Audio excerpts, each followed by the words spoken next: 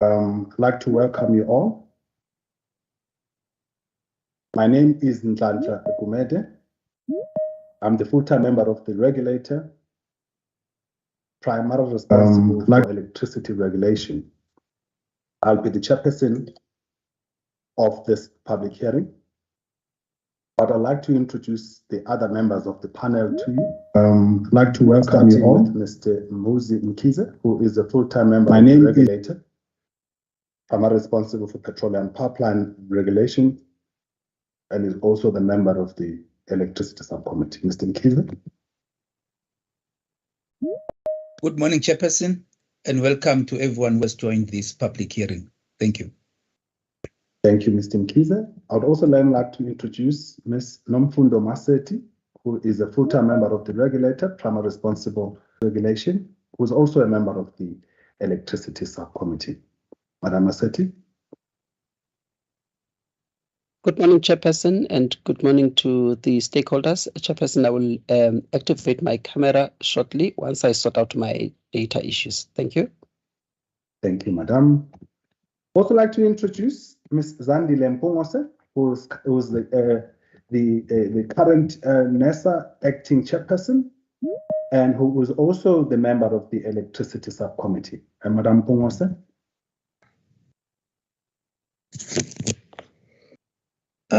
Good morning, Chairperson.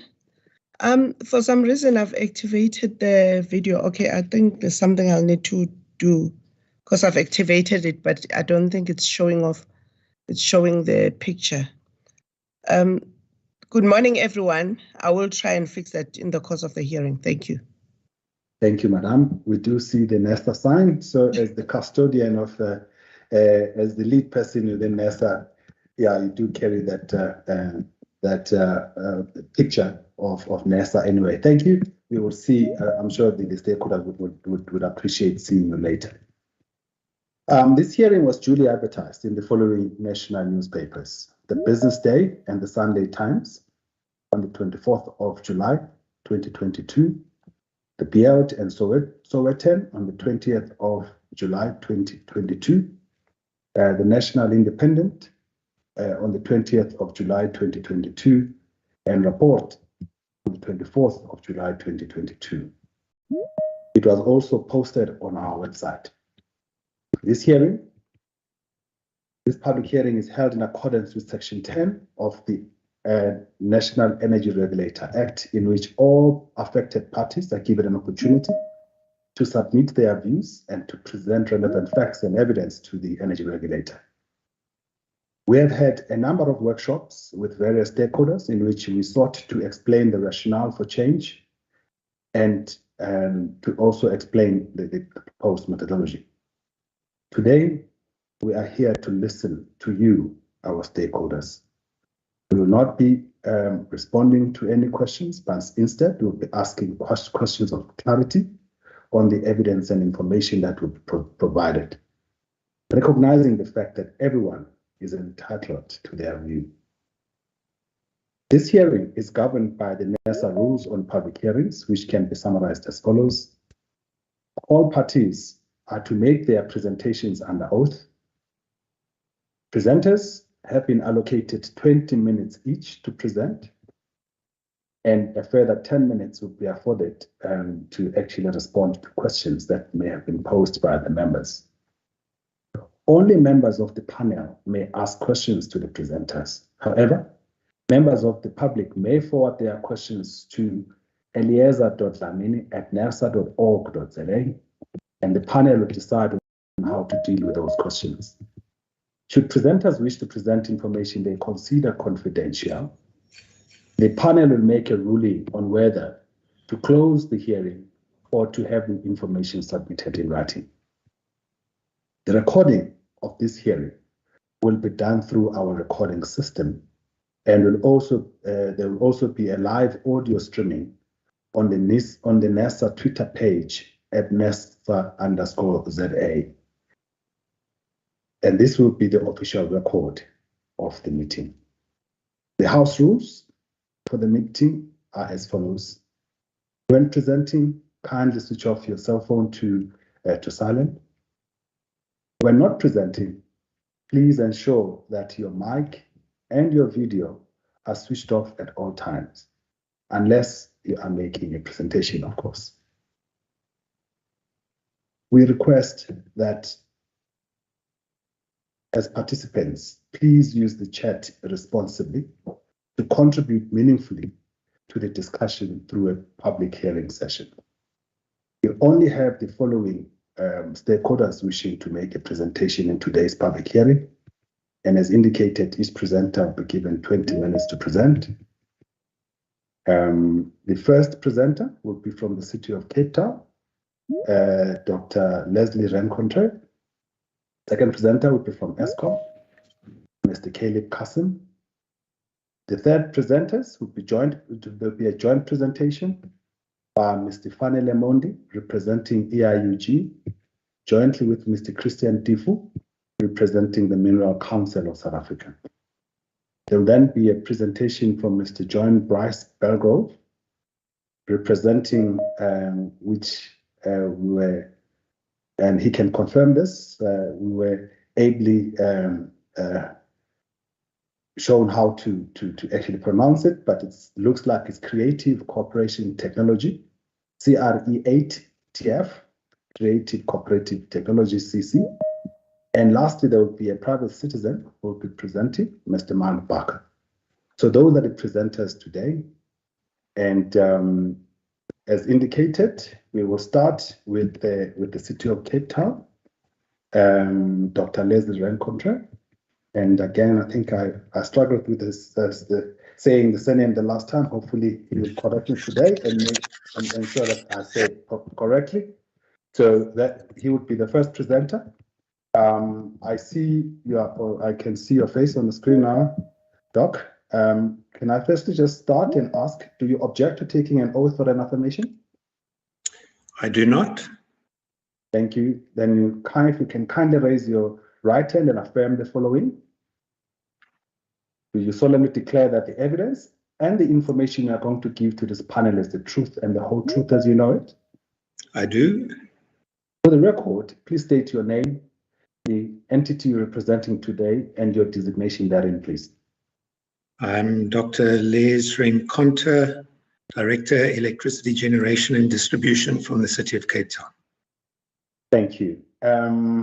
Doc, you've got 20 minutes for your presentation.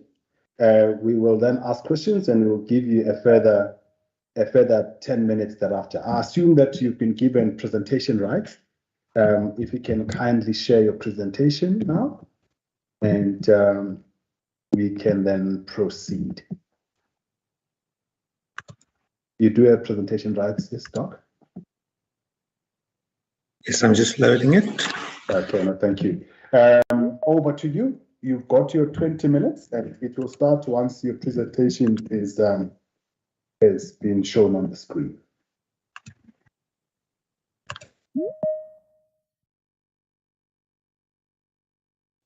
It's still not showing.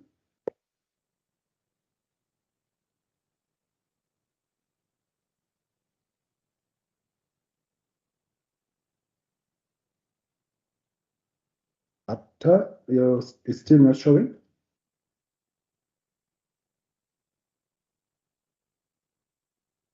Did we lose Dr. Rencontre? Seems like we have.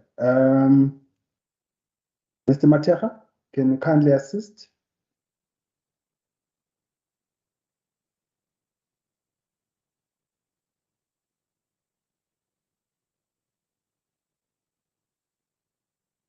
Mr. Mateja, can you assist, please?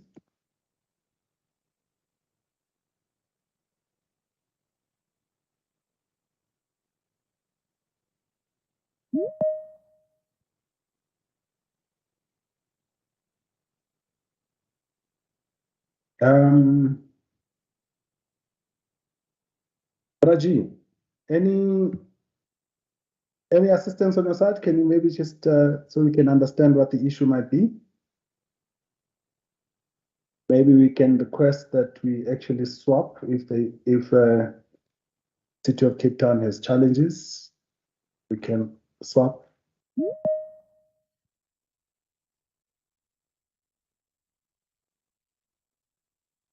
Let me check on him, Mr. Kumeta. Please do. Please do, Mr. Dlamini. And perhaps we could request Mr. Caleb Kasim, if he's on the call already, to maybe just prepare his presentation as a backup, if he can maybe, if he's willing and able to go in first before City of Cape Town in the event that there's a slight delay. But we're going to give him 3 minutes and then we can start at 1:15. I see your hand is up, Madam Tlalemaji. Good morning, Chairperson. I just need to inform the panel that Mr. Caleb Kasim, Eskom CFO, will not be able to make the presentation due to Eskom board commitments, and therefore I will do it on his behalf. Thank you, Chair. All right. Okay, thank you. And at 1:15, if there is still a challenge with City of Cape Town, will you be able and willing to go first? Yes, sure. That will be in order. Thank you, Chair. All right. Let's give the City of Cape Town a further 2 more minutes, and then we can then see if they're ready to start.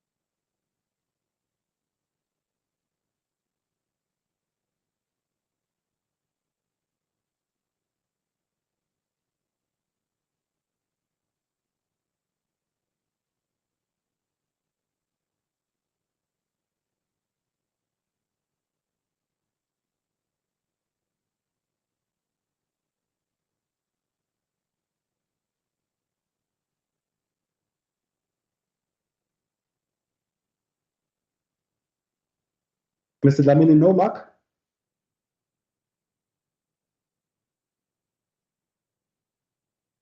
Still no luck, sir. I think maybe Eskom can proceed, sir. All right. It is 9:15. So can we then change and ask Eskom to present, please? Over to you, Mr. Tlalemaji.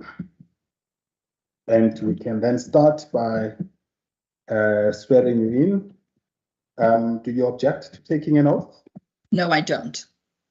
In that case, as you've already raised your hand, can you affirm the following? Do you solemnly declare that the evidence and the information you are going to give to this panel is the truth and the whole truth as you know it? I do. Thank you, Chair. For the record, please state your name, the organization you're representing, and your designation therein, please. I am Harsha Tlalemaji, the General Manager for Regulation at Eskom. Thank you. Thank you very much. You've got 20 minutes for your presentation, and we will start. And I assume that you've been given presentation rights. Thank you, Chair. My colleague Aditi Singh is going to be presenting, is going to be sharing, and I will present. All right. So your 20 minutes will start now. Thank you, Chair. If we move to the next slide, the first points are just to look.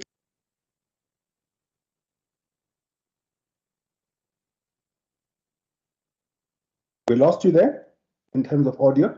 Oh, sorry, too many buttons to press. Let me start again. The overview is basically that this proposed methodology seeks to replace many NERSA methodologies. These include the MYPD, which is the multi-year price determination, the cost to supply process, as well as the Eskom retail tariff and structural adjustment methodology, as well as the municipal price adjustment process.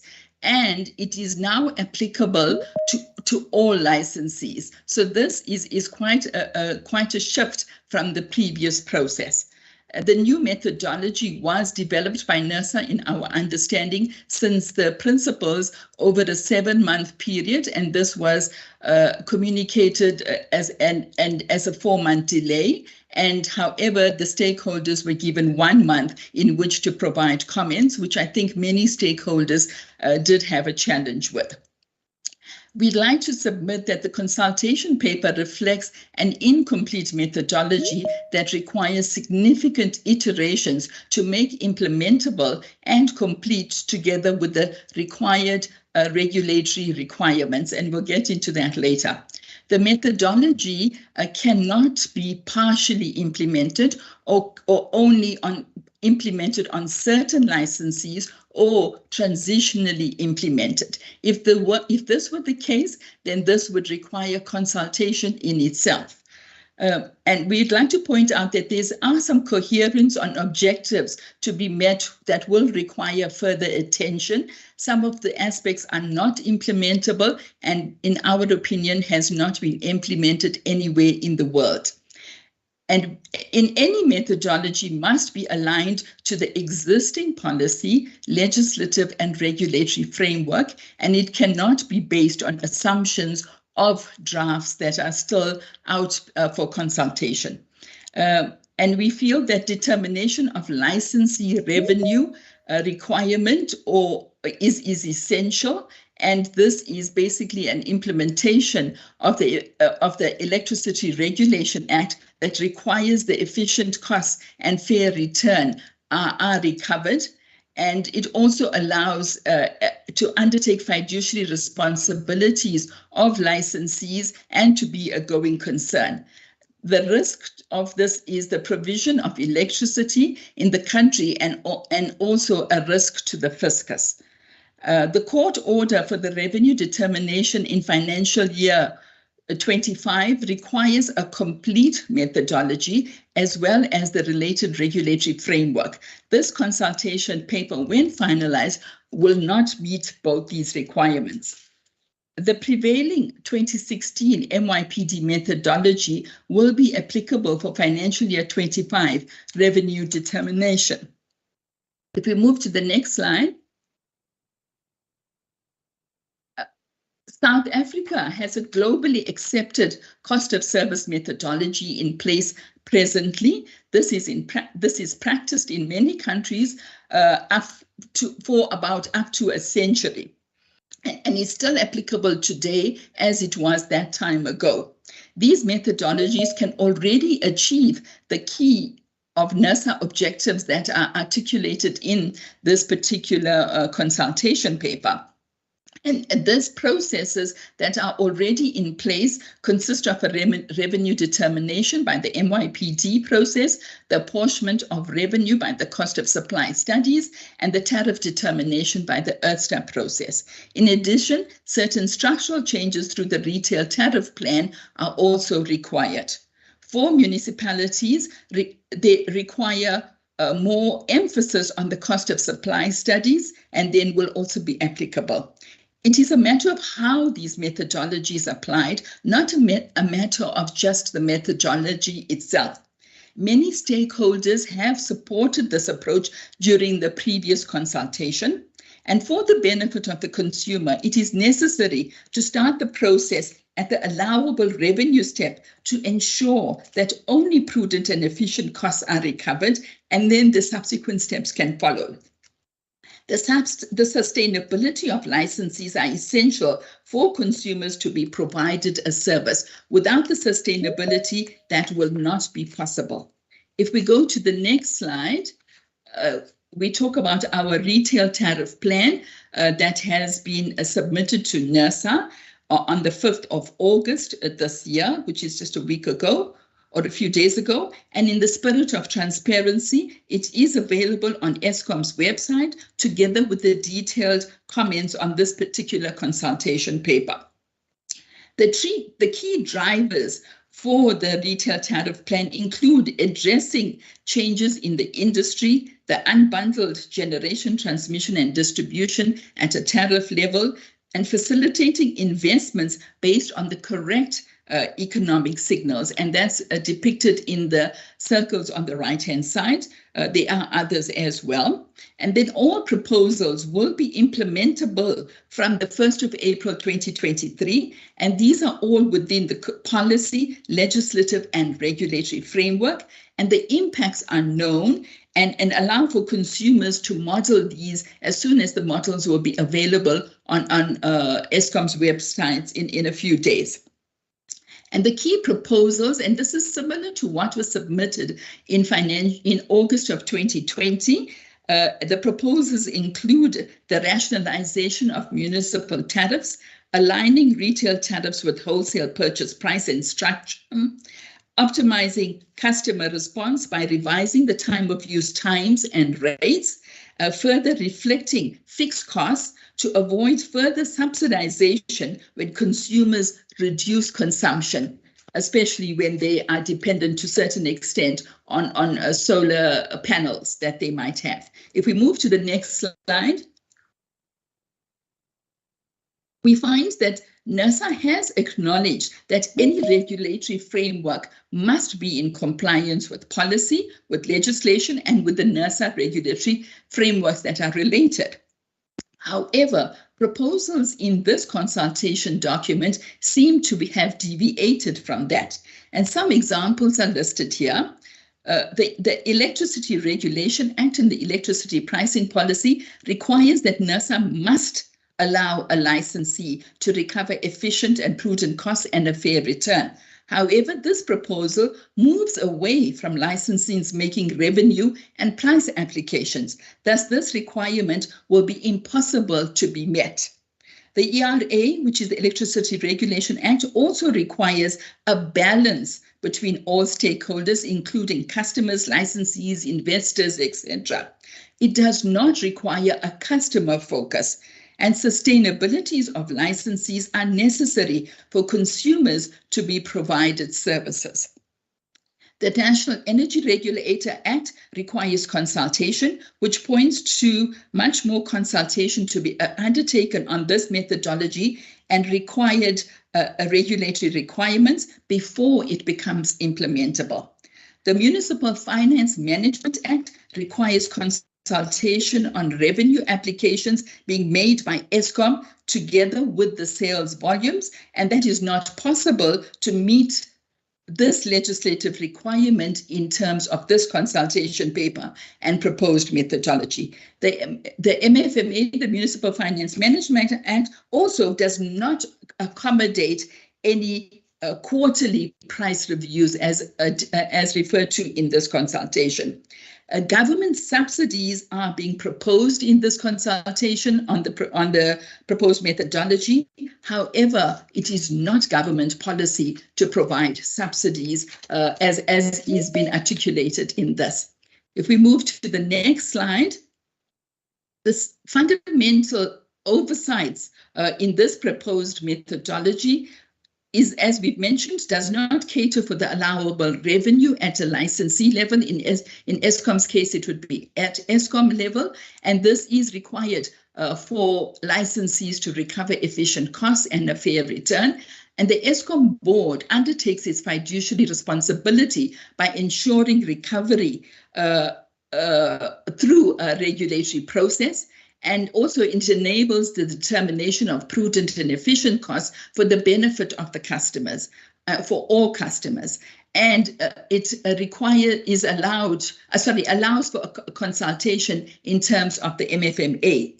This proposal does not accommodate the migration towards cost reflectivity by tempering the return on assets, where is for the return on asset to equal the weighted average cost of capital, and this amount, which will be quite enormous, will still need to be evaluated. Another oversight is this does not cater for sales volumes at an Eskom level in our case, and this is required to undertake production planning and secure resources, especially primary energy, to be able to run efficiently, and to communicate just the average price adjustment, not to say that this average price is implemented. And it is what sales volumes are also required in the basis for determining tariffs. We move to the next slide. There is a misconception of guaranteed revenue. We'd like to say that there is no additional revenue that is gained by the present processes, and Eskom's process has never been guaranteed. The RCA mechanism, which is the regulatory clearing account mechanism, allows for recovery of fixed costs that were not originally recovered when the original revenue decision was made. So it's just a timing issue. Either Eskom provides an initial subsidy if the original sales are higher, or the consumer provides a subsidy if the original sales are lower. And then the assumption that is being made is that only customer focus will allow for orderly development of the electricity industry, but the price of electricity will be based on affordability, profitability, and competitiveness. And then the gap will be recovered by a government subsidy, which we have alluded to is not a government policy. It is not optimal to allow subsidization of customers based on information provided by customers for customers, and government policy is to migrate towards cost reflectivity to reduce the reliance on the fiscus. And it is acknowledged that for certain vulnerable customer groupings, cross-subsidies are needed, and this is accommodated in the electricity pricing policy. We move to the next slide. I'm not going to go in through this, but just for records purposes, we do show that Eskom undertakes a rigorous process to determine sales volumes and sources information directly from larger customers. And obviously, it would be dependent on the quality of information that is provided by these customers. At a planning stage, all electricity needs are addressed, and this is not considering, obviously, the impact of load shedding. It cannot be assumed that with further availability of electricity would result in an automatic increase in production in the country. And I think there is a clearer understanding of utility debt spiral that is needed. The work that we have done, if we make some assumptions for financial year 2023, it will require a drop in about 23% of sales, which for that year is about 45 terawatt hours, to neutralize the gain for an assumed 20% price increase. And there have only been an average annual drop in sales of about 2 terawatt hours for the past decade or so. We move to the next slide. Again, we're not going to get into all of the details, but panel members are probably familiar with the slide. We have used it before, just to point out that there are various factors that influence investment in the country besides the availability and the price of electricity. Key among these are the commodity prices, the exchange rates, labor-related matters, availability and price of logistics, policy matters, etc. Thus, a holistic approach to investment in the country is required. If we move to the next slide, NERSA is proposing moving away from the time of use energy charges to what is called a type of use based on 4 load types. This amounts, in our opinion, to a preferential treatment of certain customers. At any point in time, a mix of generation is used to supply any customer. Time of use tariffs are used as a proxy for marginal costs and provides incentives to customers to save if they shift their load. There is already a signal for load factor in the proposed retail tariff plan that has been referred to. So moving to load types, if possible, removes the signal. Even in a market situation, what is assumed to be a baseload customer would be exposed to the price set for that hour and not the price for the lowest cost generator. All cost of all generation needs to be allocated to all customers in the hours in which they are consuming power. This approach has been proposed and rejected in the USA a whole 40 years ago. A flaw in that those customers do consume power during the peak period, the marginal costs are higher during those periods, and if lower cost for the system, and it lowers the cost for the system if there is reduction in the peak periods. It will be possible to implement, impossible to implement and not clear what the rate design objective is. If it were possible to implement, no analysis on the impact of the customers has been provided thus far, and it's likely that residential customers and municipalities that have the peakiest profile will be allocated the most expensive generation plant costs. And it's not clear as to who decides on the load type for each customer. And concern about the generality of the load types in that no customer on average will fit into any one of the categories at all times, and it will be subject to possible abuse or disputes. And any baseload customer has been defined in this document that decides to wheel power or install own generation will be penalized by this methodology. We go to the next slide. This illustration was shared at the NERSA consultation workshop. The dips refer to the peak hours when many of us are cooking and doing household chores. However, a proper context needs to be provided. What happens if customers do not get the existing time of use signal and demand increases in peak times? This means that a higher peak will be experienced than is already being experienced at the moment.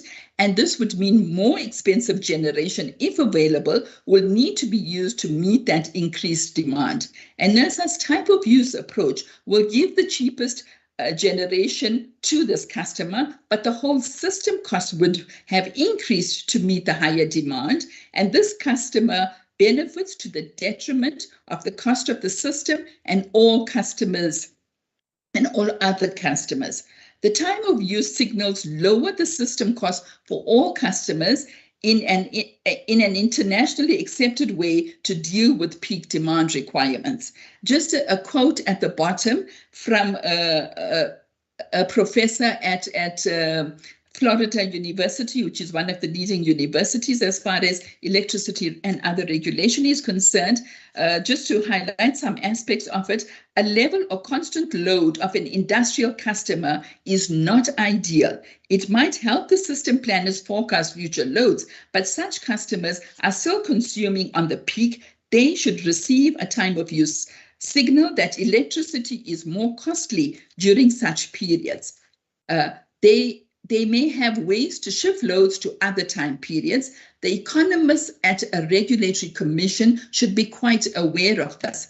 If an agency just wants to subsidize electricity or industry, it should be explicit about its objectives, and lower prices to industry during peak hours is not efficient. If we move to the next slide, just as far as understanding the impacts are concerned, it is essential for NERSA to determine the impacts of any changes in methodology prior to implementation. Eskom has to recover efficient costs incurred as a result of the IR Integrated Resource Plan implementation. It is unclear how this happens in this particular consultation document. And benchmarks have been referred to in many instances, especially as far as efficient costs are concerned, but none of them have been provided as yet. But just to be aware that risks may be realized if applying these needs, risks to applying these needs need to be considered. various contractual obligations have been committed to by licensees, but it's unclear how these are addressed. And these include coal contracts, IPP contracts, etc. And licensees and customers are unaware of the impact on the revenue and the prices. There are no models provided or even formulae provided that one can even try to implement to see how the impact would be. So that is why we say that significant more work needs to be undertaken to provide such details for economic decisions to be made in the country. If we move to the next slide. Madam, your time is up, but I'll give you a few more minutes to wrap up. Okay, sure. Thank you. NERSA acknowledges that further detailed information requirements will be made available prior to the finalizing of the methodology. Most entities are in the dark as to what is required. These details are crucial for the understanding. There are many gaps as yet, and it is unclear what jurisdiction NERSA will have over customers to source information from them. And there is a clear dependence on smart meters. However, the costs and the timing associated with that has not been factored in. And also there will be a severe challenge to the billing system, especially since some of the billing will be to the fiscus as well. So this all requires a lot further consultation to be undertaken. If we move to the next slide, we just list a possible list of related regulatory requirements that would need to be considered. And obviously these will be consulted on in terms of the NERA requirements. Then if we move quickly to the last slide, and thanks very much for the indulgence. Our way forward is that we encourage all states in the NERSA consultation processes through various iterations to further develop this methodology. It is necessary to consider whether amendments to the ERA and EPP are to be approved prior to finalizing the methodology. This is a decision for NERSA to be made, and there are aspects of the methodologies that continue to be developed. The build-up of information will be important, and it is absolutely crucial to avoid any court actions, etc., that the methodology is within the prevailing legislative and policy framework, and ensure that the methodology is implementable, and NERSA may need to reconsider how some of its objectives are met in this regard.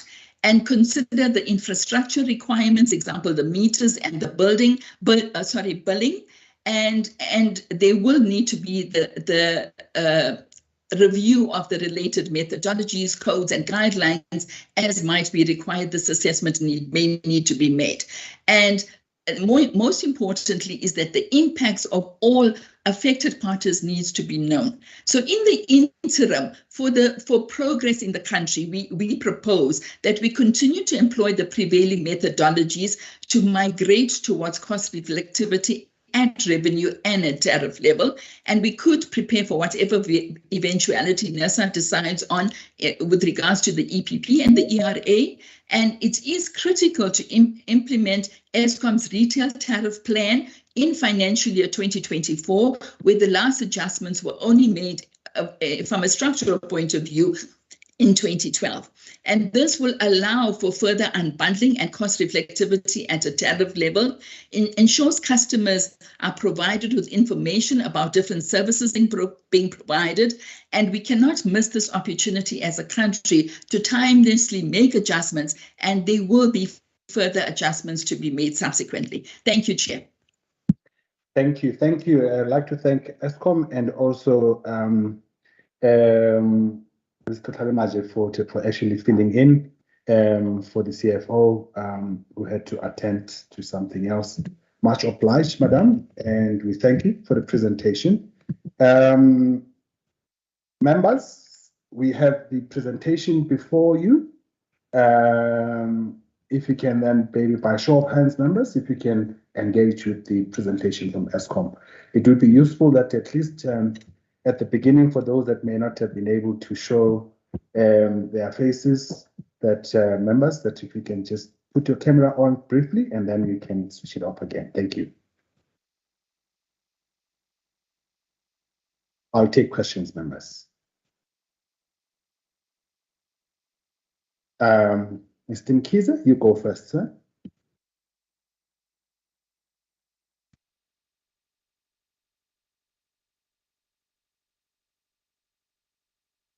You may be on mute, Mr. Mkhize. Oh, thanks, Chairperson. Sorry for that. And thanks a lot to Madam Tlotla-Limache for the presentation. I would appreciate if maybe she can continue to beam the presentation just for ease of reference. You know, I would take off from the last slide that you presented. Right. I'll start off by asking, you know, the issue of continuing with the existing MIPD methodology, noting what needs to be done in the interim that you put forth. I would just like to know from your side, also noting the court decisions on the legal status or standing of methodologies. Would you then be able to submit your own proposals in terms of the improvement on the current methodology in terms of utilizing it in the interim? Because definitely there are challenges in that methodology itself, and I think that with some fine tuning here and there, it could then help us in the interim, as we have stated. So I'd just like to get your views around that interim use of the methodology. As you know already, that there are applications that are already on the table. And then also on the methodology that we're talking of now, the MPD, I would just like to know from your side if you would agreeable on the principles that are enshrined in the methodology. For example, to ensure that we've got activity-based costing. If you can be able to then just to talk to those principles that are enshrined, if you are in principle agreeable on that, and then one can look at the mechanics of then the methodology itself going forward. And then you on slide 12, you talk of that residential. You're saying that from the high-level approach being proposed, it is likely that certain sectors, especially residential customers, would be significantly impacted by price increase. I would just like to get to understand. I did not get your argument that talks to that class particularly being highly negatively impacted as opposed to other classes, looking at also the issues of that were raised in terms of amelioration of that whatever negative impact by way of subsidization. And then you on slide, I think it was 7 or 6, where you spoke of this being guaranteed, the revenue being guaranteed. Yes, I think it's slide 7, where it says Eskom revenue has never been guaranteed, and then you talk of the RCA mechanism.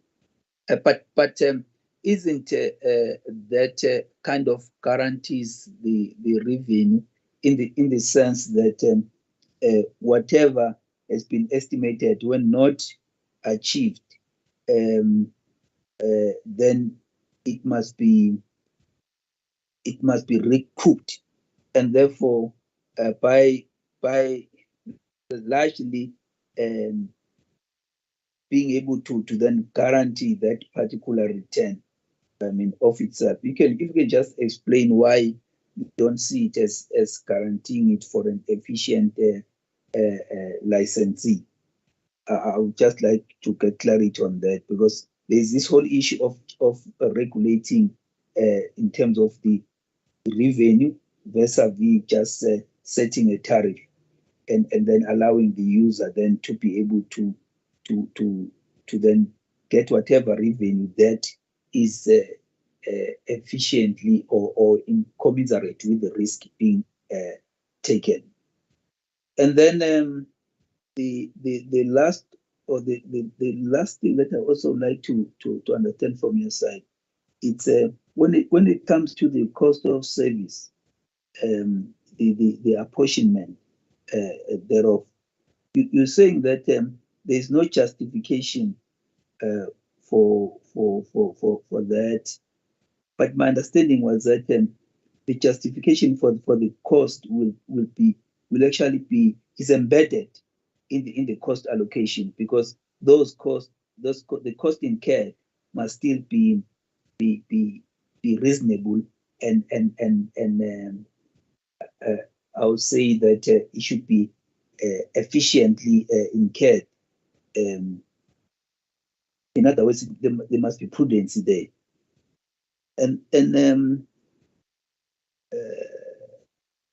Yeah, I will leave it at that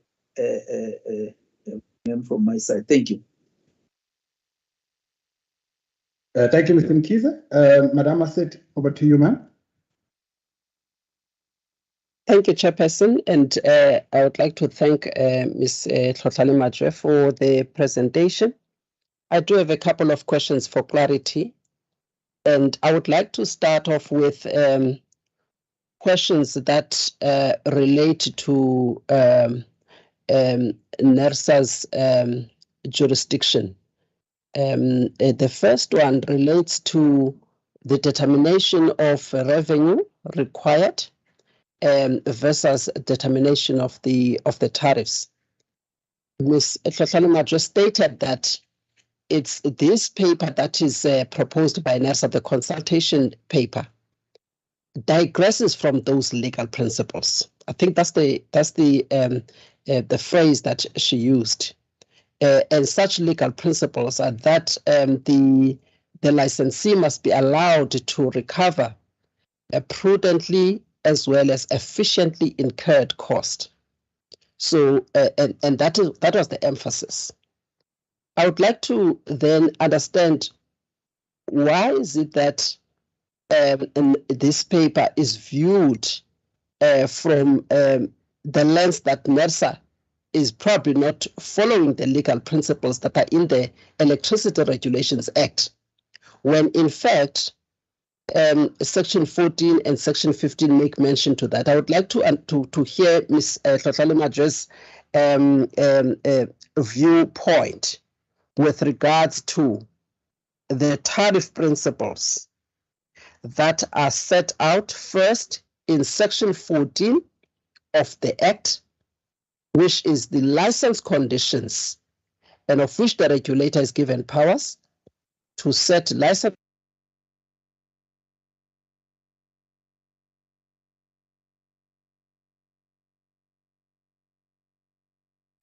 If NERSA is digressing from such legal principles, can it be clarified in what sense, if one has regard to Section 15 as well as Section 14 of the Electricity Regulations Act?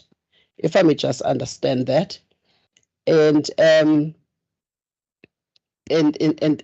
maybe I must go to the issue of the impact that was mentioned, the impact of the proposed methodology. May I ask then whether Eskom has done any sort of impact assessment of the proposed method here? And if so, can Eskom then share how the proposed method will impact not only on Eskom, but also the industry? Because the energy regulator is given the mandate to make sure that when it approves the prices or tariffs or rates, it does so that it can be able to protect the interest of all stakeholders, existing customers and future customers, as well as the providers of the service. So if then this proposed consultation document or method in this consultation document, if it doesn't cater for the industry, to what extent? Because I think I only heard Ms. Hlahla mentioning only from the viewpoint of Eskom. And when she does so, she sort of make reference to previous methodologies. So I would have wanted to understand the extent to which such methodologies were able to cater for the different needs and the different economic interests of those stakeholders, including Eskom, and how this one would then digress from catering for economic interest of other stakeholders as well as that of Eskom. I think that balancing approach would have been very helpful for the regulator so that we can have a better appreciation of the impact that this proposed method would have on the industry. There's an issue of NERSA digressing completely from the revenue requirement. I would like to understand, how is that read? Will the process of determining the tariff not require that NERSA gives due regard to the regulation of revenues? And I mentioned this because that's not my understanding, that NERSA would not have a process that would give it a better understanding of what appropriate revenue would have to be allowed, or that the licensee be given an opportunity to earn that revenue and then determine the tariff accordingly. Is Eskom of the view that that is not its understanding of the way this methodology has been proposed? Is that what you are stating there? And by the way, where in the methodology is there sort of an inconsistency between the determination of the tariff as well as the regulation of revenues? Because I thought both of those go hand in hand. Why I say so? I thought maybe section 15 of the Act mentions both of them. However, within the context of determining the tariff, but with due regards to the revenues. I just want to be clarified there so that one can have a better sense of where perhaps the gap is here, or how will this methodology, how would it not allow NERSA to give due regard to the regulation of revenues in its approach of determining the tariff? I just want to understand that part. And the other question that I have, Chairperson, is one that relates to the mention of sales volumes. How is this methodology not catering for that, or what exactly is the concern around the sales volumes? Because what I heard is that it doesn't cater for it. I would like to understand in what sense or what exactly is the concern around the sales volumes. Is Eskom saying that the status quo must continue where the shortfall on the electricity sales that were targeted, but it fails to achieve, and therefore if NERSA were to change the approach, it will therefore not have an opportunity to get revenue that it previously stated that it requires this revenue, irrespective of the performance in the sense that it did not attain the sales that it has indicated. And therefore, for that reason, this methodology would not cater for one stakeholder in the industry, which is the stakeholder that could not perform according to its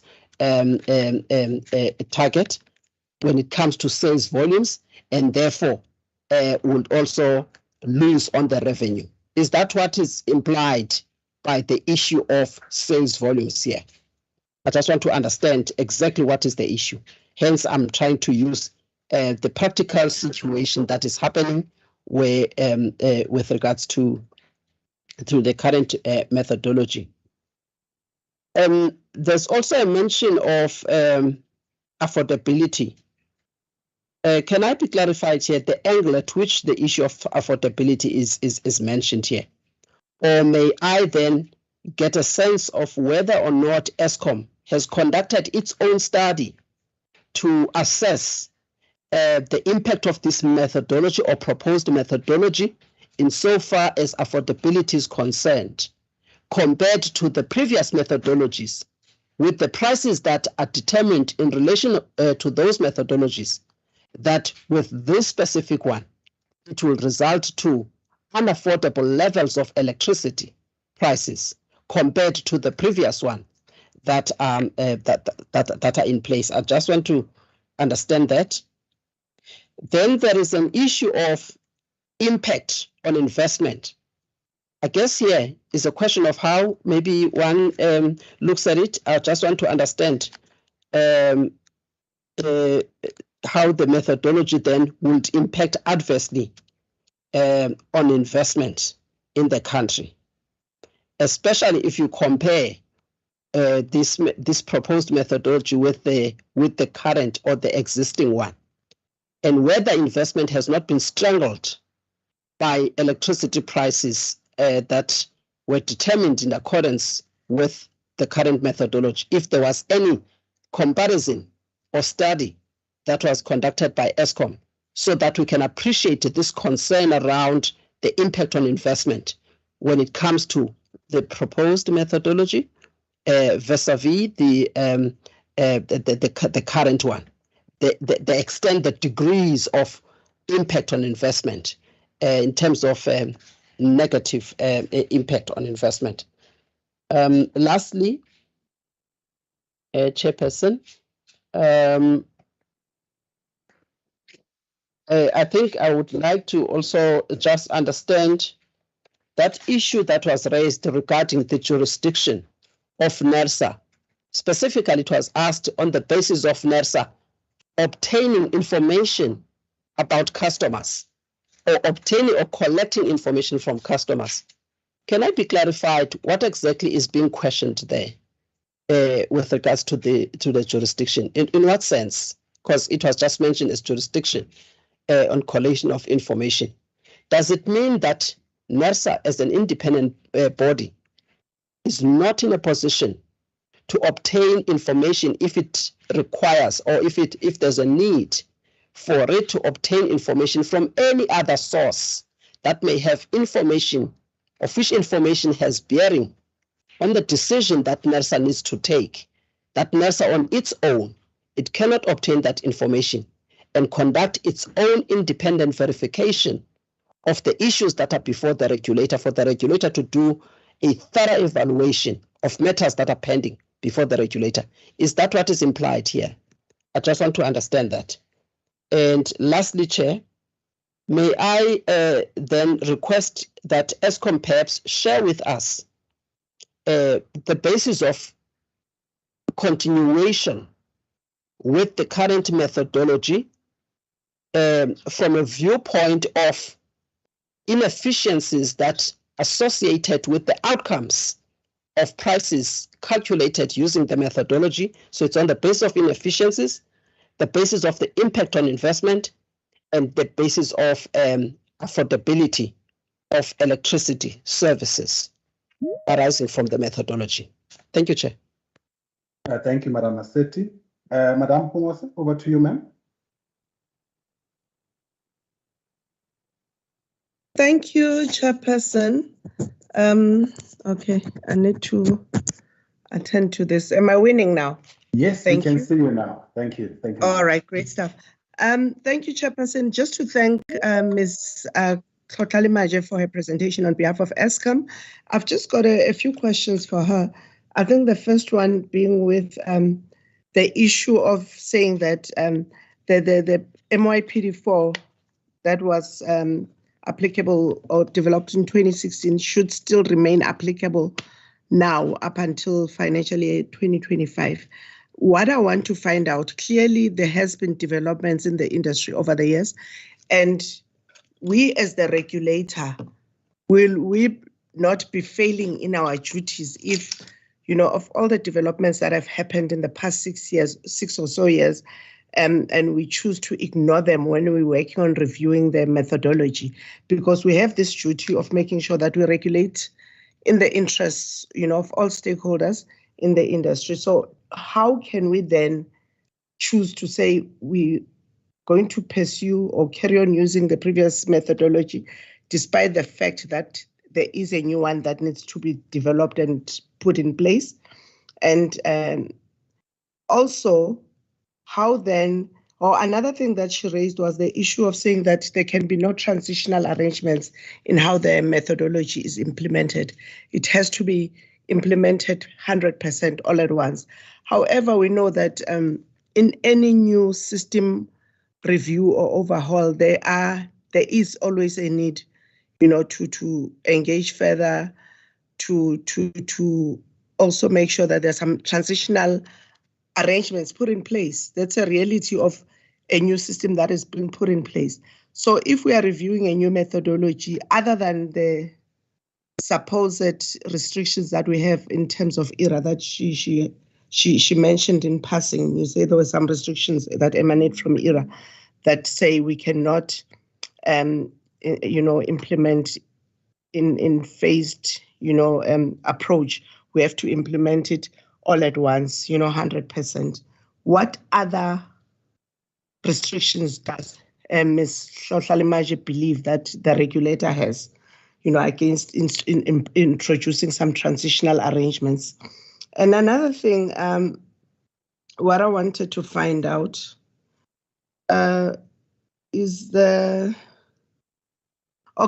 she also mentioned, also in passing, the issue of POPIA, to say that in our capacity as a regulator, having access to licenses and people's information, we might be found wanting in terms of compliance with POPIA. But I couldn't quite understand or comprehend what was she referring to exactly, because as a regulator, it's inevitable that you will get access to information. How you manage that information, obviously you're guided by the provisions of various legislations and policies. And we as a regulator, we cannot be deprived of having access to information as long as we use it responsibly and within the confines of the law. So I couldn't quite make out what exactly were those POPIA risks that she mentioned, albeit in passing. And then, all right. And you also mentioned that the new methodology does not support government policy on moving towards cost-reflective tariffs. I think I would appreciate if you can expand further on that. Thank you. Thank you, Chairperson. Thank you. Thank you a lot, Madam Pungose. Mr. Hlohlale, I've got a couple also to add to you. I know, unfortunately, it seems like it's the booklet of issues that members have raised. Firstly, to indicate that I'm covered by some of the questions asked by members, especially in terms of the transitional arrangement that says, I guess, in all of the previous methodologies, there's always been a transition, because to move from one, or even from 1 year to multi-year, would have required, when the move to multi-year was introduced, would have required some kind of transition. It's even worse now if we are going to be looking at individual tariffs. So there needs to be a transitional arrangement. The question is, as you indicated, there cannot be. So I'm really also like to start there and say, why? If you can maybe just guide us in terms of why can there not be a transition over a period, 3-4 years perhaps? Yeah, that's the first one. But I've got a few direct questions to you, Mr. Hlohlale, just questions of clarity. Firstly, in terms of your understanding, regulation of revenue and regulating of tariffs, as in terms of Section 4 of our Act, as well as Section 14, 1E and Section 14, 1G, as well as Section 15, 1, or basically all of those sections. Do you actually think they're the same thing, regulating revenue and regulating? Thank you, Mr. Lamin. I note that. So regulating revenue and regulating tariffs and charge and prices, as it's said in Section 4 of the Act, the regulator must regulate tariffs and prices. Is it in your opinion the same thing? That's the first one. Now, we always talk about globally, this is done, this is not done. Can you just maybe if you don't mind, provide us examples in Africa and abroad, perhaps, where the regulator does not regulate tariffs, but actually regulates revenue?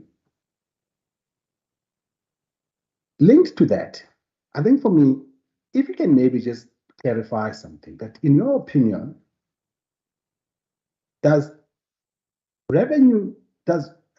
the term revenue requirement as a principle underpinning most of tariff determinations, is it the same thing as regulating revenue? Maybe just repeat that a little bit for me. That says most tariff methodologies use a revenue requirement methodology, which takes into account all of the regulatory costs, including allowing for a margin or a return as a cost, as a regulatory cost. Use that principle to set tariffs. Do you think it's the same as regulating revenue? That is, not only is the tariff that is so derived, but also the sales that then accrue. Is it the same? Is it the same thing? The fourth question from me,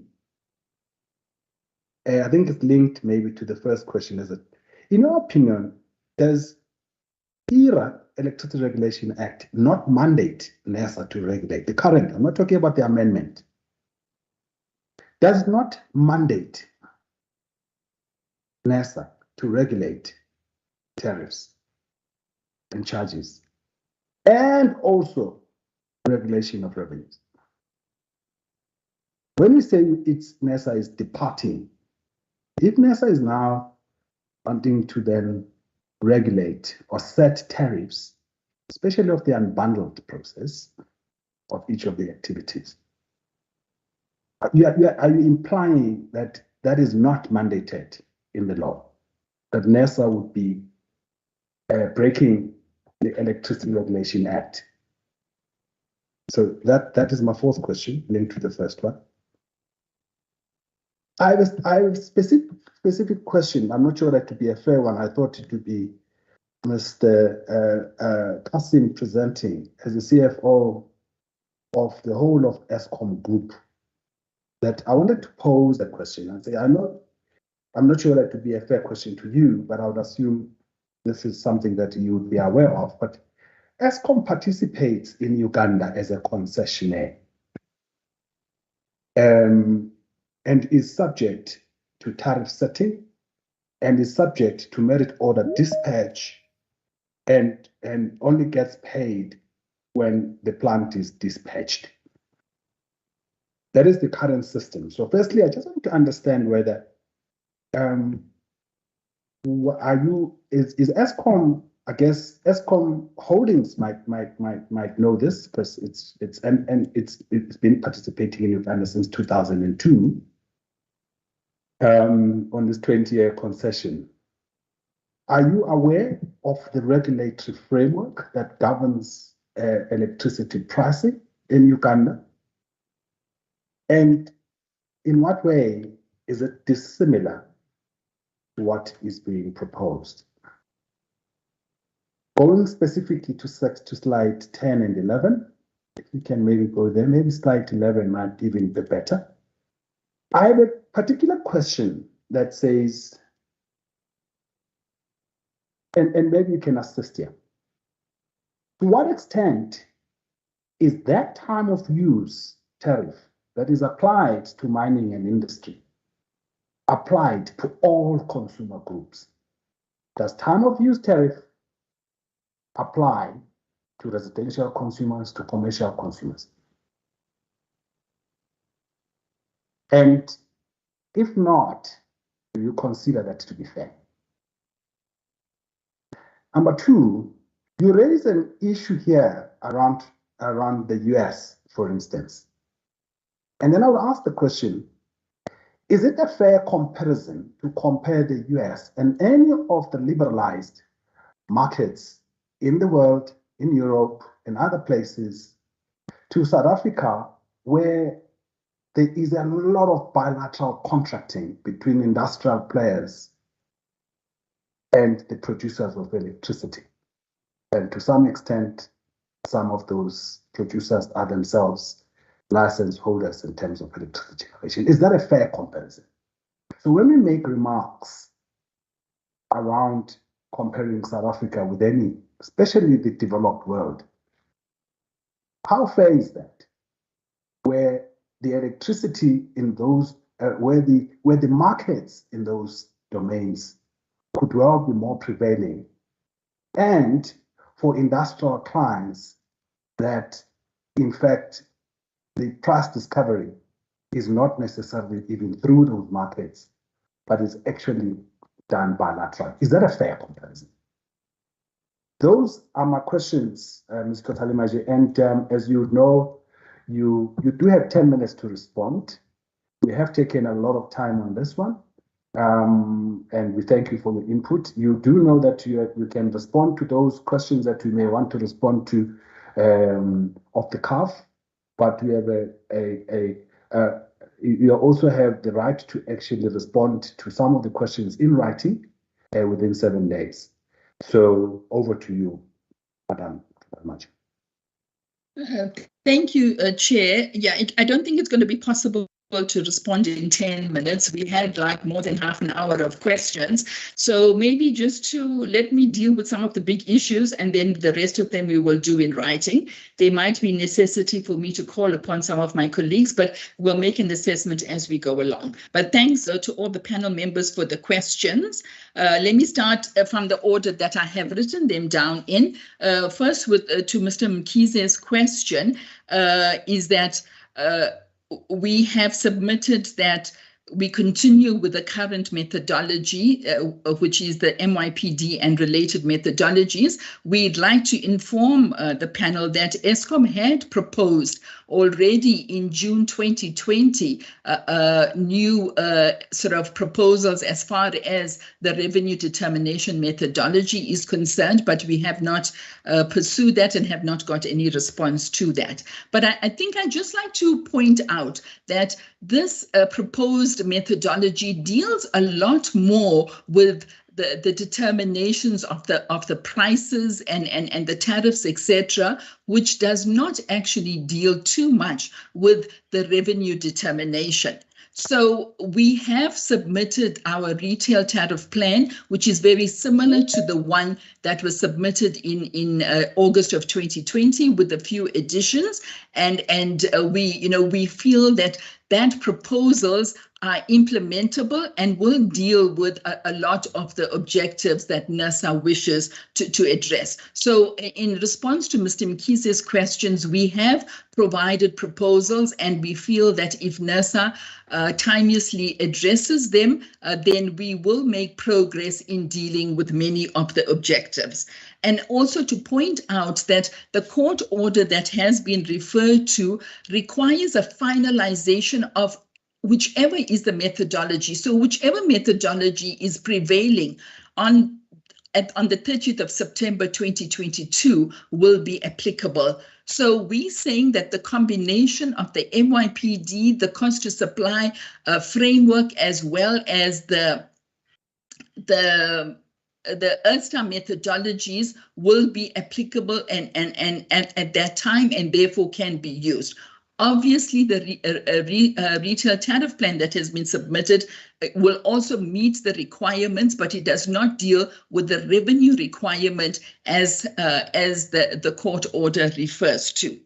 As far as the guaranteed revenue is concerned, we will, the MYPD methodology does not guarantee a revenue. What it does is that it makes sure that efficient and prudent costs are recovered, and it is incumbent upon NERSA to determine what is efficient and prudent. And it has that opportunity to do so, and it has been doing that, for many years. But obviously there needs to be improvements in far as that is concerned as well. So the way that the regulatory clearing account works is that if the sales, and I think this deals with some of Ms. Masetti's questions as well, is that a sales forecast is determined to be able to run the utility. In this instance, we have to acknowledge that we are mainly in a utility situation. And when Eskom does its production plan, that is always submitted to NERSA, it does so with taking into consideration other generators as well. That includes the independent power producers. It includes imports as well. So what Eskom in essence is doing a production plan for the country. And that is why the sales volumes are important, to make sure that efficient decisions are made in procuring whatever is required to meet a particular determined sales forecast as determined by NERSA. So it is no targets that are set. It is a projected assumption that is made, and we are getting better at making more detailed projections, and especially when we are allowed to make a review of the application closer to when the decision has been made. So I think I'm jumping around, but I think I'm dealing with the sales volume issue as well as this revenue requirement. So there are no guaranteed revenue requirements. But then I think the other important point to note, and that has come across by, I think, all of the panel members, is that the concept of regulating revenue, regulating prices, etc. Now, whether a price or a tariff is being regulated, the starting point has to be what is the allowable revenue based on a set of assumptions. And this happens anywhere in the world. And I think we have done research to that effect as well. That is basically the basis of a cost of service kind of a methodology that determines what is an allowable revenue. And we do acknowledge that this is where the customers will be best served by ensuring that efficient and prudent costs are passed through to be recovered through tariffs and prices. So I think that's a theme that has been coming across quite often. So I think we are focusing as a starting point of Section 15.1 of the Electricity Regulation Act, and we feel that Section 14 of that follows after that. So we cannot look at these two sections in isolation. The ability to recover efficient costs and a fair return is the starting point for any price determination to be made.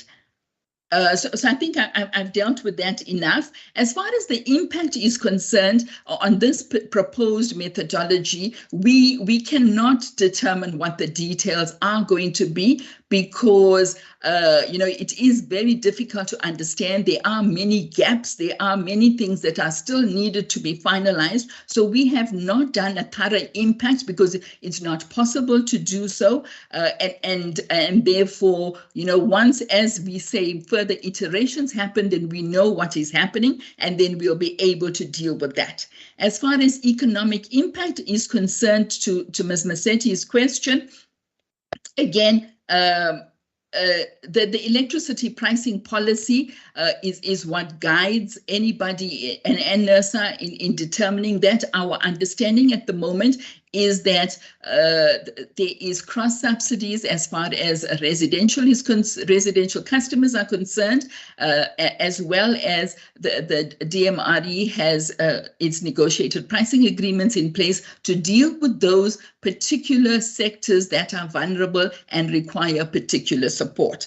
And I think we all are aware that Eskom's price is migrating towards cost reflectivity. If we just look at the recent decision and the return on assets in the region of 1%, never mind whatever the regulatory asset base value is, it still has a 1% return on asset, and that even according to this consultation paper, there seems to be an overnight migration towards the weighted average cost of capital, and that will amount to, in the region of, if you just look at 2023, between 40 and 60 billion rands additional revenue.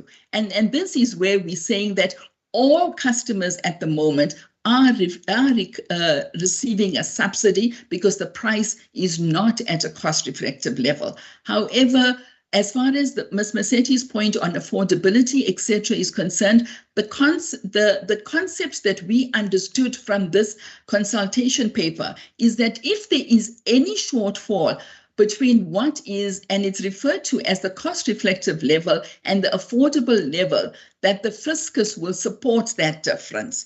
If there is a difference between the cost reflective level and the competitive level, it will be supported by the fiscus, as well as for profitability. Now, we are saying that in our research that has been undertaken, and we have shared this with NERSA, and we have done a further update, that the pay principle is not the progressive way of doing it. We do acknowledge that there will be vulnerable sectors that needed to be taken care of.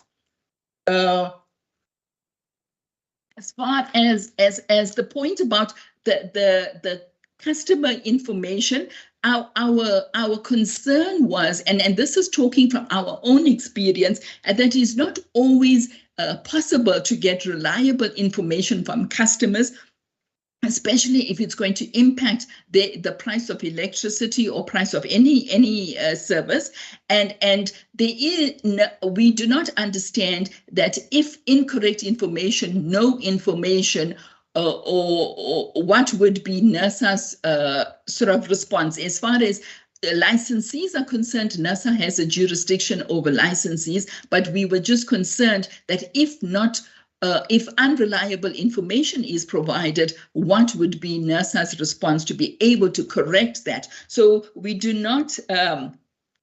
It is not being questioned. It is open to NERSA to try and source that information. But if there is a problem with that, how would that be dealt with? The other point that I want to touch on, as far as transitional mechanism is concerned, we do not dispute that can happen. However, it needs to be consulted on. It cannot be a transitional mechanism to treat a particular situation. We know from our experience, when we could not meet all of the MYPD requirements a few years ago, we had to request condonation before that condonation could be granted. So if there is going to be a transitional mechanism, it needs to be consulted on so all licensees, all stakeholders can prepare in accordance and understand the rules of the game. And that is where we were just trying to be clear. We are not completely opposed to that, but there needs to be a proper consultation, as is NERSA usually does as it goes and develops its process. As far as the Uganda situation is concerned, no, I'm not in a position, and the team here is not in a position to answer that, and we will not get into that, and we can probably provide a written response to that. When we looked at the example in the US, we were not per se looking at the US as a system as a whole, but but we were looking at it from a point of view from a principal point of view, and that is with looking at different, what is called type of use and load types, etc. So that is the focus of where we looked at, and we had to do some research to understand where these proposals have been made, and therefore we learned a lot from those bit of research that we have done. And I think to Ms. Mpongose's question is that we do say that the MYPD and the cost of supply studies, as well as the EarthStar, all of them can be improved in a particular kind of a way. However, the basis of them are not in question, and these are internationally accepted kinds of approaches that have been in place. And therefore, we're saying let that particular situation continue until we are prepared and have actually socialized a new methodology, because this is taking many methodologies and trying to replace them. And that is quite a bit of a challenge. As far as the cost reflectivity, Ms. Mpongose asked about the government policy, and that refers to the clear proposal being made in this consultation paper on subsidies being provided. We are not aware of any government policy on subsidization of government. That would mean that further subsidy by government through the fiscus of customers that cannot meet that affordability, competitiveness, or profitability gap. That's our understanding. I don't know, Mr. Chairman, if we have time for my colleagues Shirley and Keith to answer one or two of the further questions. Unfortunately, ma'am, we are way over the 10 minutes, and if we would really appreciate if the answers could be provided in writing, because I would actually have to swear them in as well and so forth, to ensure that they're giving their evidence under oath. And therefore, if you don't mind, we would really appreciate it if you could actually provide answers to the rest of the questions in writing within 7 days. Would really appreciate that, ma'am. And thank you for the presentation. Yes, thank you, Mr. Chairman, and thank you to the panel members. We will respond in writing if you could just remind us of the questions. Thank you. All right, thank you. We will ask that we actually have them transcribed properly. If you have not been able to take them down yourself properly, but we will actually send you the whole list again to you. Thank you. We'd like to thank Eskom for the presentation, and can I then request that the presentation now be unshared from Eskom side, and we'll go back to the first presenter, the City of Cape Town, and we apologize to you, sir, for any of the inconvenience that may have come from our side, perhaps, in allowing you to then present. Can you then take the presentation by Dr. Leslie Rencote from the City of Cape Town? If you can show yourself again, sir. I know I have thrown you in, but perhaps we can start it from scratch so that there is flow. Doctor? Thank you. If you can maybe just put your video on just for a brief moment again, so we can see you and we can swear you in, and then you can start with the presentation. Doc, you are on mute, number one. Number two, we cannot see you. Okay, can you hear me now? I've turned the camera on.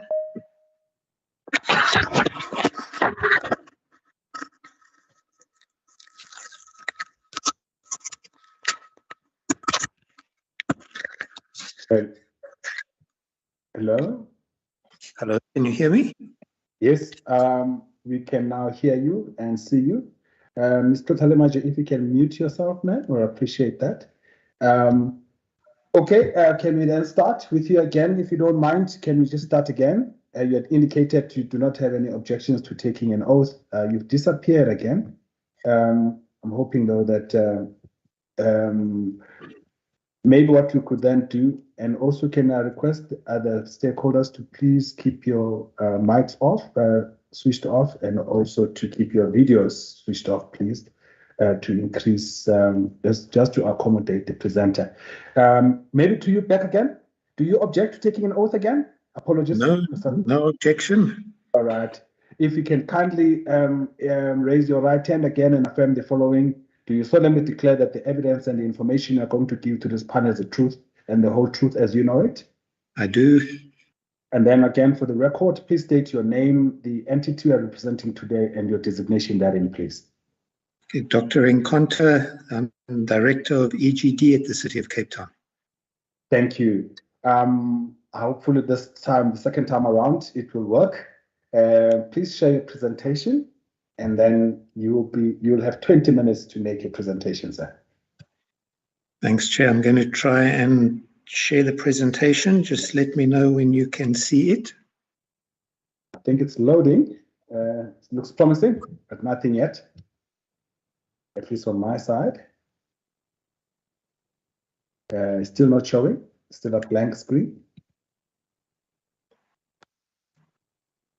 Right, I have emailed the presentation through, so maybe it doesn't show, if it could be shown from your side. Right, Mr. Mateja, are you able to assist, sir? Or Mr. Lamine? They haven't sent us the presentation, Mr. Kumete. Otherwise, Mr. Mateja will be able to assist. Okay, so we have not received the presentation yet. That's correct, sir. All right, I did share it this morning. Okay, I don't know what would be a contingency plan.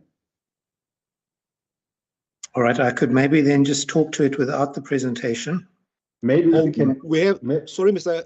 Recontra, we have received it. I'm going to ask Mr. Mateja to okay, wonderful. To flag it if it's possible, sir. Okay, Mr. Mateja. So if you can unshare on your side, then, Doc, and then Mr. Mateja will then share. Okay, I've stopped sharing. Thank you. Mr. Mateja.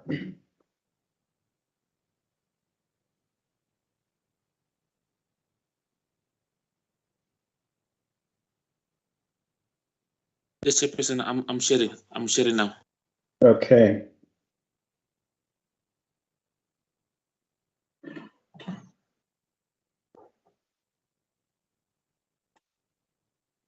Seems like the presentation is refusing you. It seems like it. Yeah, it's robbing you of an opportunity to communicate your message, which would you be unfair to us and the other stakeholders? We'd like to hear what you want to say. Any luck, Mr. Mateja?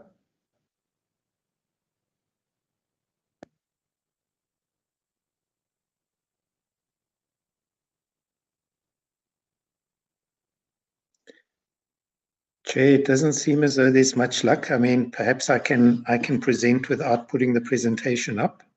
Yes, you can start. I think it may be useful if you can if you can start. I think you will then we can see it now. There it is. It is up. Yes. Yes, and therefore you tell him to then move on to the next slide. Over to you. You've got your 20 minutes, yeah? And your 20 minutes starts now. All right. Thank you, Chair. We can move to the first slide, please.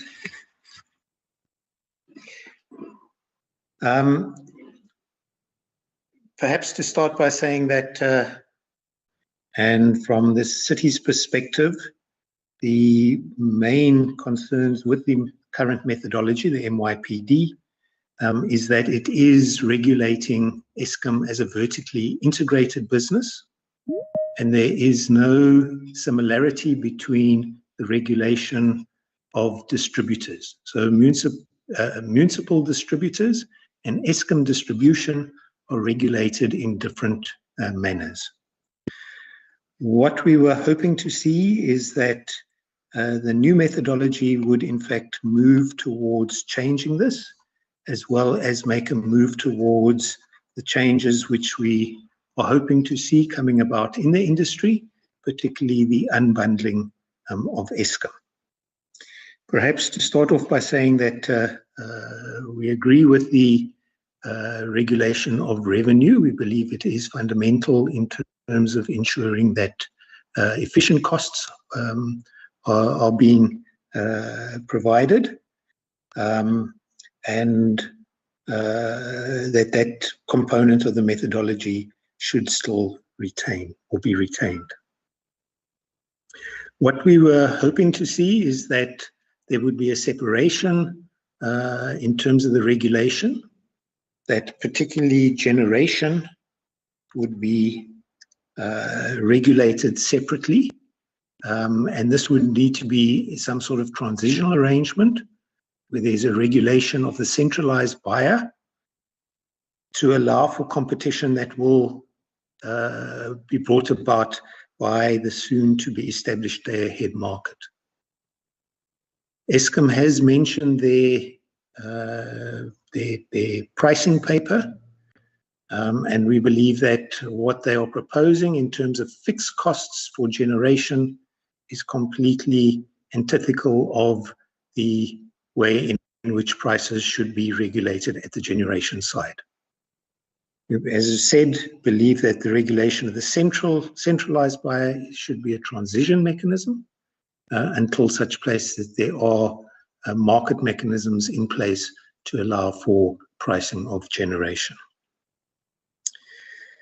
What we also hoped to see was that there was the start of a separate regulation for transmission, and that the regulation of transmission would result primarily in demand and capacity related tariffs. Transmission being a monopoly and a key infrastructure for the country, and given the fact that the country has got large transmission lines, one of the considerations would be that, or whether transmission should be regulated as a revenue generating or a profit-making institution, but that regulation should be done independently. And then lastly, we were hoping to see that there would be one methodology for all distributors, including Eskom distribution, and that methodology would be then applied across the board to those distributors.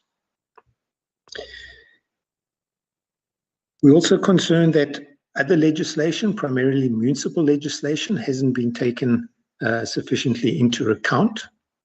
Our current experience has been that particularly timeframes linked to the Municipal Finance Management Act have caused a lot of problems in terms of the current way in which distributors are regulated, and the considerations that are embedded within that municipal legislation should be taken into account by NERSA.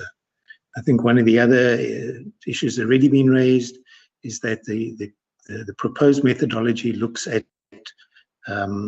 adjustments during the financial year, whereas the MFMA does not allow for any adjustments during the financial year, and there needs to be alignment between this legislation with the legislation and the requirements of the Electricity Regulation Act.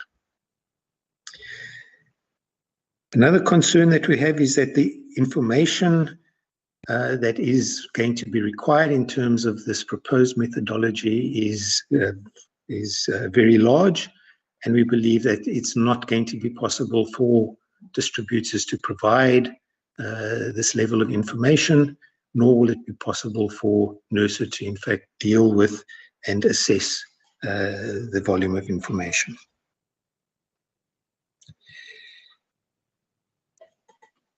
I think the issue around sales volume forecast has already been touched on previously. We believe this is absolutely vitally important, particularly when you're looking at the regulation of tariffs compared to the regulation of revenues.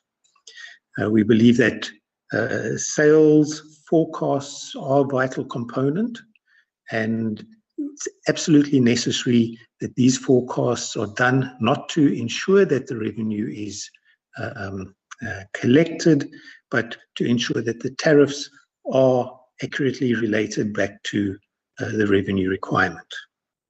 I think in many respects, the forecasts that we have seen coming out of Eskom in the last number of years have in fact been quite bad, and their projected sales have been far in excess of actual sales, resulting in what we have seen as large applications in terms of the RCA process. We don't believe that is the appropriate mechanism, but the sales forecast must be provided and must be an integral part of the regulation of the tariff. What is also proposed is that smart meters should be across all customer groups. We believe that this is not practical from a cost perspective, and that the benefits which accrue to having prepayment fleets would be lost, particularly environment of non-payment to the distributor. And then lastly, I think it's also been touched on, subsidies do not fall under the remit of NERSA, and particularly municipal subsidies, which fall under the Municipal Fiscus and Financial Management Act, need to be dealt with separately from the NERSA regulation. Thank you, Chair. That ends the presentation. Oh, that was quick, and you gave us time back. Much appreciated. You still have 12 more minutes, so it gives members an opportunity to then ask questions. Members, we'd like to thank the City of Cape Town for a quick and dirty, concise presentation. Let's see if we can also meet them as well halfway. If we can then ask questions, members, on the presentation. Maybe, Mr. Matjega, you can keep the presentation up, so if members want to refer to a slide, they'll be able to do that. Members, the presentation is before us. If we can then ask the question, starting with Mr. Mkhize. Over to you, Mr. Mkhize. Thank you very much, Chairperson, and thanks to Dr. Rankonte for the presentation. I just got 3 issues from my side. Firstly, I just like when I look at slide 2, where you refer to the other legislation not being considered. I think it would assist the regulator if you provide this the other applicable legislation just to help the regulator ensure that all of such legislation or even policies are taken into consideration, and indicate where possible what should be done to ensure compliance with those pieces of legislation, or maybe even in advancing the objects of such legislation. And then I would also like still on slide 2, when talking to the volume in information. In your view, is the volume of data required a fatal constraint to this methodology, or it could somehow be surmounted or overcome, albeit maybe in a different manner? Just to get your view, because it's something that has been noted as a concern throughout. Just to see how that could be overcome from your side, if that's what you. Then on slide 3, you put example of smart meters, and then you also talk of the real world as things stand. But we all understand that the real world scenarios, they evolve.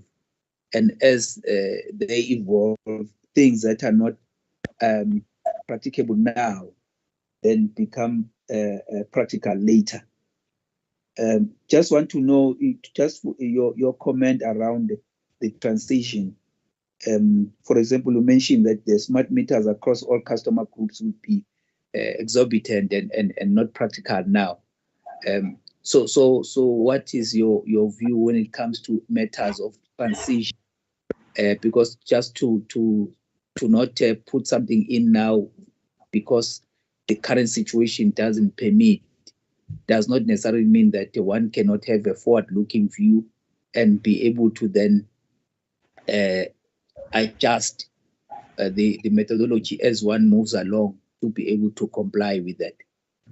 That's all from my side. Thank you very much. Thank you, Mr. Mkhize. Madam Masetti. Thank you, Chairperson, and I would like to thank the City of Cape Town for the presentation. I would like to kick off with the issue that we've been grappling with at the energy regulator, which is the one that relates to the fixed cost recovery argument.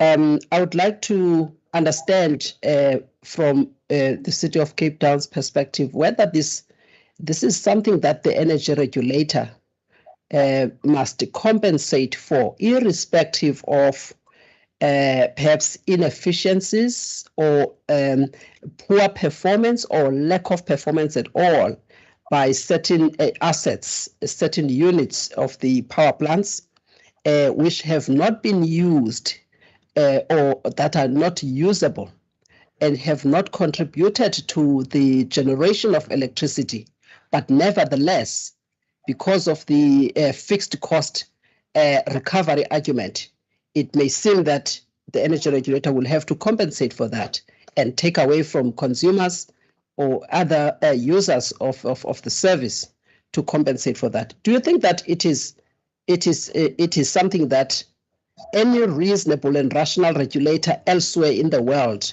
will do something like that? Is it a principle that must be adopted by the energy regulator? One that says fixed cost recovery must be something that we must take into account in our sort of methodology when we look into issues of prudency and therefore compensate irrespective. Chairperson, if others that are not speaking may keep their mics muted, please, just to avoid the feedback. Thanks. Actually, it's yourself. Yes, thank you. It was also the presenter. Thanks. So I would like to hear the City of Cape Town's view on that. And coming to the existing methodology, because it appears one of the licensees, which is Eskom in this case, has proposed that NERSA must keep that methodology, irrespective of perhaps the challenges that at least we see from our side, and we should be in a position to address those challenges for the benefit of the entire industry.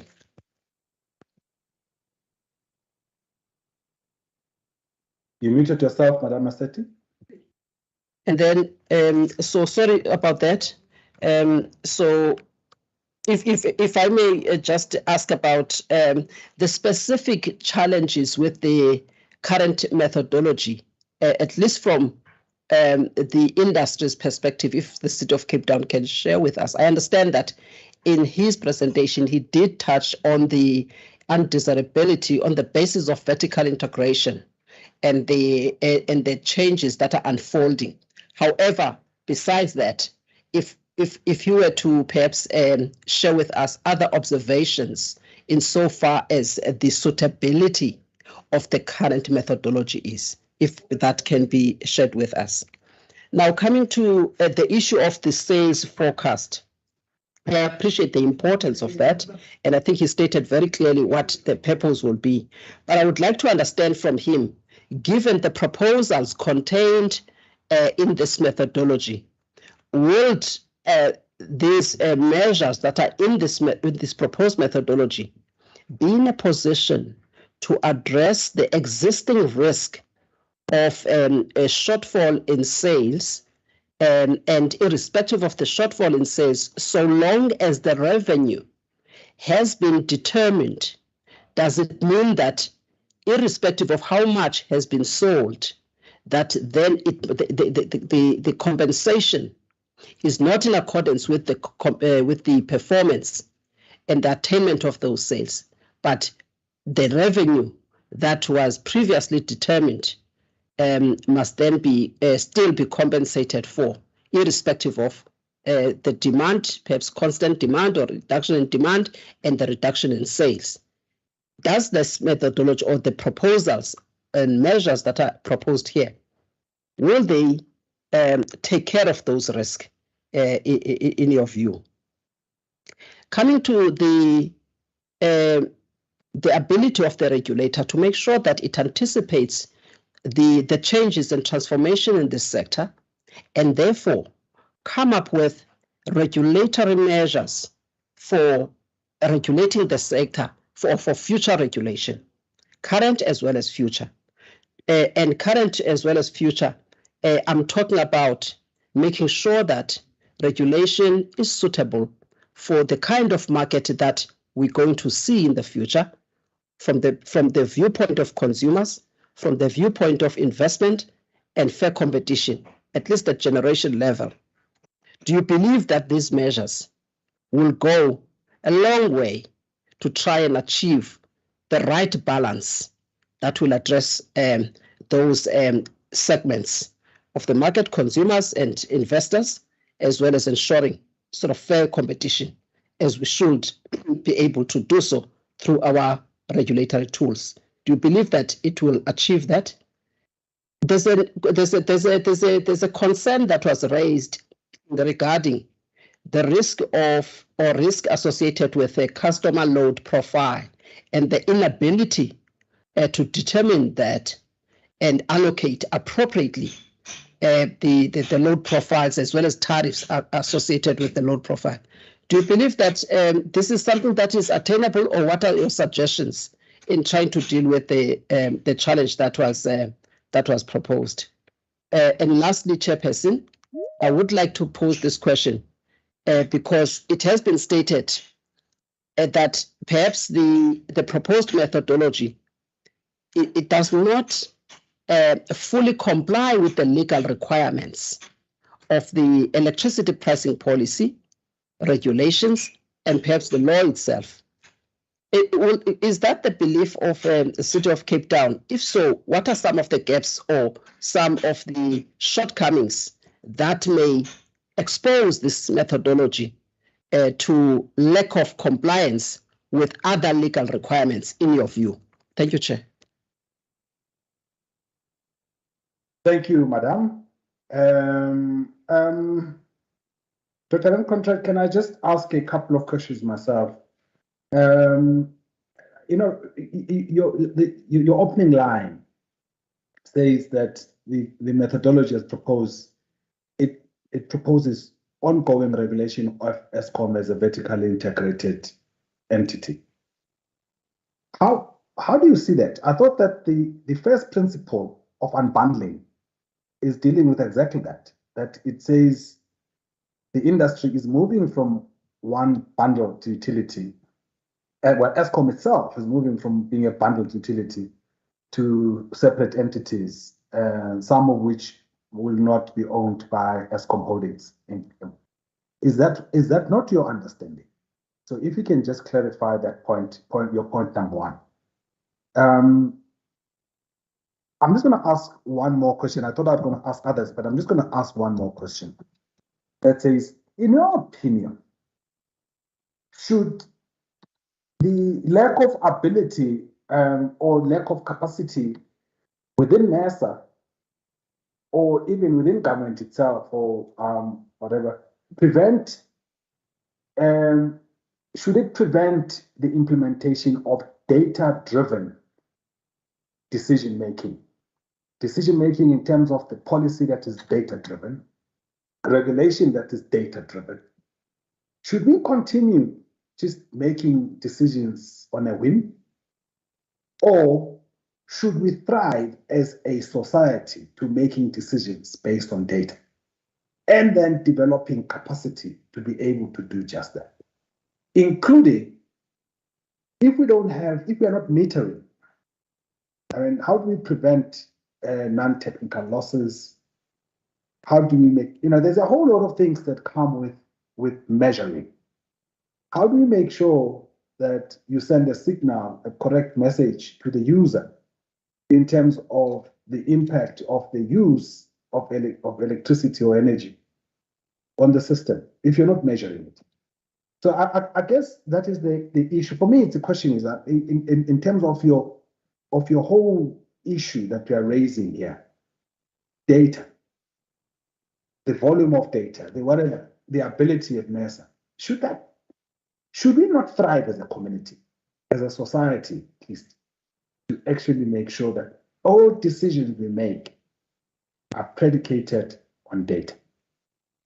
That's going to be just my two questions to you. Thanks. If you can then respond, by the way, also the offer to, if you wanted to respond in writing to some of the questions, we are free to do so. We'll have 7 days to actually do so. But over to you to respond to the questions you may wish to respond to. Thank you. Okay, thank you, Chair.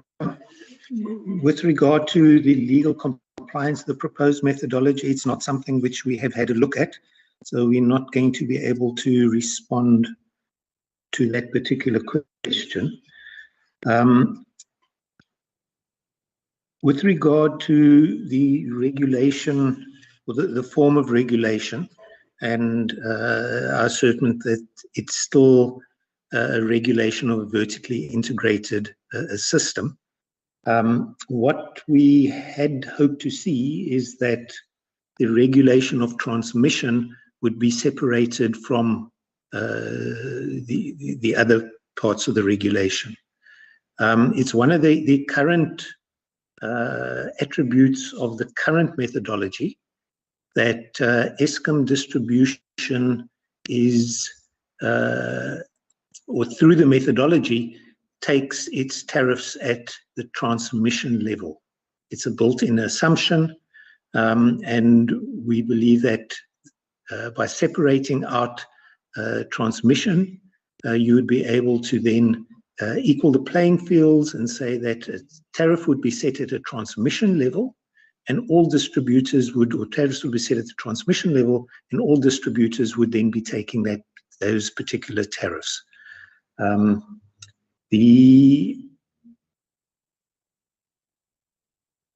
regulation of generation, I think, is going to be far more complex, particularly with the move towards a more open market and to encourage private sector investment into that particular market.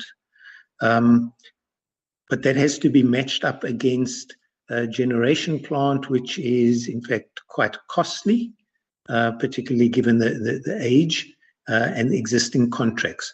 So how that regulation would take place, or the regulation of the central buyer while trying to introduce market related measures, I think is going to be quite complex. And it's not something which we have particularly considered, given the fact that we are or have been viewing this from a distribution perspective. That comes back to the question of fixed costs, and we believe that the changes which we're seeing in the entire industry is driven primarily by distributed generation, and that is having an impact on the distributors rather than the generation component or the transmission component of the industry. And therefore, fixed costs, we believe, are appropriate at a distribution level rather than at the other transmission or the generation level. And they need to be built in to ensure some sort of stability in terms of being able to recover costs. I think the important thing is that we need to realize that the industry is changing, and it's not going to be able to be business as usual. We need to continue to look at how do we improve efficiencies within the business, so as to bring down costs so that we are not just pushing costs over to the consumer. And I think particularly as the consumer growingly is having alternatives, particularly through distributed generation, is that unless we are able to cut down our costs of distribution, we are not going to be competitive to or when compared with distributed generation. So I hope that answers some of the issues relating to fixed costs. With regard to the question around data-driven, I mean, absolutely, I believe that we need to move to a data-driven regulation, but I think it needs to be tempered. The current regulation which is applied is not data-driven at all. We have gone through a number of years of trying to implement regulatory reporting manuals, and we haven't seen that data being used in the current regulation, which is done via a benchmarking process. I think it's important to look at where the source of the data is coming from, whether the data is currently or is going to be available in the future, and what is the benefit of utilizing large amounts of data compared to the results that come out. And I think particularly where you're looking at load profiles, customer load profiles, which is reliant on smart metering, is that in the vast majority we are not going to see the benefits through regulation which would come out by assessing such large amounts of data. And I think there are ways in which that information can be obtained without going down to the level that is being proposed. The legislation, which we can afford to nurse a list of legislation, and particularly not really the legislation, but the legislative requirements which we need to comply with, which makes the current regulatory regime difficult. It's largely related to timing issues, to public participation processes, and to ensuring that municipalities meet those requirements which are set out in legislation. The time frame is a particular concern of the current methodology, the NYPD methodology. The assumptions that are built into the methodology, that Eskom distribution take all their tariffs at transmission level, is also problematic. Yeah,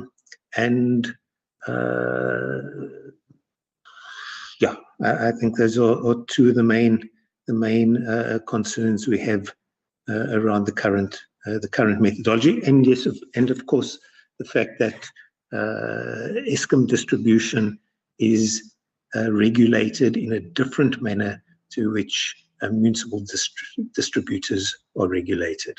We believe it's fundamentally important that if we are going to do a comparison between costs of different distributors, that the same methodology needs to be applied to ensure that those cost comparisons can be made.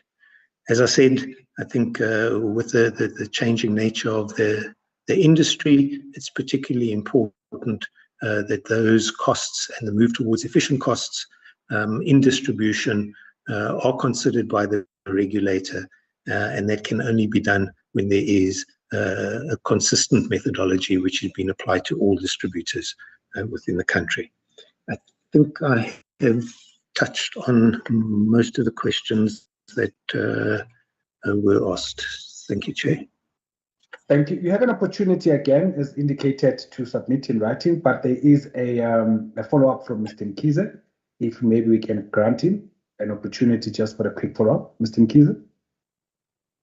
Yes, thanks, Chairperson. I appreciate that not all the questions could be responded to, but I would like to know if there is any, in terms of the data requirement being a fatal flaw or a fatal constraint from his side. And I hope that when responding, you will also touch on the issue of transitional requirements when he responds in writing. But just for this one, just a quick comment from his side. Thank you.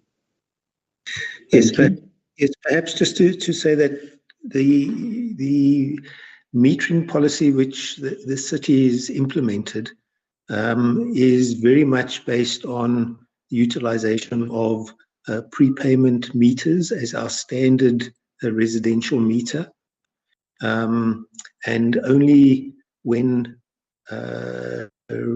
residential consumers are installing embedded generation or installing a generation plant, would we look at installing smart metering. So we believe that the investment in moving the majority of residential consumers to smart metering is not going to be cost effective. It's going to undermine the credit control and collection levels which we currently have. And I think it is going to require huge investments into our systems to be able to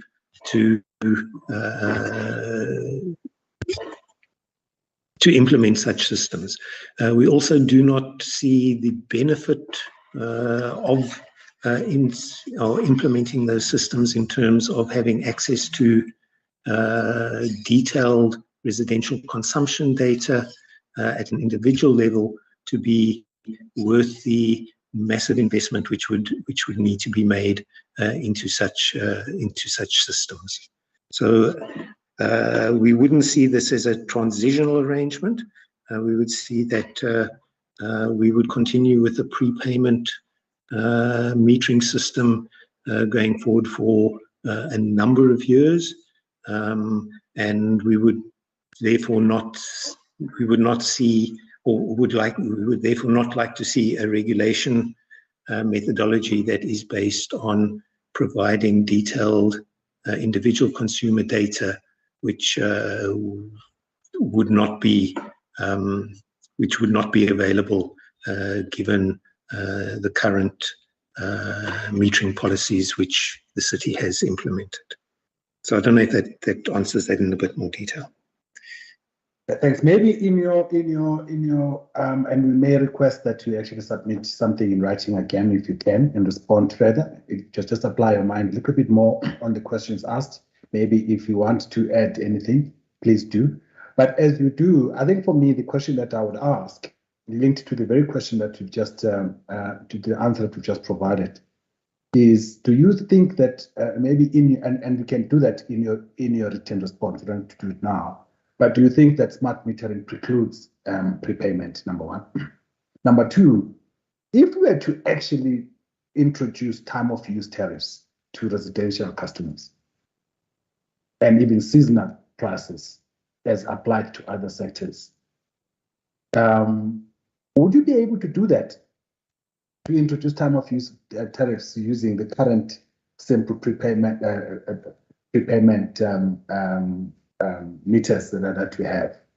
So if you can just maybe if in writing you can assist that, because I do believe that even at the proposal by Eskom, for instance, it seeks to propose. I'm talking about Eskom's tariff structuring proposals. Is that it seeks to say they would want to introduce time of use tariffs even at residential customer level.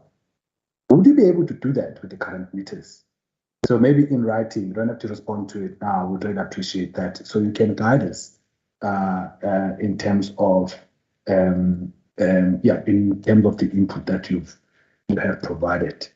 Unless you want to add anything, Dr. Nkontrey, otherwise I would then like to, on behalf of NASA, to thank you for your inputs and just request that you don't lose, you don't actually stop participating in our processes, that hopefully you will see all of your inputs being considered one way or the other, and that you continue participating in these processes. I'd like to thank you on behalf of NES. Members, could I just request a comfort break? It is 11:11. So as we prepare for the other presenters who need to come on stream, who needs to come and present, both Mr. Fanele Mondi and Mr. Christian Tefu, if maybe we could just take a 10-minute comfort break. It's 11:11 now. Perhaps if we could start again, maybe on the safe side, we start again at 11:25. Members, if that's acceptable. Sorry, Chair. Thank you, Chairperson. The proposal, Chair.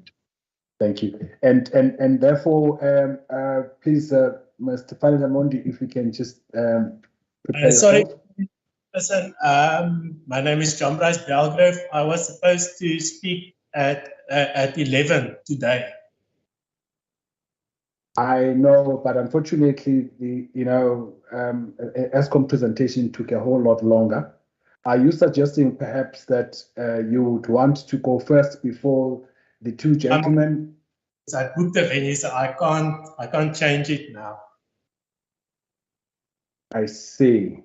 Members, they sent me the email yesterday at 11, and then they said I must present today at 11. So here I am. I've been waiting. It's over 11. So yeah. Okay. Members, if you don't mind, and with the permission of yes, Mr. Mondi, would you oblige him?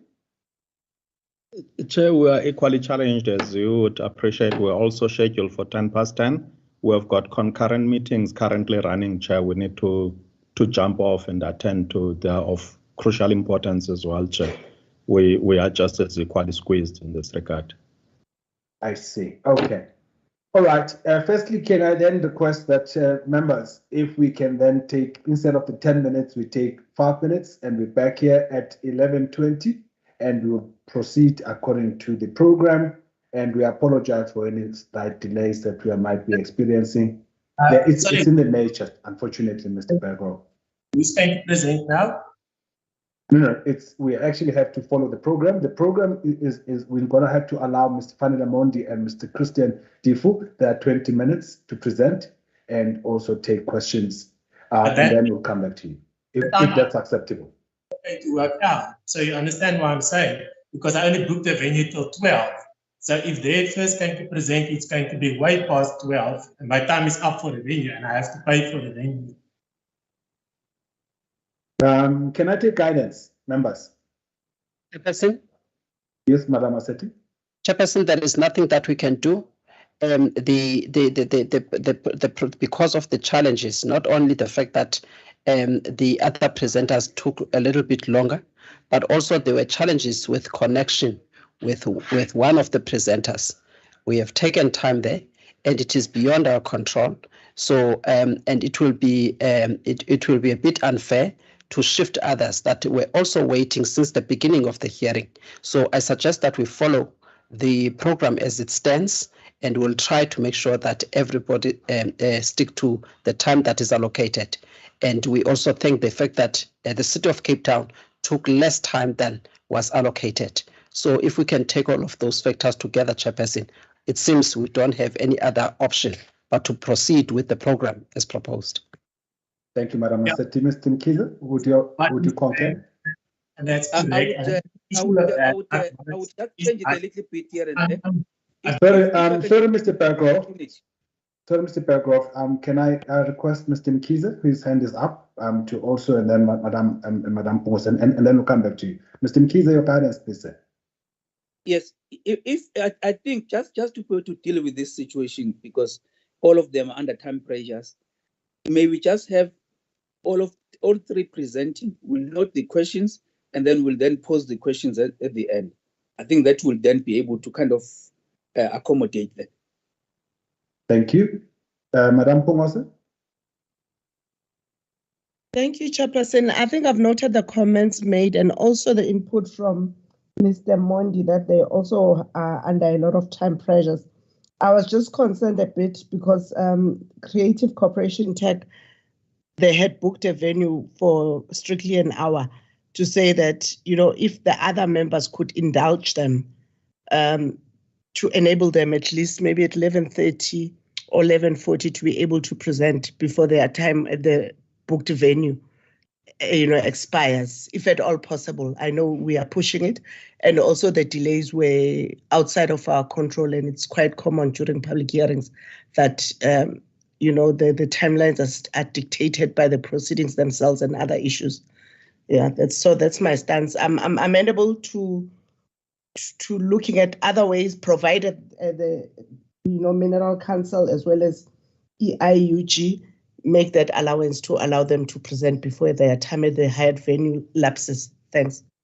All right, thank you. All right, can I kindly make a ruling, Mr. Bergov, if you allow me? Actually, make one point if I'm allowed. Just yes, one you can point. go ahead. You can make. Please go ahead.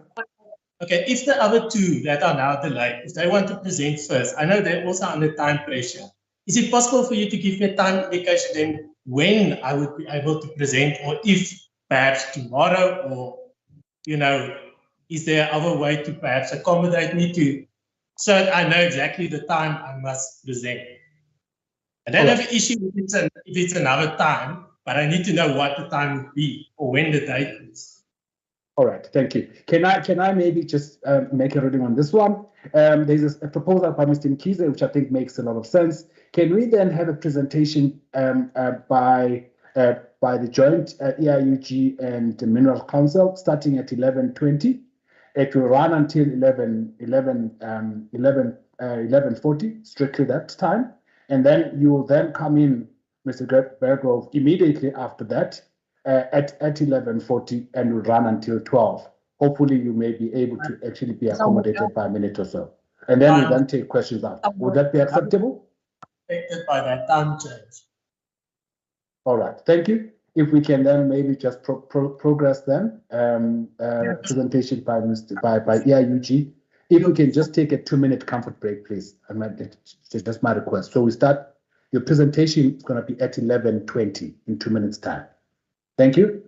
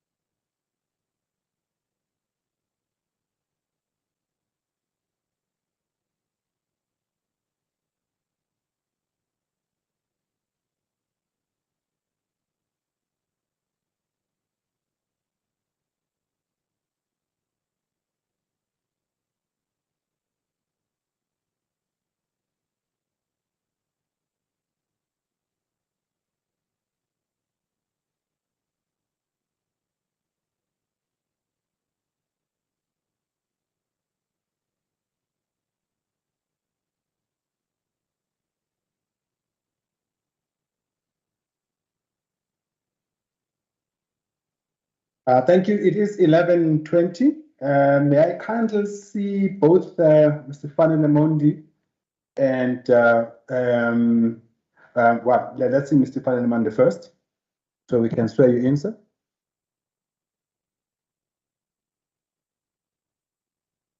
Thank you. You can unmute yourself. First question to you: do you object to taking an oath or an affirmation? No, I don't, Chair. Thank you. Then kindly raise your right hand and affirm the following.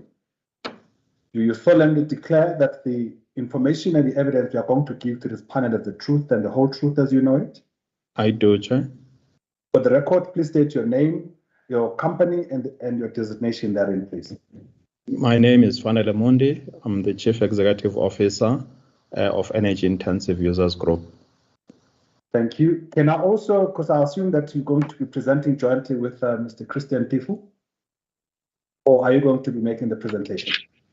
Yes, Chair. I think as you can see, the opening slide is colorful with all those logos, Chair. I'll have Minerals Council presenting. Christian will be representing them, Chair, on some of the slides. And then in terms of the questions, Chair, we had assistance of Lungiswa Energy as our consultant. We would like them to assist us with the questions, Chair. The name is Ethel.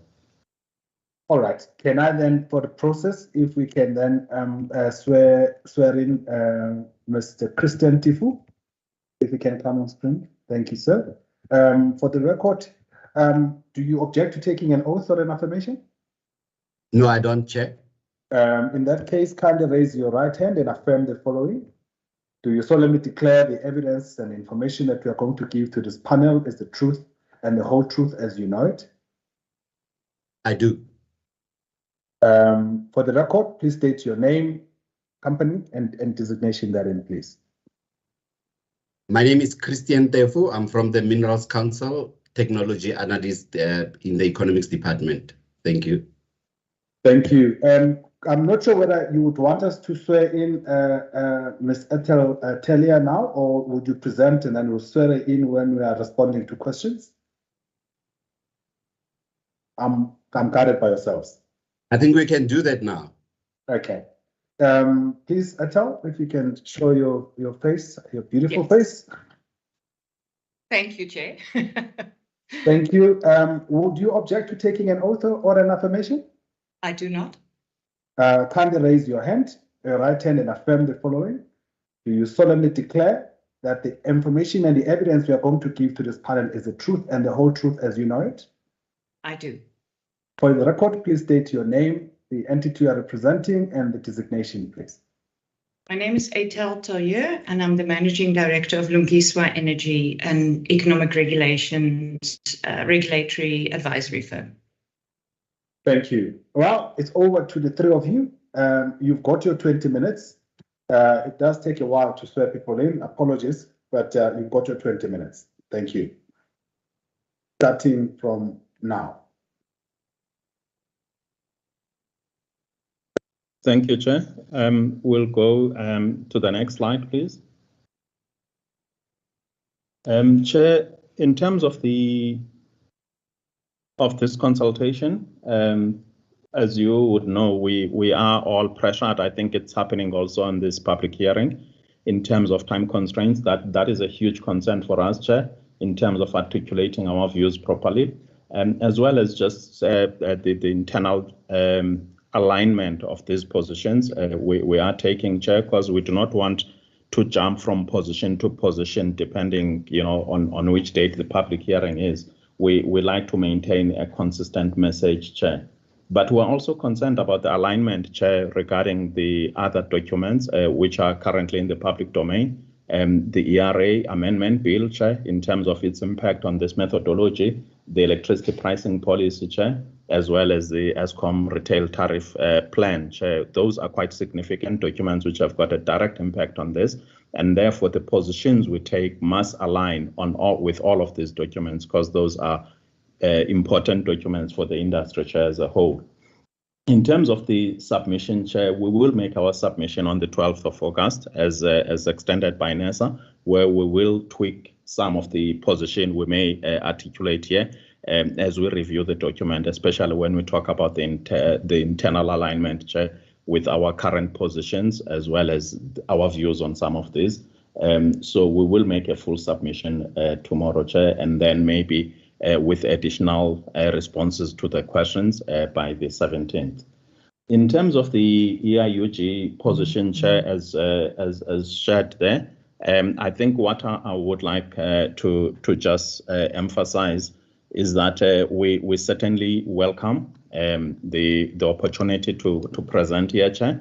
As you can see there, I'm not going to go through everything which in terms of who we are, but what I want to bring your attention to, Chair, is that we believe that a healthy and effective industry is essential for the long term.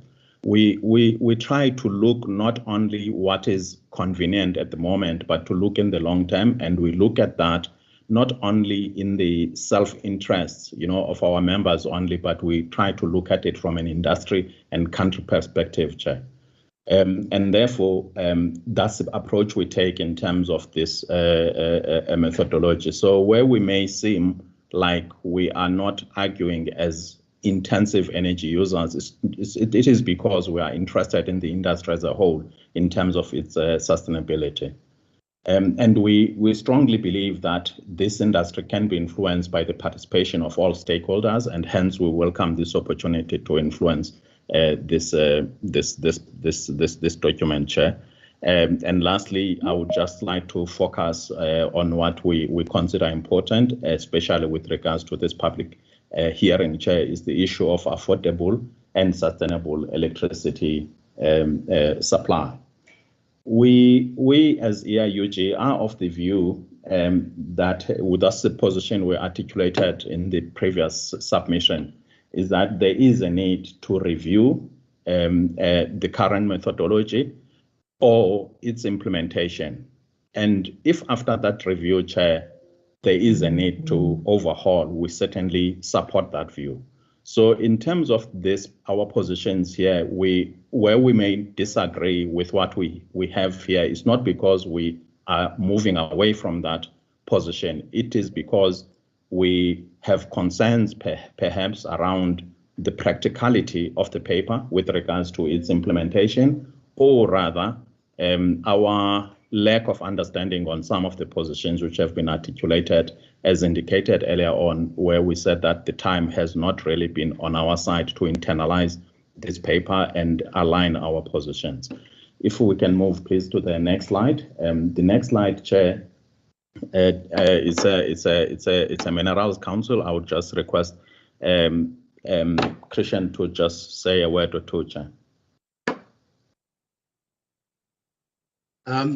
The Mineral Council was established in 1889 with an objective to compile mineral statistics and to work along with government in developing policies conducive to growth of the sector. I'd like to also state that the mining industry operations are a long-term planning industry. So for that, we require prices that can be determined for the long term that the industry operates in. And would like to also submit that we are both suppliers of primary energy, and we consume electricity from Eskom as an SOE, and would like to see prices that are sustainable in the long term. Thank you. You can continue, Fanel. Thank you, Christian. Chair, therefore, like I was saying, is that we support the review of either the current methodology or its implementation, and if needs be, an overhaul based on that. I think it's the question which Mr. Mkhize asked Eskom earlier on in terms of their thoughts in terms of the review of the methodology. We didn't necessarily cover that in our presentation, but it's a question we request to respond to, Chair, at the end of this presentation. Ethel will assist with that direct response, Chair, before further questions.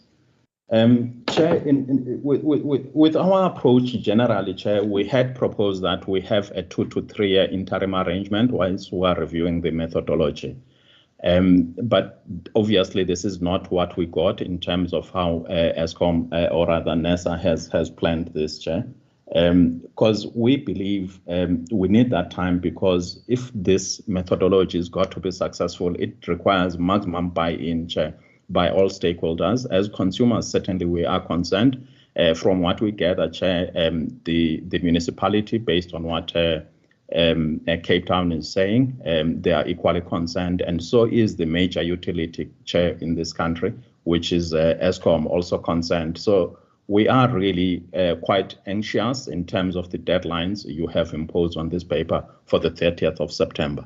Having said that, Chair, we welcome the fact that we know that you started this process last year in terms of the methodology, and our views in terms of those principles were clear, Chair. In principle, we were generally in support of that, and we're saying that there is a need for more unpacking on some of those. And this paper, Chair, has started that process, but we do not believe that it is complete, Chair. But it has started clearing some of those questions, but there is still more that needs to be clarified in our view. We believe that at this point, we have not really gone through the MYPD methodology unpacking to say what is it that it has, why is it not delivering, Chair? I think we all agree that it is not delivering on the objectives which were intended, but we do not feel that we have gone into details in terms of saying why is it not delivering. Is it because the methodology is fatally flawed, or is it because it has not been implemented as intended, in which case then we could deal with those issues. However, if we feel those cannot be done, obviously the complete overhaul is certainly supported in that regard. So, Chair, we believe that the principles as outlined now are still not so clear how they will affect the tariffs.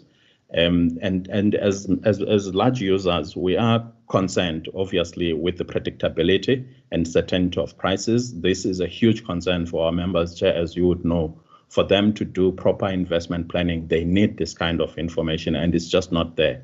And the proposal which has been tabled, Chair, in terms of this methodology is still, in our view, not adequately answering that question, where it shifts the price setting to even quarterly level. We still do not understand how will that provide the necessary price certainty when we're looking at multi-years of price certainty. If we change prices every quarter, we are concerned certainly about that. It could well be, Chair, that maybe we do not fully understand the concept as explained, which we are happy to engage with NERSA to better understand. But at face value, as we see it and the interactions we have had, we are still concerned, Chair.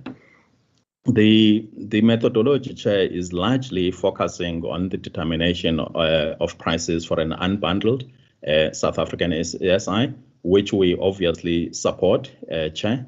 To say that the industry is changing, we need to keep up in touch with that. We also acknowledge the issue of the data, which is required to do so, Chair.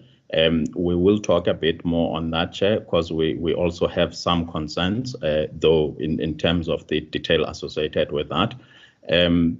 In terms of some of the concerns, Chair, is that some of these things can actually, in our view, be already covered by the regulatory reporting manual, which is a NERSA document, Chair, in terms of this transparency of costs, which is probably an implementation issue, Chair, than the methodology issue, because the document is there, but we do not get the sense that it is being implemented.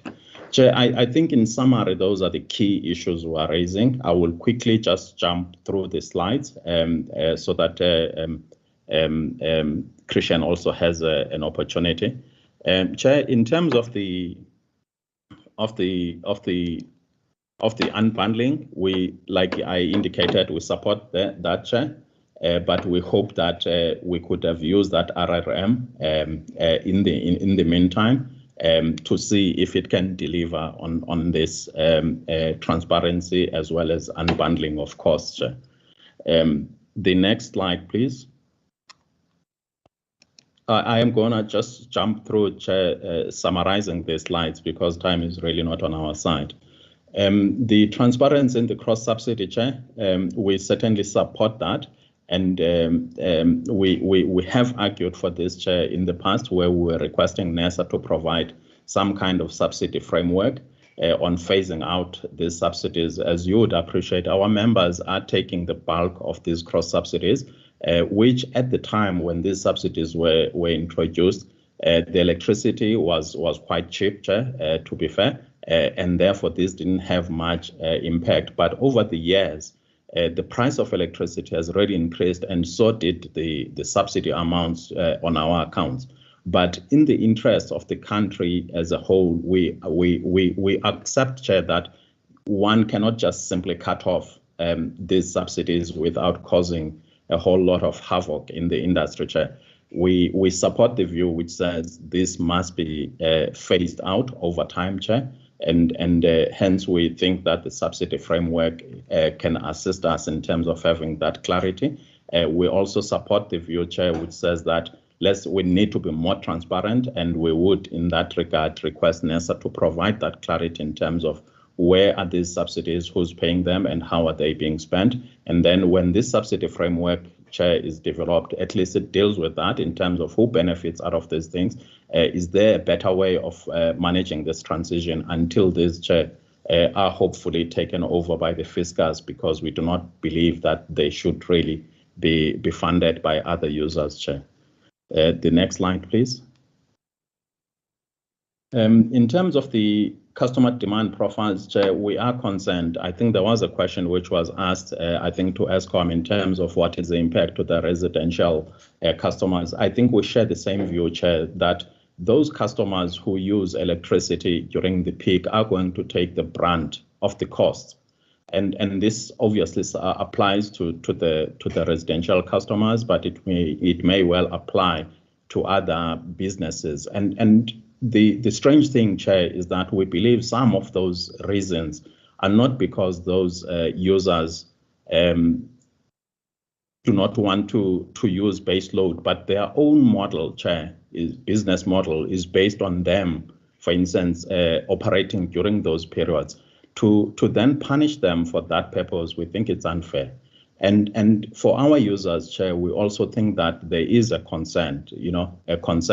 As you would know, with the shortage, we have had our own members trying to do self-generation, partly to assist themselves, but also to assist the grid by providing additional capacity. So if now you have this additional capacity which you introduce during the day, and then in the evening, it puts you back to being looked at as a peak load consumer, which is not true, because you are essential in terms of your business, a baseload consumer. Therefore, you are subjected to these costs. We just think that it will create havoc, Chair, in the industry. We therefore propose that NERSA provide more details to ascertain whether safeguards will be put in place to prevent also the impact of the price hikes, because, Chair, the producers may just as well play the game where they set their prices depending on the peak expected prices, in which case then it becomes a gaming exercise, Chair, than to establish a marginal cost which is based on the different load provisions. So we think that there is a whole lot more work that needs to be shared by NERSA in terms of how can that be sorted out, Chair. Next slide, please.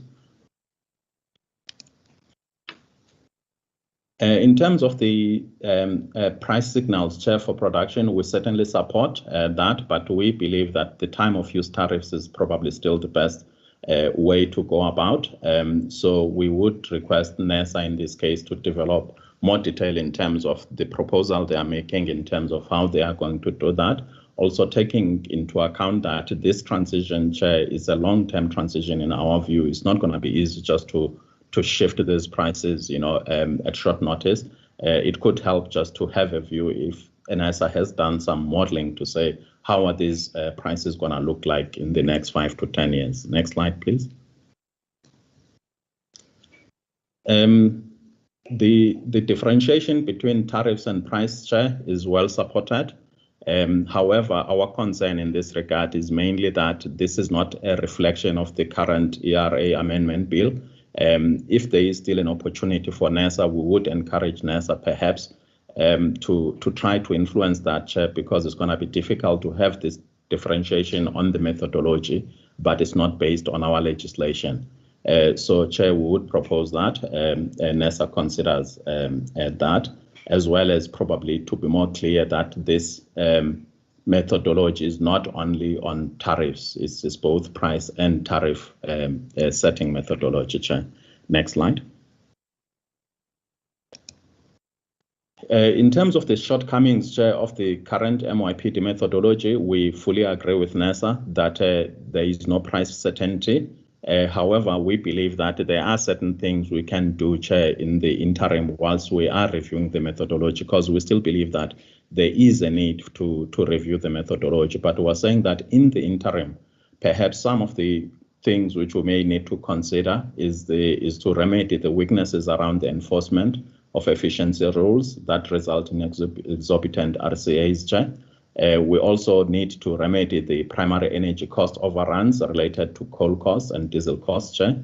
And we also believe that there is a need to remedy the demand forecasting errors, Chair. We think those there could be some work that could be done there, Chair, in the interim to bring some sense of stability.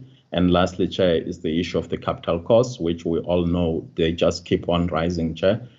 We believe that we need to find a way of tempering that growth, Chair, by committing Eskom to what they offer right from the beginning. Anything that is their own cost overruns shouldn't be for the consumer, Chair. Those are the things we think in the interim could be considered by the regulator, Chair, whilst we are transitioning to a new methodology, if that's a decision the industry wants to take, Chair. Next slide, please.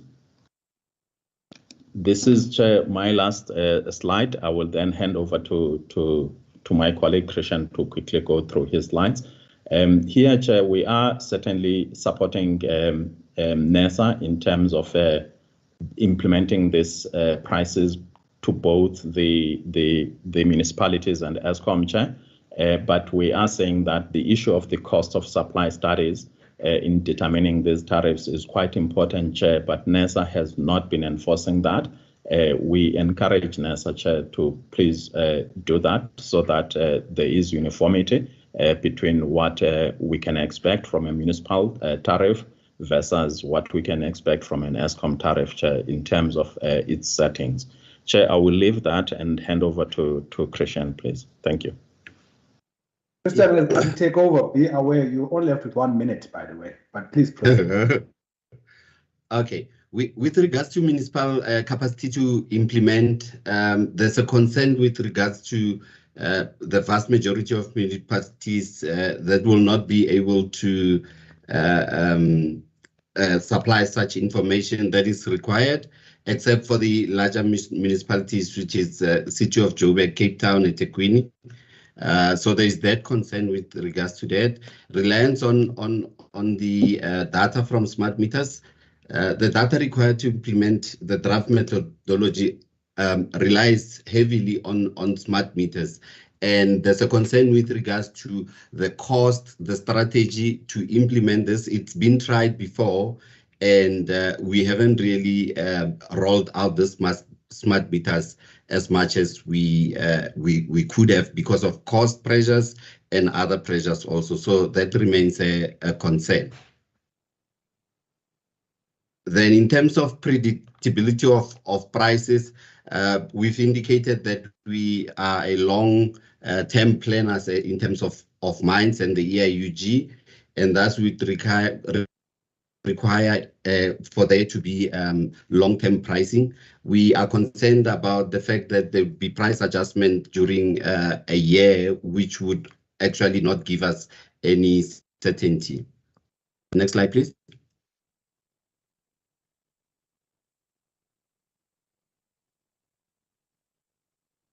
Introduction of the multi-market. As many of the details of multi-market platform envisaged by government have not been worked out yet, we believe it is premature for NERSA to develop a new methodology for all electricity prices and tariffs. We urge NERSA to develop market governance capacity and to engage with policymakers to ensure that the market principles are carefully designed and appropriate for the current ESI in South Africa. We also point to the risk of a market in a supply-constrained electricity industry. A fully liberalized market is not feasible in the short to medium term. Should the market be rapidly liberalized, Fanele has already indicated that there might be some chaos that ensues there. There is no reason why the electricity industry cannot have two bespoke approaches, one for the regulated transactions, including legacy PPAs, transmission and distribution tariffs, and one for the competitive market.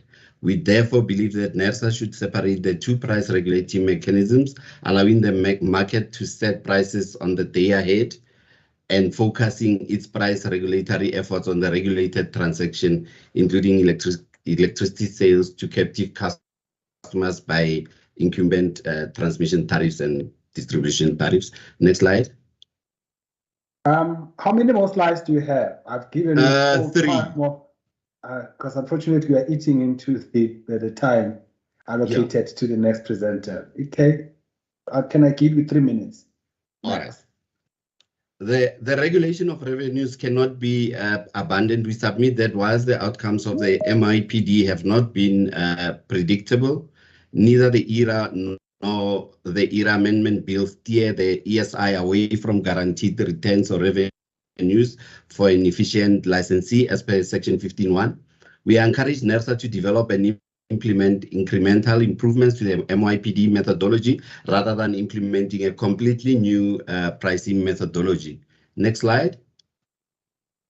Consistency with the gazetted ERA amendment bill and draft EPP policy. As the ERA amendment bill and the draft EPP are yet to be finalized, it appears to be inopportune to implement sweeping changes to the electricity pricing methodology. It is important to view the new methodology in the context of existing EPP as well as the draft review thereof in 2021 and the ERA. So NERSA is encouraged to refine the MIPD to address its shortcomings and to only overhaul the entire methodology once there is certainty when the ERA and EPP are gazetted. Next slide. In terms of timeframes, it is clear that NERSA has set itself a target of rapid overhaul of the electricity price setting method to be finalized by 30 September this year. In light of the state of flux that the ESI is currently in, with ongoing amendments of ERA and EPP, we believe this is unwise. The methodology is not implementation ready, as many details are yet to be defined.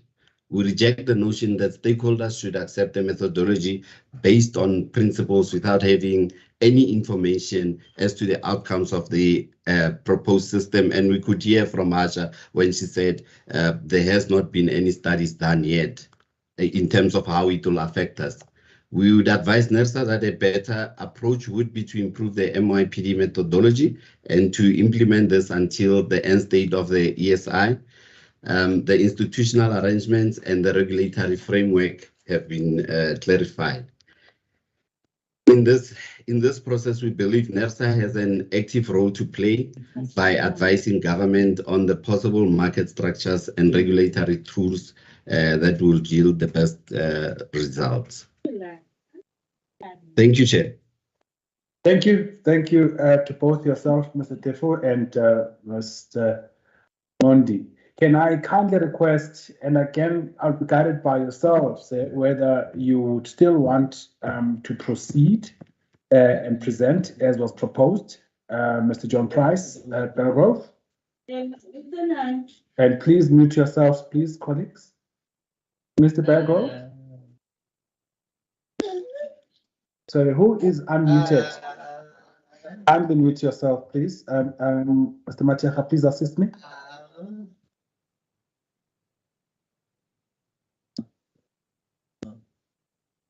It's actually Patricia Bahula. Please mute yourself. Mr. Belgrove? Mr. Belgrove, are you still able to continue? Failing which, we'll actually have to make a special arrangement for you, perhaps. Can I be guided here by RSU, please, in terms of the process? Mr. Lamin? Should we afford Mr. Belgrove a day tomorrow, a time tomorrow? Because it's clear that he is not been able to stay on. Mr. Lamin?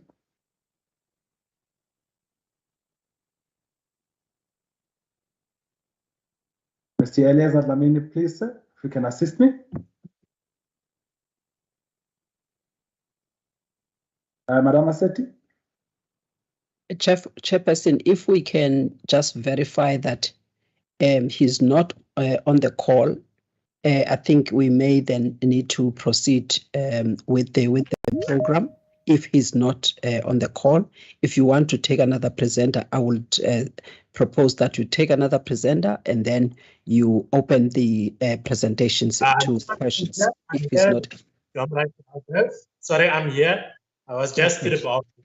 All right. Okay. If you can kindly proceed. I know that you are you have time limitations on your side. Sorry, I didn't speak. I wasn't in the venue. Sorry. Okay. Can I proceed? If I can swear you in first, sir. That's how the process works. If I can see you a little bit. Okay. Can I see you? And then we can swear you in. Okay. Thank you. Okay, well, I can see you now. Do you object to taking an oath or an affirmation? Let me just switch this. How do I switch it again? Chairperson, the cap. No, we can see you, and we will request that you remove your cap whilst you take an oath, please. If you don't object to taking an oath, if you can remove your cap, please. Quickly see how I can change this. We can see you.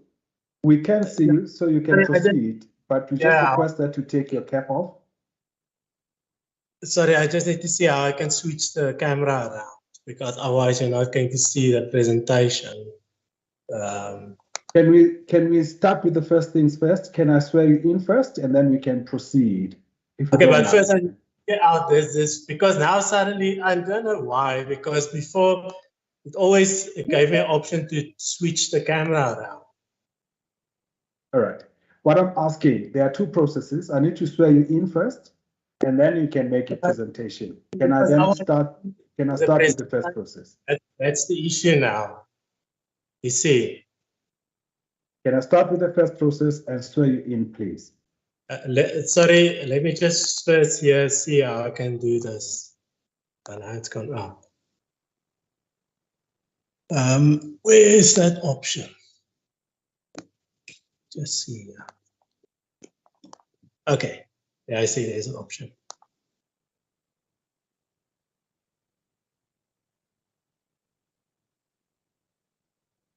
Can I request that you show yourself? I swear you in first, and then you can do whatever that you need to do in your allotted 20 minutes, please. Can I just please swear you in first? We make the presentations under oath. Okay. All right, if you can kindly take off your hat, would appreciate that. If you can kindly remove your, your cap. Sorry, man. I can't do that. At least you can see I'm in front of the camera. So yeah. All right. Okay. So I'm kindly raise your right hand and affirm the following. Yeah. Do you solemnly declare that the evidence or the information you are going to give to this panel is the truth and the whole truth as you know it? I do. For the record, please state your name, the entity that you are representing, and your designation therein, please. My name is Stromryd Albert. I'm the owner of Creative Corporation. So yeah, I'm presenting on behalf of the public as well. So I'm also recording the public participation process here, or at least my presentation. Okay, so all right. So you have sorry, can I then I would like to hand over to you. You have 20 minutes to make your presentation. Think of the presentation. Yes, we've got 20 minutes, and your 20 minutes starts now, sir. If you can proceed. Okay, so here the first thing you'll see here on the screen. It says here 350africa.org, and it says that the Green New Eskom. Now, the issue I have here with when they say the Green New Eskom, you see, they have something in America called the Green New Deal. And Trump has referred to that a lot of times. Can you kindly hold a little bit? I've got a procedural issue. Madam Pongose, your hand is up, ma'am. Thank you, Chairperson. I think he's showing up his projected screen. If you can please share the screen of his presentation, it will assist because we can't see what he's trying to present to us. He's showing the projected screen at the venue where he is, and it's not visible at all, Chair. Thank you. Is it possible to actually share the presentation with us? I'll put the presentation on. I'll send you the presentation after I've completed, because it can only be displayed on the screen. Let me just see if I can perhaps zoom it in a bit. It's not going to work like that. Yes. Can you maybe just talk to your presentation? We may not be able to see what you are projecting. If you can proceed, sir, please. I'll appreciate that. So the first thing here I'm showing is 350africa.org. It says they're the green new ESCOM, and they're basically fighting climate change here in South Africa. So if I go down here, first it says 350.org. Green New ESCOM. So the Green New ESCOM, the issue I have is because in America they have something called the Green New Deal. So President Trump has referred to that a lot of times. So it's basically related to climate change. Here you have the Climate Justice Coalition. So the Green New ESCOM is being led by the Climate Justice Coalition. So it says there's civil society, trade unions, a lot of people involved there. With 350.org or the Climate Justice Coalition. It says here, okay, coal kills, and they say we have it's unreliable, killing the environment, the coal. And they also say we need a just transition. Now, it's important to stress there that they're referring to the just transition because, you know, ESCOM is specifically mentioning the just transition. So now there at the bottom, you see it says the green industrialization can drive, the green new ESCOM can drive South Africa's green industrialization. Now you'll see here in the next part, 350.org, it says Rockefeller Brothers Fund. Just waiting there for it to open. Now, the Rockefellers, they're a very, very wealthy family in America, and they're driving a lot of these things related to climate change and renewable energy. Actually, they started off in the oil industry, so their hands aren't exactly clean, if I can put it that way. Now, there it says the grants, 157,000 for 12 months. That's for building capacity to challenge fossil fuel infrastructure. That was rewarded to 350.org by the Rockefeller Brothers in June 2022. At the bottom, it says another 200,000, July 2017. So they say it's 350.org. That's how from the Rockefellers, the Rockefeller Brothers Fund. That's where they're getting money from. You'll see in a moment how that 350.org relates and the Climate Justice Coalition relates here to South Africa. Just have to give you the basic history about how the climate change and the renewable energy and everything fits into it. Because, as you know, ESCOM, they're actually needing this tariff increase to pay for the renewable energy. Because, I mean, the cost for ESCOM to sell energy from coal is actually very cheap. So there you see, this was actually a Keystone project in America, or the McKibben was the guy, and he was actually against the Keystone, the pipeline. You know, it's a major pipeline between Canada and America for oil. So the Rockefellers, they gave 350.org, they gave them money. Rockefellers gave 350.org money, and then they gave money to McKibben to fight this Keystone pipeline between America and Canada. So they say also the Schumann's Center that also gave money there. So you see, it's being shifted, the money between 350.org, the Rockefellers being 350.org. This is giving them, so the influencing policy, if I can put it that way. So they like getting people here and then say, okay, this is the policy we must now introduce. And you see, that's a dangerous thing in South Africa, you know. If people from outside, we're an independent country, we're supposed to be a democracy, and people from outside, foreigners, people with lots of money are coming here and they're influencing policy in South Africa. I think we can all agree that would be very problematic in South Africa if they can come here and influence our policies in South Africa. And we're seeing a lot of that with Eskom, with the just transition now, especially.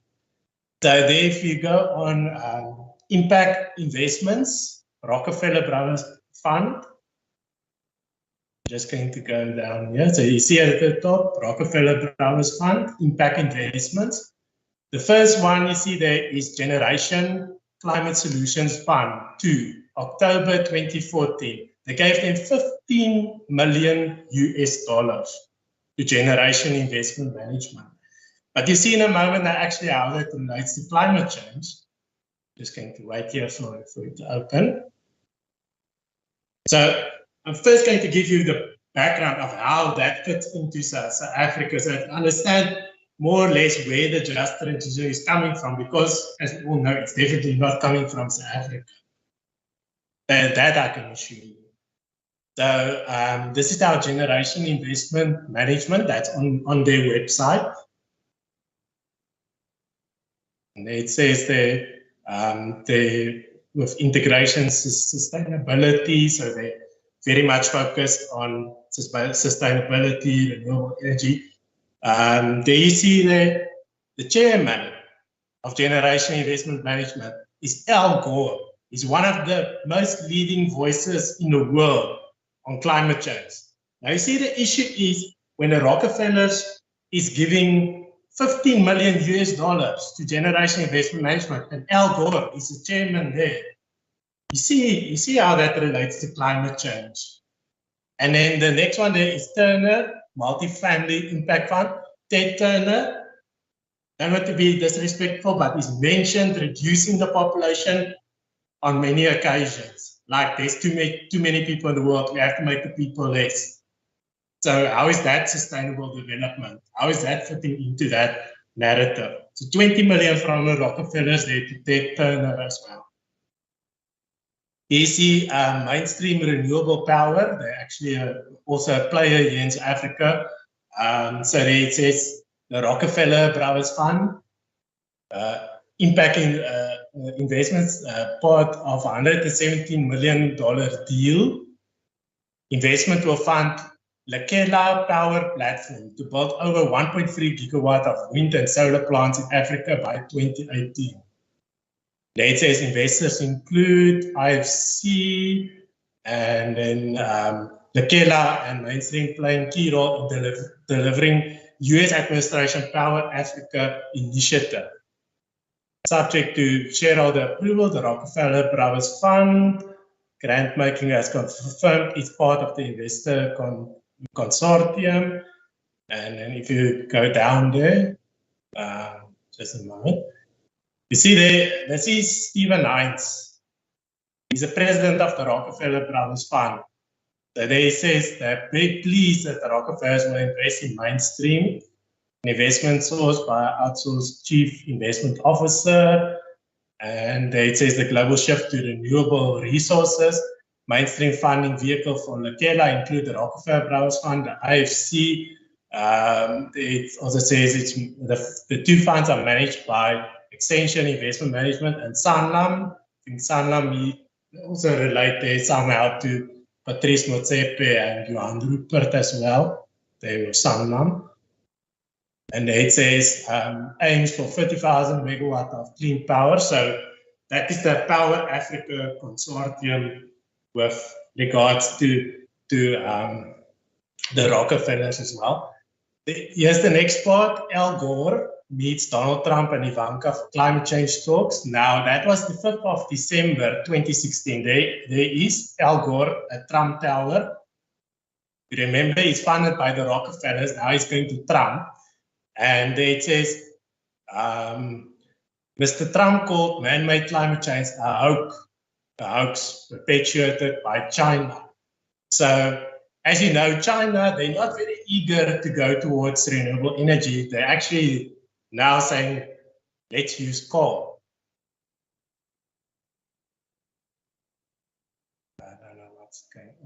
there. Something just went wrong there. So Al Gore went there to Donald Trump to meet him and to actually persuade him to go towards this climate change narrative. There's a climate justice coalition to march to union buildings on Monday. That was 17 July 2022. It was before President Ramaphosa addressed us about the energy crisis and Eskom just transition with the renewable energy. He had a long speech about that and adding more megawatts towards renewable energy. One is that the president announced an emergency renewable energy plan and load shedding, and they say solar energy, solar and wind in storage, and that must enlarge that over 2 years. And also that the president must replace Mr. Mantashe at the Department of Minerals and Energy. Now, you know, the media in South Africa, they've been going a lot with this narrative like, Gwede Mantashe must be removed, Gwede Mantashe must be removed. Why must Gwede Mantashe be removed? They want him removed because they want to push this renewable energy, which is going to cost South Africa, the country, but also the consumers a lot of money because the consumers are going to pay more for electricity. And that's actually where this is all fitting into. Now, if you see here the commissioners of the presidential climate change, well, actually, this is the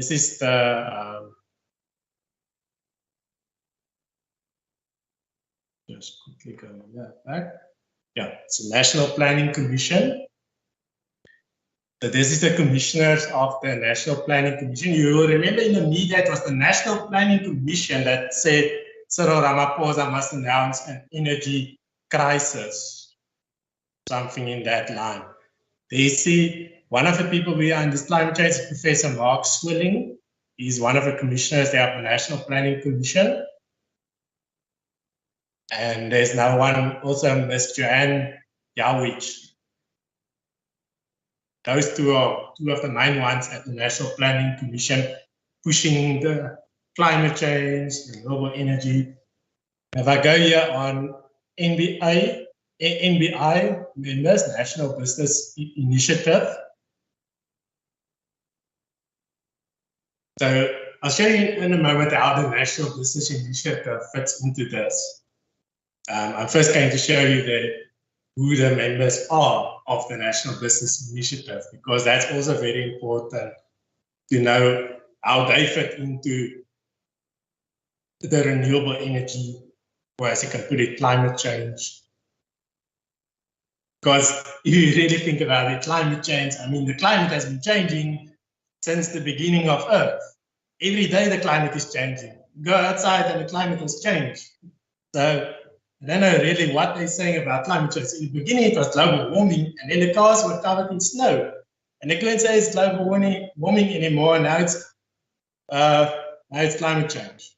So yes, the members of the NBI, ABSA, African Bank, Anglo American, Aspen, involved there with the vaccines as well. Johnson & Johnson vaccines. You see that the Beers is also a climate neutral group. Yeah, there's the Beers group of the Oppenheimers. There's Discovery as well. Eskom is also a member here. Exxaro,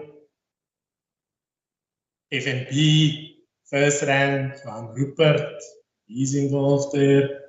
Grindrod also Rupert. IDC. There's also the JSE, also a member. Momentum also related to Van Rupert. 91 is related to Investec, Stephen Kosef.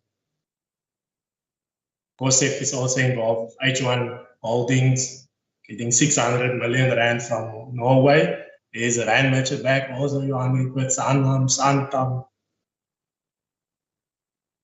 Standard Bank, Shell, there's Alpha-32.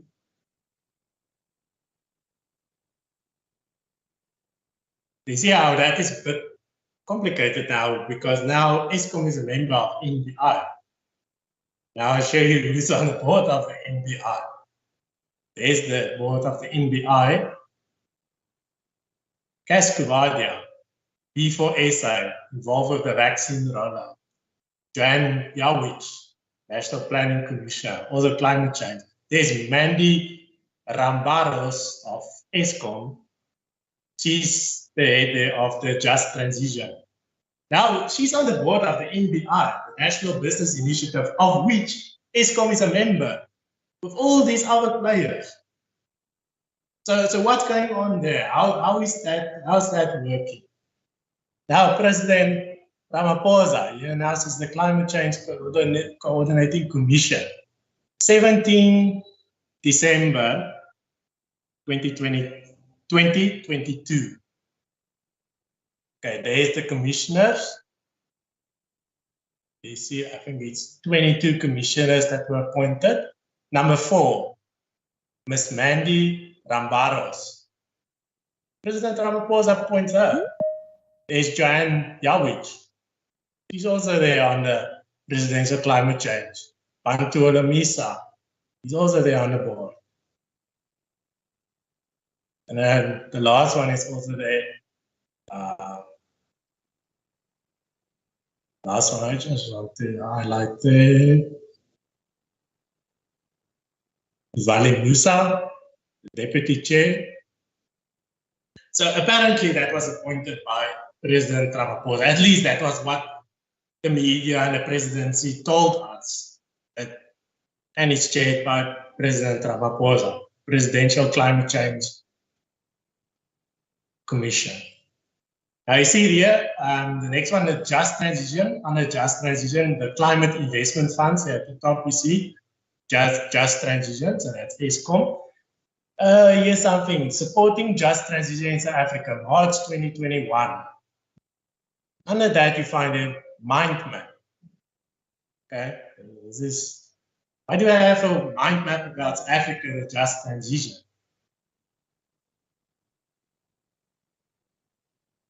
See now in a moment here.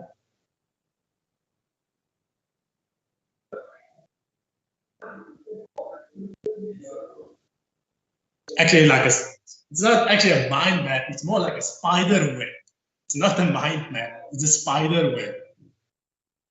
Or maybe like an octopus with many tentacles going out of it. So this is supporting Just Transition in South Africa, September 2020, sorry. Climate Investment Funds, you see there the logo. The top, Just Transition case study. Okay, there it says ESCOM Transition, so that's France. There's the Ford Foundation, research, energy transition, power. Mr. Beko, you've got 1 more minute, sir, please. Sorry, actually the other people, they got a lot more. The previous one got 29 minutes. So let me just finish here. Okay, so there it says here, okay, so they gave for technical support and also for policy, the Independent Power Producers Power Africa there. There's Just Transition again, Climate Investment Funds.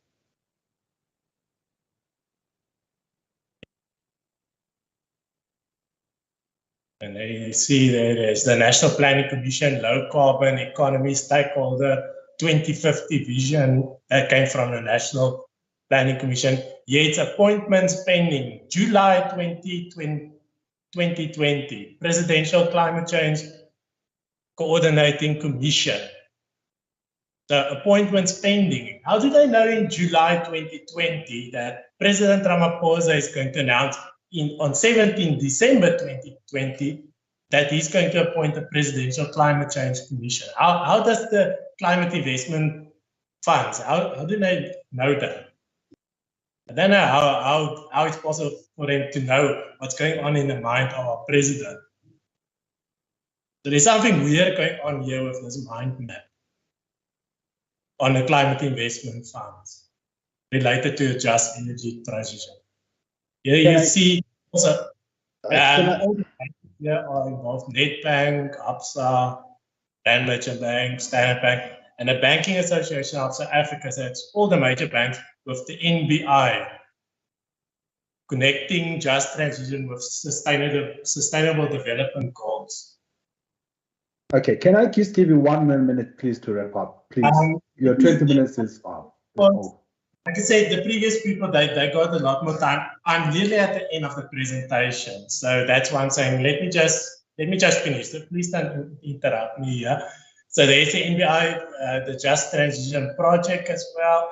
There's the trade unions, HUMSA, SAFTU, COSATU. So they also, at least what I can tell from this, consulted about the Just Transition. I don't know how they knew that. And then you've got a number of non-profits. It's Earth Life Africa, Project 90 by 2030, Life After Coal, Groundwork, Greenpeace, the WWF, it's a World Wildlife Fund. So 350.org is also listed there, of the Rockefellers. They're also involved there with the Just Transition. So here again is a climate investment fund under South Africa. It says here projects in South Africa. So there's a number of projects. So it gives the energy efficient program, 8 million, energy renewable support project, 45 million, Eskom renewable support project, 208 million, renewable energy grid integration, 540 million. There's another renewable support project, 508 million US dollars. That's all US dollars. Now here's one restructure energy battery storage project. Now President Ramaphosa in his last speech to the nation, he mentioned the Eskom battery storage. So I don't know how they knew about that in 2018, because only talked about that now. So, and that's 57 million US dollars, 20 June 2018. And it says the funding for that came from African Development Bank. They also work with the climate investment funds. If I go here to the next part, Africa Energy Forum, that was in Brussels. There you see one of the speakers there is Mandy Rambaros, General Manager, Just Energy Transition of Eskom. So that was held in Brussels, 21 June 2022. Around about the same time or before President Ramaphosa addressed us. She was there in Brussels. Eskom Just Transition, Mandy Rambaros. Now you see here the sponsors of this event, the Africa Energy Forum. There's the World Bank, IFC. There's also Vika of the World Bank, DLA Piper. Kamala Harris in America, her husband worked for DLA Piper. There's the African Development Fund. It's also one of the sponsors. There's British International Investments. They with Norfund funded H1 Holdings in South Africa, Lekela. They got funding from the Rockefellers. I think H1 Holdings bought them out. Standard Bank was one of the sponsors. Waterhouse, Fulbright. There's Absa again, Actors. I'll go down here. Just see there. There's the US International Corporation. ENS Africa Law Firm in South Africa, Ernst & Young, the European Union, the Government of Canada. They're also one of the sponsors. Okay, Mr. Berghoff, I know you've got your rights to present, but you are abusing it now. You are way over the 20 minutes allocated, and you are refusing to stop. And I will instruct my IT guy to stop you. But I'm really requesting that you wrap up now, please.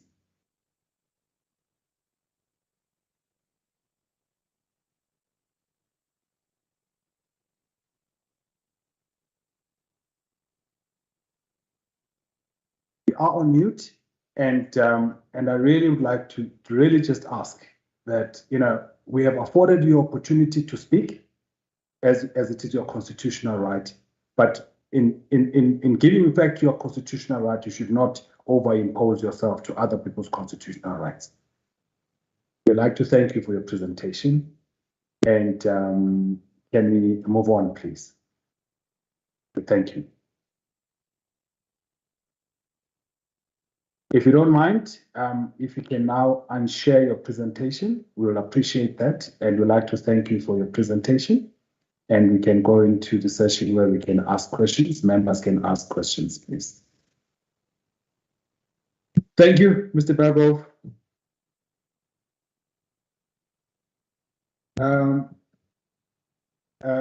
Members, we've had the two presentations.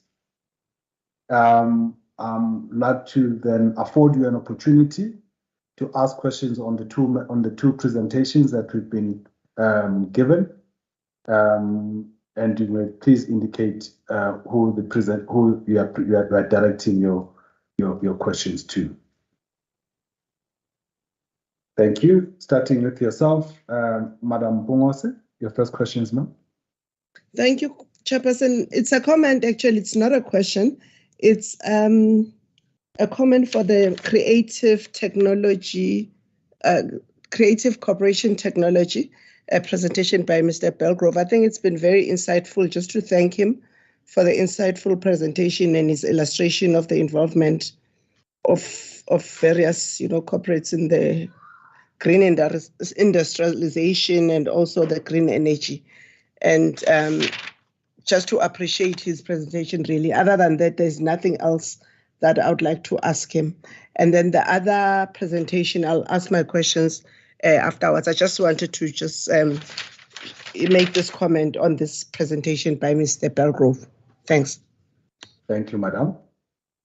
And can we then request that Mr. Belgrove, if you can unshare your screen, please? We'll appreciate that so we can proceed. You want me to be in front of the camera? No. To please unshare your presentation. And because we are now asking members to ask questions as per our normal process. I just close. All right, thank you. All right, thank you. Mr. Mkiza, over to you, sir, for your questions. Thank you very much, our chair, and then I also want to thank the presenters. To Mr. Belgrove, I would like to know as to what is it that he's got, particularly talking to the methodology to be used to then determine the prices and tariffs. Having said all that he had said in his presentation.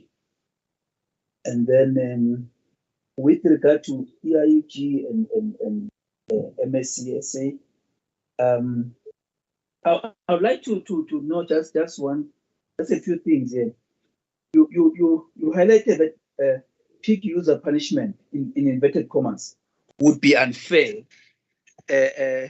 and you also said that you need to propose mechanisms in terms of how we can then be able to safeguard against that. I'll also maybe throw the challenge back to yourself and say that whilst the regulator is looking at that, it would be appreciated if you may provide further written comments in terms of what safeguards do you think should be put in place to be able to deal with this issue of avoiding undue punishment, in inverted commas, of peak users. With regards to the RRMs, do you think that there is sufficient, or would you rather go for a total revamp, or you're talking of an enhancement from your side? If maybe you may respond to that. And then do you have any suggestions regarding surcharges or any other fixed charges that are then imposed by municipalities to customers over and above the tariffs set by the regulator? Just wanted to get your views in that regard. Then my other question is, would you appreciate a quarterly price signaling with an annual price adjustment, as opposed to the quarterly price the quarterly price adjustment or semester price. Mr. Mkhize, yeah, okay, you mentioned a lot of points. No, sorry, please, sir. We have a process here. Can you just allow the process to follow? Please, okay. I beg with you. We allow the members to ask questions. We pose them to all of the presenters, and then the presenters will then respond. Please grant me that. Please proceed, Mr. Mkhize. Thank you, and thanks for the protection, Chairperson. Is the from my side, I would like to know maybe in terms of helping with anticipation of changes. If you would be amenable to that, or you think there's no space for it. And then the better approach that you talked of from your side, which is one of improving the MIPD methodology. I as already indicated that you just respond to that one. I appreciate that, and also if you can just help me with regard to, sorry, I'm just trying to check where I've written these other comments. Like for example, you talk of improvement on the MIPD 4. I would appreciate maybe if when doing that, you will then talk to how then we need to deal effectively with the issue of the concern of gold plating or the utility of overestimating its cost in order to secure higher revenues, and also your comments around maybe the treatment of the related asset base, where assets performance does not match with the asset value that Eskom provides, and also dealing with excessive uses of CGTs to compensate for poor coal fleet performance.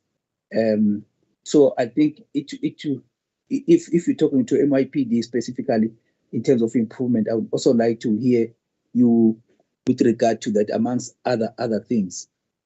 Yeah, let me leave it at that, with understanding that you are also going to be in a position to submit additional comments, written comments should that need arise. Thank you. Thank you, Mr. Mkhize. Madam Maseti, over to you, ma'am.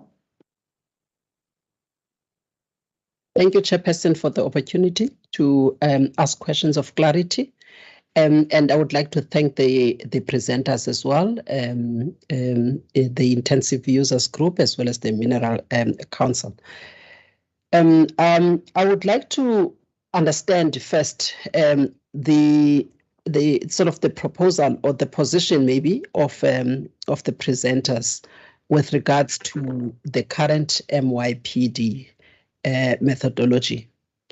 Is it their understanding that the current methodology that we have is desirable and suitable for the industry, in regulating the industry, and insufficiently balancing the interest of the suppliers of electricity as well as consumers?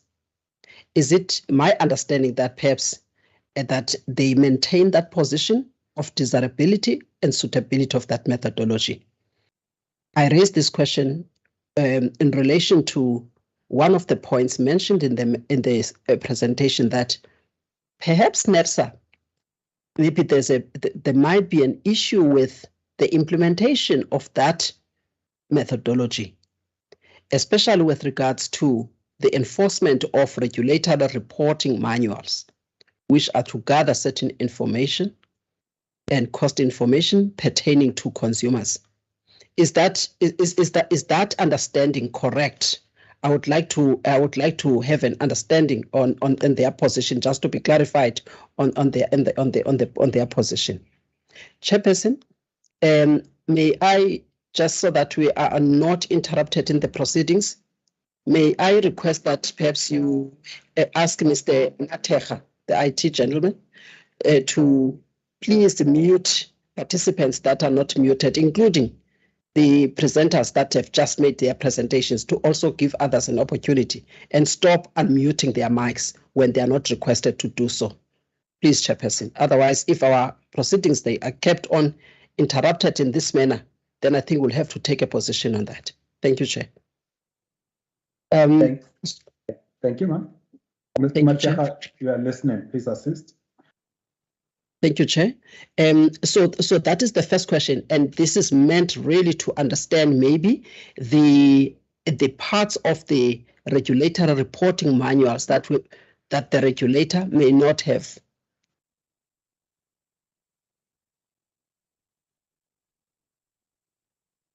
Madam Maseti, we lost you there, but you are not muted. Madam Maseti? Now we can hear you. We can proceed. We had lost you there for a moment. Yes, I don't know what happened, Chairperson. Maybe it's just the network that is unstable. So that is the first question, Chairperson. It is meant to understand maybe just to get some pointers on the aspects of the regulator reporting manuals that maybe the regulator has not enforced as expected. So that we can see maybe some aspects of the methodology that could have worked much better should the enforcement or envisaged enforcement has been made. So I just wanted to get that understanding.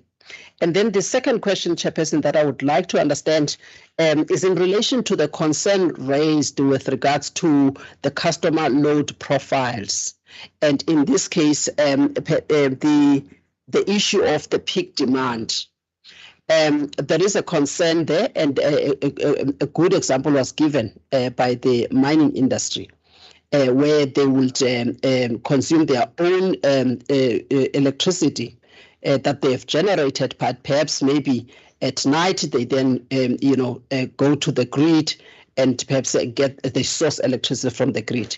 I would like to understand who must then pay for the peak demand and the cost associated with that. If the understanding is that if they are a base load and they are supplying themselves, but perhaps at a particular time they may need to tap onto the grid and perhaps be and for a peak, so they should not be classified as a peak customer and therefore pay cost associated with that peak. I want to understand then what should be the approach and who must pay for the peak demand if such circumstances do occur. I would like to just understand so that we can be guided on this. Then the other question, the third question I would like to ask, just for my own understanding and just to see if other stakeholders have the same view. I would like to find out whether the proposed methodology disregards revenue required when the regulator is processing an application, making an assessment or evaluation thereof in order to arrive at the tariff. Is it your understanding that the language of or the wording in this methodology seems to disregard completely the revenue required before it can arrive at the tariff?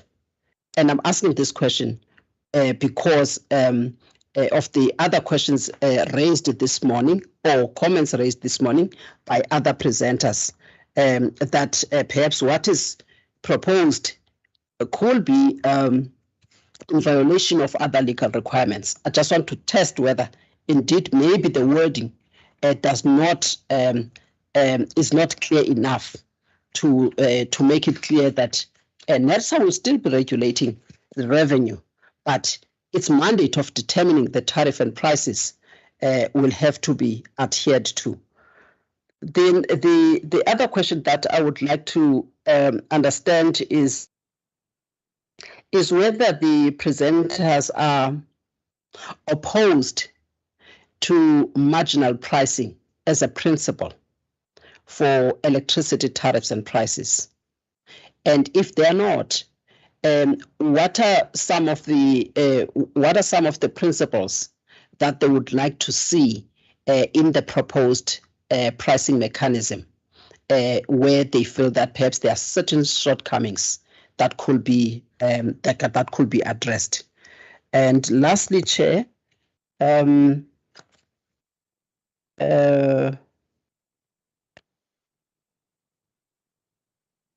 I think I'll leave it at that, Chairperson. If there's any other particular question, I'll come back, Chairperson, just to pose it, even if it's responded to in writing. Thank you, Chair. Thank you, Madam Maseti. Madam Pungoso, the questions, ma'am? Thank you, Chairperson. And just to thank the Minerals Council of South Africa as well as the AIUG group on their presentation. I just have a few questions for them. As they did acknowledge that there has been a role played by cross-subsidization over time, and most of their members were the ones who were, carrying this or funding somehow these cross-subsidies to the benefit, of those who were smaller users, as also the needy, the indigent, I suppose. And then while they do acknowledge that there is a need to move to cost-reflective tariffs and acknowledge that, the eradication or the winning of the subsidies won't be an overnight process. So what is the transitional arrangement period are they proposing from transitioning from cross-subsidization to ultimately achieving the goal of cost-reflective tariffs? And one other thing that they've raised is the issue that some of the municipalities might battle with making submissions, for cost of fulfilling the cost-reflective tariffs, to implement, by virtue of the fact that it requires a lot of data to be able to do that, data that needs to be analyzed, collated, analyzed, and also used effectively to be able to justify the cost. To say most municipalities do not have that capacity, say for the three bigger ones, metros, City of Joburg, Cape Town, and eThekwini. So what is the remedy that is being suggested? How do we then deal with this over time? Because we cannot say we abandon this exercise just because we are of the opinion that the municipalities are not ready, or they might not be able to process data of this magnitude. What is the proposal in the alternative to remedy this situation over time? And also, do we stop pursuing the issue of cost-reflective tariffs due to non-availability of capacity and data management? Or do we put this on hold and then put in a plan on what remedies are put in place, either transitional arrangements to make sure that those municipalities are enabled over a period of time to ready themselves for gathering the data and being able to analyze it and thus use it in motivating for cost-reflective tariff. And then there was a proposal. There was a proposal on slide 16. On slide 16. On slide 16, where it was saying that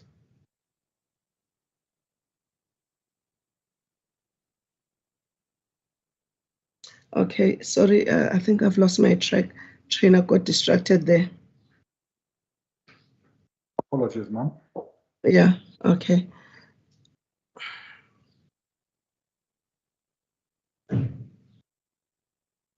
Slide 16, you were thinking there was a proposal? Yeah, I was looking, yeah, on slide 16.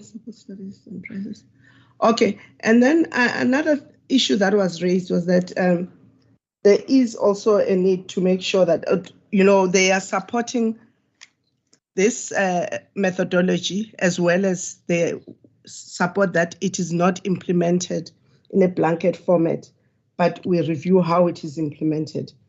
And for them to show us what are they proposing, over a period of time, because we cannot say it's not ready for implementation yet. We're not saying that what issues remain not ready for implementation? Yes, I know they've touched on issues of efficiency provisions, the costs and primary energy overruns, and some of the things that make it not ready for implementation, as well as the issue of cost of supply studies. What do we do in the interim? How do we implement it differently if the complete overhaul is not supported? And then also, you know what, I think I've lost my train of thought on slide 16, Chair. I'll just leave it, but let me just try and read it. Oh, yes. Yeah, it was said that instead of us completely reviewing the pricing methodology, we must look at introducing incremental or implementing incremental improvements. What does this entail? Because we do indirectly, this statement seems to acknowledge that the methodology that we're currently using is somehow or somewhat outdated. Hence, there is a need for it to be updated to deal with the current issues that we are handling and the developments in the industry, you know, the unbundling and everything else that is underway. However, so how do we then make sure that the methodology that we're using is relevant, is practical, is applicable, and it fulfills the purpose on why we have a pricing methodology? How else do we do that if we of the opinion that the current methodology be improved over time, yet we're not ready for a completely new one? How do we then change? Because you introduce new changes to the methodology as part of revision, and which is what I thought we were doing with a methodology, the new methodology that is under discussion today. Thank you, Chairperson. And then the one more question for Mr. Belgrove from Creative Corporation. I think I would appreciate if he can also share with us the stance of Creative Corporation Tech on the MYPD4. What is their position on the MYPD4? Are they happy with it as is? And the proposed methodology that is under discussion today, do they have any specific comments on same and any proposals that the regulator need to take into account as part of their submission today? Thank you, Chairperson. Thank you, Madam Umwase. Thank you, members, for the questions that have been posed to EIUG and the Minerals Council. Can I maybe just pose a couple of my own? Maybe I wasn't sure the order in terms of how I want to pose this, but can I maybe just get, if you could, and maybe you can submit this in writing what is your understanding of the current MYPD approach? Is it regulating industry or regulating ESCOM? Now, and is it regulating an integrated ESCOM, or do you believe that the current methodology is suitable to also regulate an ESCOM in which at least the national transmission company would be possibly completely separated by the end of this year? So by 2025, this is 2022, by 2025 or 2024, do you, in terms of your understanding of the MYPD methodology, firstly, just if you can detail it for me, what's your understanding of it, right? And as opposed to what you see as the differences in terms of regulating tariffs, which is essentially what the proposal, unbundled tariffs, which is what I would sum up this new methodology as: regulating unbundled tariffs and prices, of course, and consumer prices. But what's your understanding of the MYPD in its complete framework? That really is my first question to you. My second question to you is that maybe I'm a bit confused also whether you support the migration, the change, or you don't. Or is the issue saying, are you supporting the change, however, requesting that the change be implemented over a period, having a transitional arrangement in which case, that period could also include having a pilot done, building appropriate models to model the impacts and what have you as part of the implementation? Or are you totally opposed to the new methodology? I'm a bit confused. If you can be direct on that for me, that's my second question. Based on slide 8, the merit order, it's a pity, unfortunately, I don't have the slides in front of me, so but I'm just looking at my notes. Don't you believe that the NERSA merit order dispatch proposal, merit order dispatched, but the dispatch being done on NERSA set or NERSA approved tariffs, as what is captured in the document? You don't believe that it addresses the issues that we are raising on slide 8. So that is the question. That remember, the proposal is that for the generation for the generators, that only those that have got NERSA approved or NERSA set tariffs can be dispatched for mass consumption, as opposed to bilateral contracts, which NERSA has got no jurisdiction over anyway. But for those that are dispatching onto the grid, don't you think that the proposal that this be based on NERSA approved tariffs, that it to be merit order, NERSA approved tariffs, which then the systems operator would be obliged to, on a quarterly basis, to report back in terms of those dispatch, which plants dispatched to meet particular loads, for instance? Would that not, is it not addressing your issue that you raised on slide 8? There is a, okay, you mentioned something about I think it was slide 15. The question on slide 15 is that, in your opinion, with the removal of the threshold on embedded generation, is South Africa not on a path of liberalization anyway, even before anything comes before any of the amendments that are proposed in terms of ERA and also the EPP, even before they come into effect? Don't you believe that by removal of that embedded generation threshold, that South Africa is already on a path towards a liberalized market? The fundamental question that I want to ask you, though, relates to your views on picking tariffs. So I'm going to phrase the question like this: that do you believe it to be fair for an industry player, say, for instance, who has shifted 600 megawatts of power during the period midday, when possibly tariffs are going to be the lowest going forward, because of as we go into this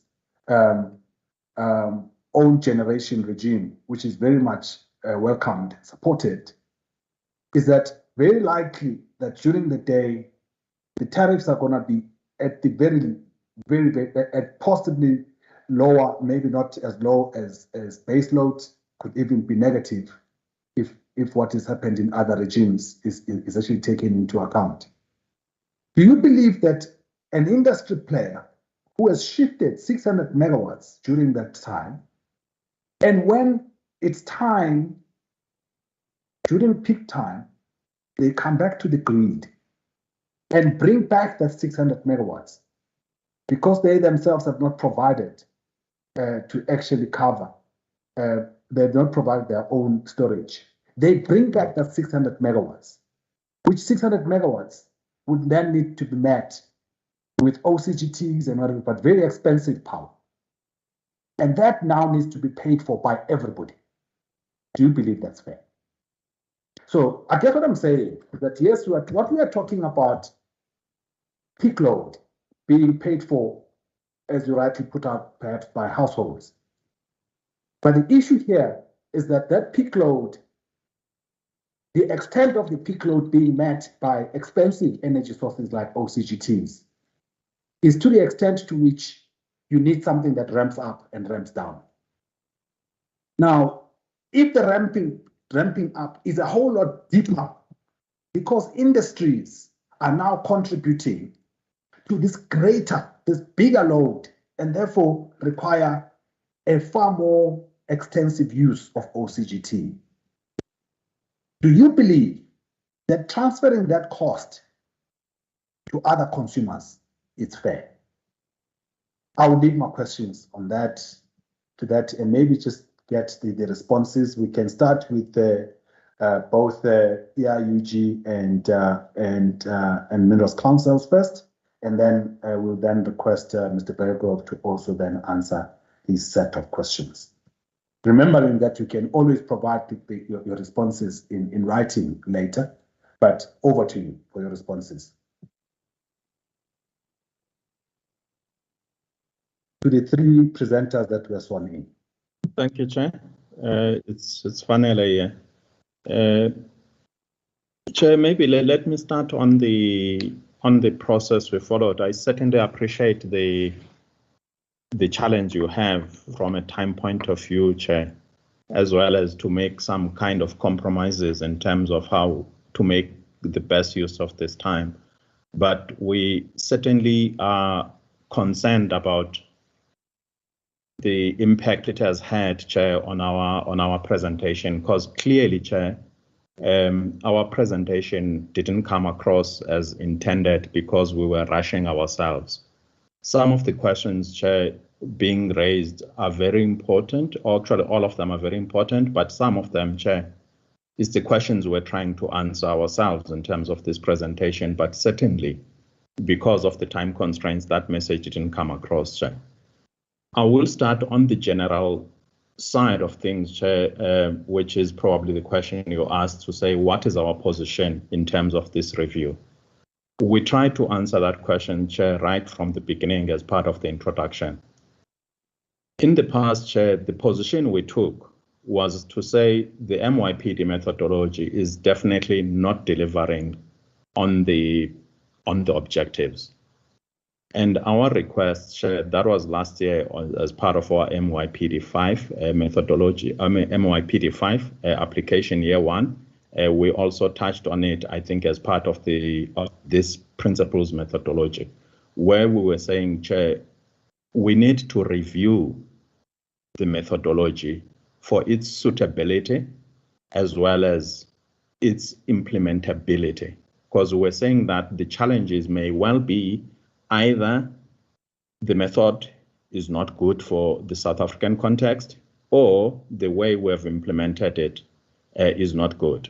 And we're saying that out of that review, then we may need to say, do we tweak it to deliver on the objectives, or do we go for a complete overhaul, Chair? That was our position. So in terms of a proposal to say, let's review the methodology, let's look into alternative positions, we certainly support that. Let us be clear in terms of that. The second to that, Chair, is the point you are saying, to say our seemingly current opposition to the proposed paper, is it final, or is it a transitional issue? Chair, the answer is transitional. We are saying we need to better understand this methodology. We need to also do a thorough review of the current methodology as well as its implementation weaknesses. And therefore, if we go to a new methodology, we make sure that we do not repeat the same things. So that's the bottom line, Chair, in terms of where we stand on this. We are not opposing it as a final thing. Where we say at this point, maybe let's improve on certain obvious weaknesses on the MYPD methodology, that's not our final stance, Chair. It's where we say, in the meantime, like I indicated right from the beginning, when we made a submission for this revision, we said, in our view, this transition will take 2 to 3 years. But between the 2 to 3 years, once in our view, we're finalizing a methodology, there are certain things we can improve, because I think as consumers, we are feeling the pinch.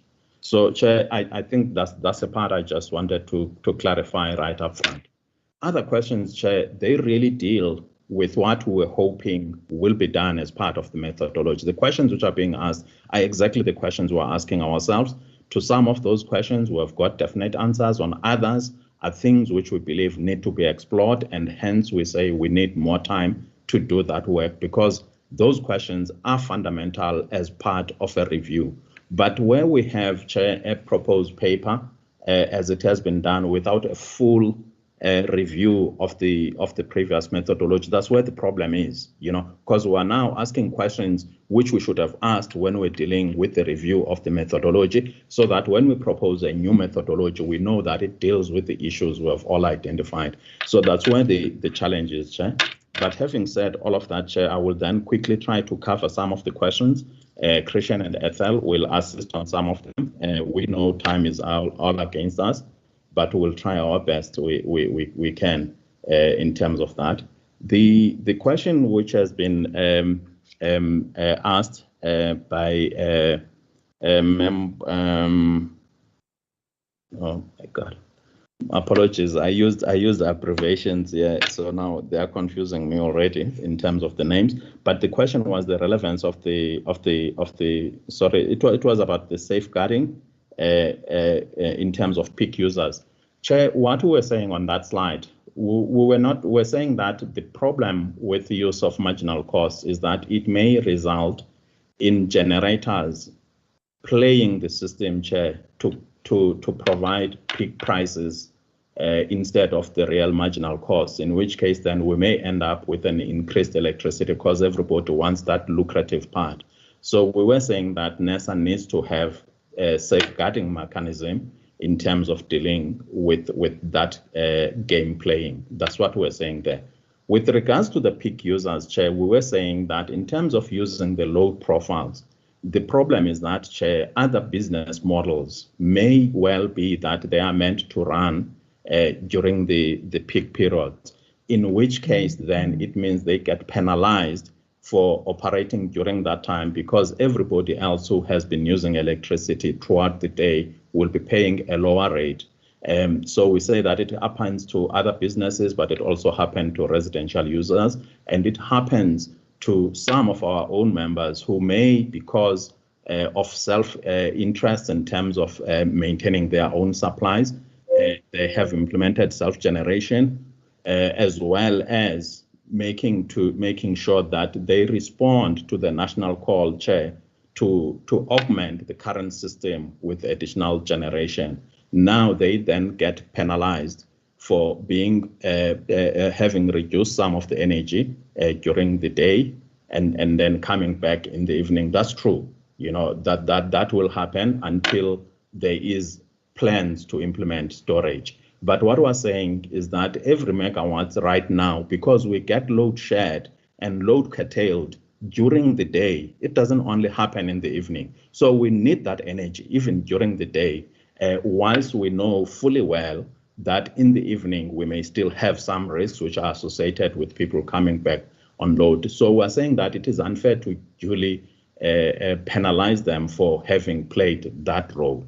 So our view, Chair, is that probably at the moment, until we've found a solution, the best way of dealing with that is the time of use tariffs, where it is acknowledged that everyone who contributes, is where you take a principle which says everybody contributes during the peak. Only those who are not at peak are not going to pay for peak. So even if you were at the base load during the course of the day, you will still contribute your consumption during that period.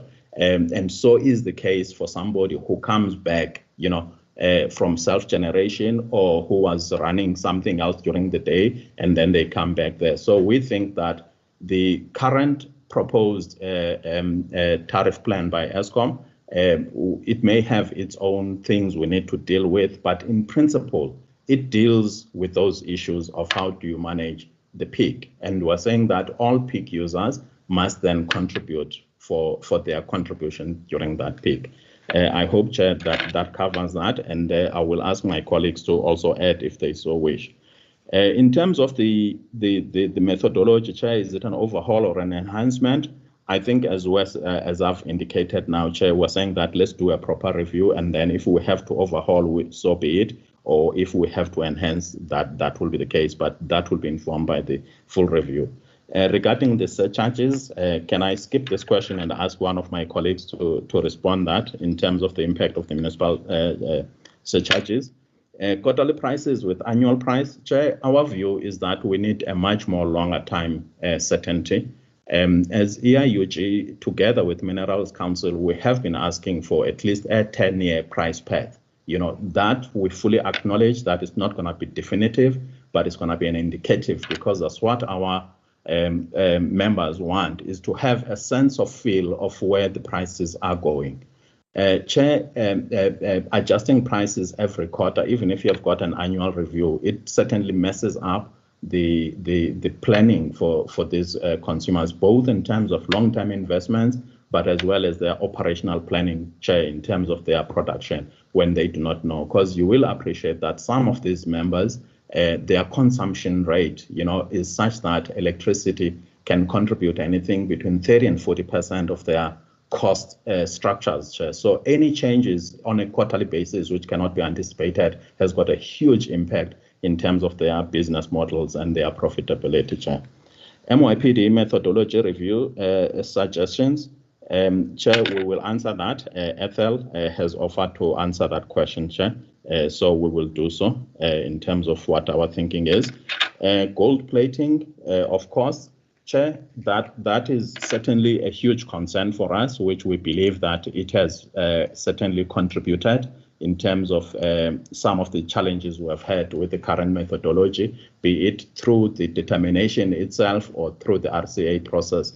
Chair, on slide 11, we try to cover some of those things which we think in the interim can be considered regarding the enforcement of efficiency rules, regarding the remedies associated with primary energy cost overruns, regarding, Chair, the issues of demand forecasting, as well as especially on the capital costs, which basically become gold-plated whenever Eskom has got an overrun. We believe that there needs to be a process where we hold them to account to the cost they put in. It cannot be that whenever they've got cost overruns, that should be then attributed to consumers. Regarding the issue of the RAB, Chair, I will ask my colleagues if they are able to do so, to comment on that. But it's certainly something which we discussed as a collective as we're preparing that. But our view was that we're going to elaborate on this matter, Chair, when we deal with MYPD 5, because it has got a direct impact. But if you want to views, Chair, maybe my colleagues can share their views, but our considered view will really be shared when we deal with MYPD 5, year 2 and year 3 on this regard, Chair. Regarding OCGT usage, Chair, we fully agree, Chair. Part of the problems we have at the moment is that Eskom, purely because of their EAF, which keeps on dropping, Chair, then they've got to augment the system with a higher usage of OCGT. We believe that there needs to be a process where we hold them to deliver on their EAF, Chair. In the last submission we made, Chair, we clearly articulated a need for a service quality incentive for generation. I think as you all know, as the panel, currently we only incentivize Eskom at distribution and transmission level. We believe that there is a need to incentivize Eskom for EAF, a good performance, and then when they are not delivering on that, Chair, there must be penalties. We cannot go on the way we are going, Chair, currently, because like the panel member was saying, I mean, it certainly has an impact in terms of how then we pay for that failing OCGT, failing EAF through reinvesting Eskom for OCGTs. Suitability of MYPD, Chair, I think I've covered that already. The RRM, a question, Chair, I would request Ethel to deal with that. Load profiles who should pay for the peak consumption, Chair. I think I've answered that, Chair, that all those who contributed, they should pay at the time they contribute, Chair. And then revenue implications, in terms of regulation, I will ask Ethel to respond to that, Chair. Marginal pricing, is it rejected? Chair, I will ask my colleagues, Christian or Ethel, to answer that. And then regarding the cross subsidies, Chair, to say what is the transitional time frames, Chair, we do not have time frames, defined in terms of how long it should be. But the sooner the better, Chair. It should be based on I think it was you, Chair, who spoke about the need of data-driven decisions. What we were proposing, Chair, is that we need to, one, make sure that we are clear what are the cross subsidies, because currently there is a little bit of lack of transparency in terms of that. So we say that once we know what we're dealing with, Chair, then collectively as the industry, we must say that, okay, how long can we phase these things out? But like I'm saying, in principle, the sooner the better. But it also involves, Chair, to say, how then do we deal with affordability? Because it is true, based on the history of our country, Chair, and the structure of our economy, that there are certain either sectors or consumers who may continue to need subsidy. And hence we're saying that there needs to be a process of engaging national government in terms of that, Chair. And then once that process has been started, only then really can we talk timeframes. Right now, any timeframes we may be making will be really a thumbs up, Chair. We would rather not go that route. We would rather have a more data-informed decision in this regard. Munich data impacts on implementation. I will request my colleague Christian to respond to that. What is not ready about this new methodology, Chair? I would ask Ethel to elaborate, Chair, on that. It will link to the issue of the review process, Chair. And then there was a question on slide 6, MYPD improvement. Chair, that's a temporary view. It's where we say, in the meantime, once we are reviewing, let's try to enhance in terms of correcting what is obviously not right at the moment. And there are certain suggestions, Chair, we provided in that regard. And then, Chair, the last few questions, I think they were yours, around MYPD regulating Eskom or industry or regulating tariffs. Chair, the view we took was that we certainly support the regulator's view to say a tariff methodology should should affect all licensees, municipal and Eskom. Yes, it is true that currently this seems to be only about Eskom. We want a methodology, Chair, which can be applied across, licenses. And then the issue of are we supporting, rejecting, or proposing a transition, Chair? I think I've covered that. We are proposing that. Let's find a transition whilst we are reviewing the process. And then when we have got enough information and alignment by all stakeholders, then we take a decision to say, yes, we will overhaul, or improvements are sufficient. But like we're saying is that we fully support in principle the principle which says let's review and overhaul if so required. NERSA proposed merit order for regulated generators. I will ask my colleagues to answer that. Impact of embedded generation limit on liberalization, Chair. I think we agree in terms of this, that yes, in the net effect is that it does. Our view has always been that what is happening in our industry is that there are these changes which are fundamentally changing the industry, and yet, as the industry, we have not properly defined our future. We don't have a clear vision of what our future is. It's where events are actually overtaking us, and then we've got to kind of fit in. Our view generally is that let's develop a multi-stakeholder platform where we can define what the industry we want of the industry of the future. And then from there, we support that vision with the necessary legislation, Chair. The same applies, Chair, with the Electricity Regulation Amendment Act to say how much of it is it taking care of this, because you will remember when the consultation paper was issued earlier in the year, it was before some of these decisions have been made. Now the question is are we going to go ahead and promulgate that amendment, with these changes which are happening on the industry, or are we going to find a way of fitting those? So those questions are really questions which we think needs to be collectively engaged with, and then say this is the route we're taking as a country. But currently, we feel that we are not doing that. In the peaking tariffs, in terms of self-gen, I think I covered this, Chair, already, to say, yes, we fully accept the point you're making, Chair, is that if you go out with your 600 megawatts during the day and come back, you certainly put a stress on the system when you come back, and therefore you cannot not expect to pay for that. But we believe that the tariff plan currently being proposed with the necessary adjustments, Chair, will probably deal with those issues where you say then you will contribute your part for using that peak, in the evening peak whilst you were off when the prices were good for you. But we are saying that it should be done in such a way that it doesn't disincentivize those who are prepared to do self-generation in their interest as well as the interest of the country, Chair. I will stop at that, Chair, and then request my colleagues to take over the questions I didn't answer. If I may, Chair, I would request maybe Ethel to start specifically with the question Mr. Mkhize asked around the MYPD methodology, Chair. Over to you, Ethel.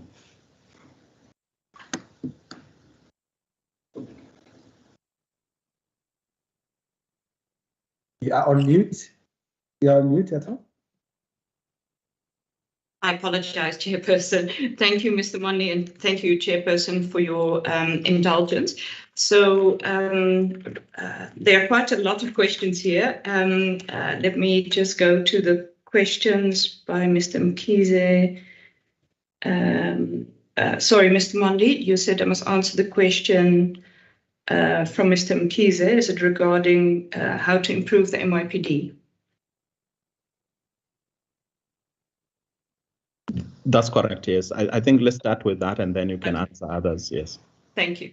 Okay, so I think in terms of what we have provided to the EIG and the Minerals Council of South Africa, firstly is a thorough appreciation for the difficult task that NERSA has in this particular context, seeing that we are an industry in flux and that there are presidential announcements coming fast and furious, all of which NERSA needs to somehow take into account.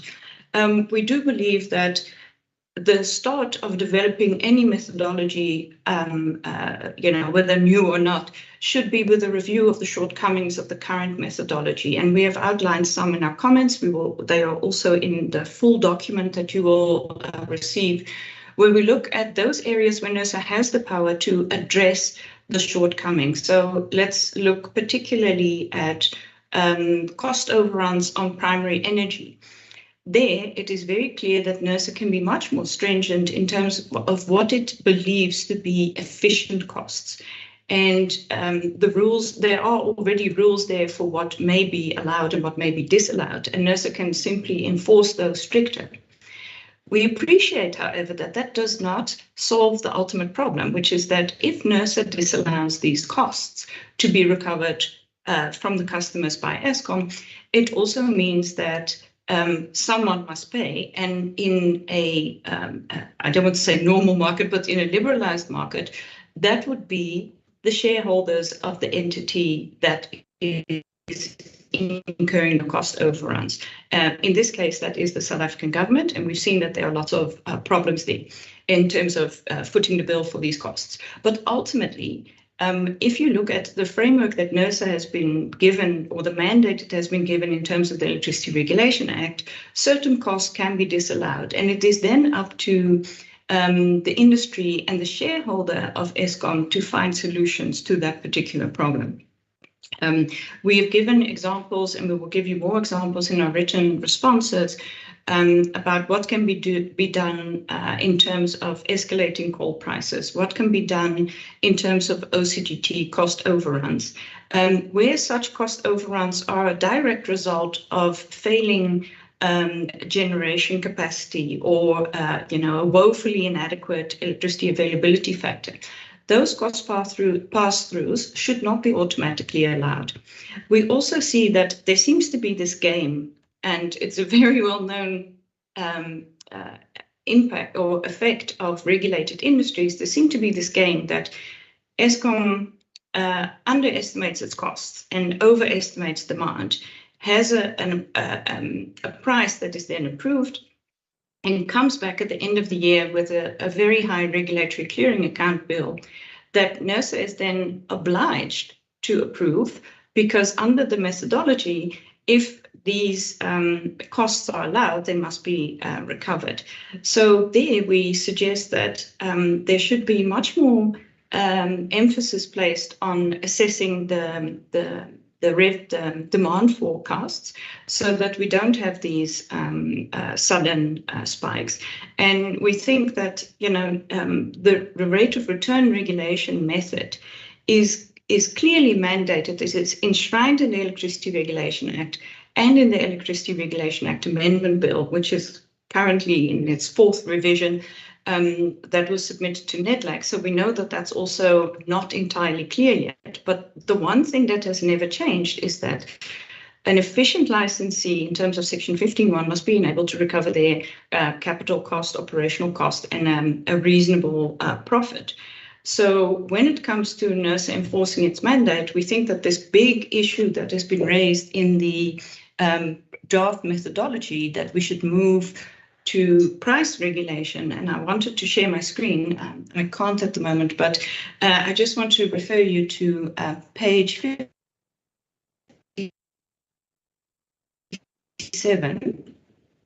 of the IPM, where NERSA says in Annexure C, the regulated entities will be provided with an opportunity to recover efficient costs and make a reasonable return, but no assurance of revenue will be provided in terms of the application of the methodology. So the questions from the panel members regarding whether or not we believe that this methodology no longer guarantees revenue are thereby answered. We believe that in NERSA's own words, revenues are no longer guaranteed, and we don't believe that that's in accordance with Section 15.1 of the legislation. Now, of course, we're very sympathetic, and especially the large users that are here today will definitely want cost-reflective prices, will want historical cost evaluation of the regulatory asset base, and will somehow, also prefer price versus revenue regulation. But we have to deal with the hamstrung situation that NERSA is in, where you are curtailed by legislation. So it is our position that even within those strictures, you are able to deal with a more responsive way to approve prices and revenues going forward. I just want to highlight that price regulation is often something that many users and regulators like, because ever since it was introduced by Professor Stephen Littlechild in the UK, it sounded to people like there was no longer revenue regulation and therefore there had to be much more competition, etc. It is appropriate in certain settings, and we don't want to detract from that. But what we have found over the practice of implementing CPI minus X is that there's really a tautology there. You have to ultimately start at some revenue that you arrive at somehow, and so then we're back to rate of return regulation. So we think that instead of throwing out the methodology completely, is let's look at where it's failing. And one of the areas where it's failing is clearly in terms of predictability.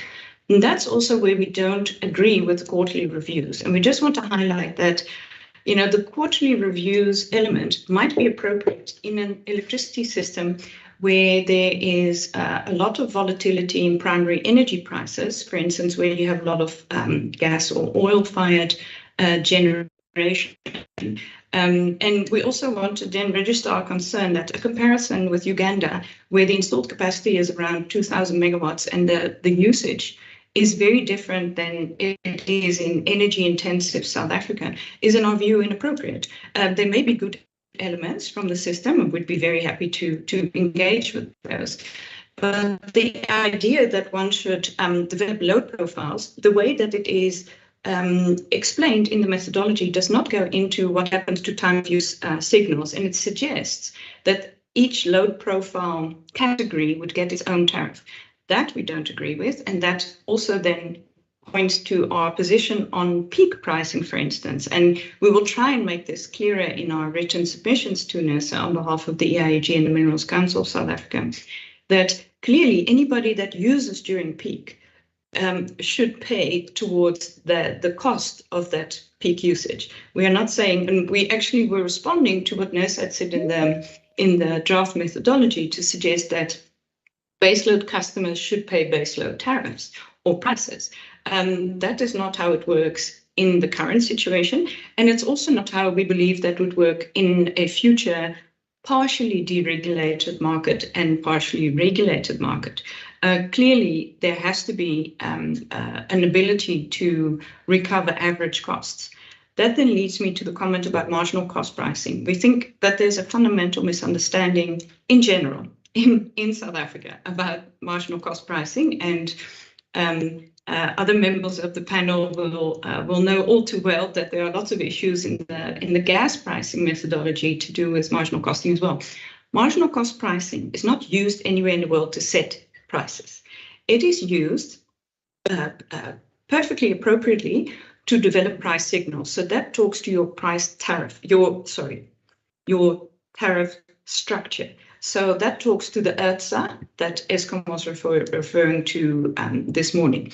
Now, we certainly believe that the ERTSA can be sharpened, and there must be clearer time of use signals being given in the tariff structure.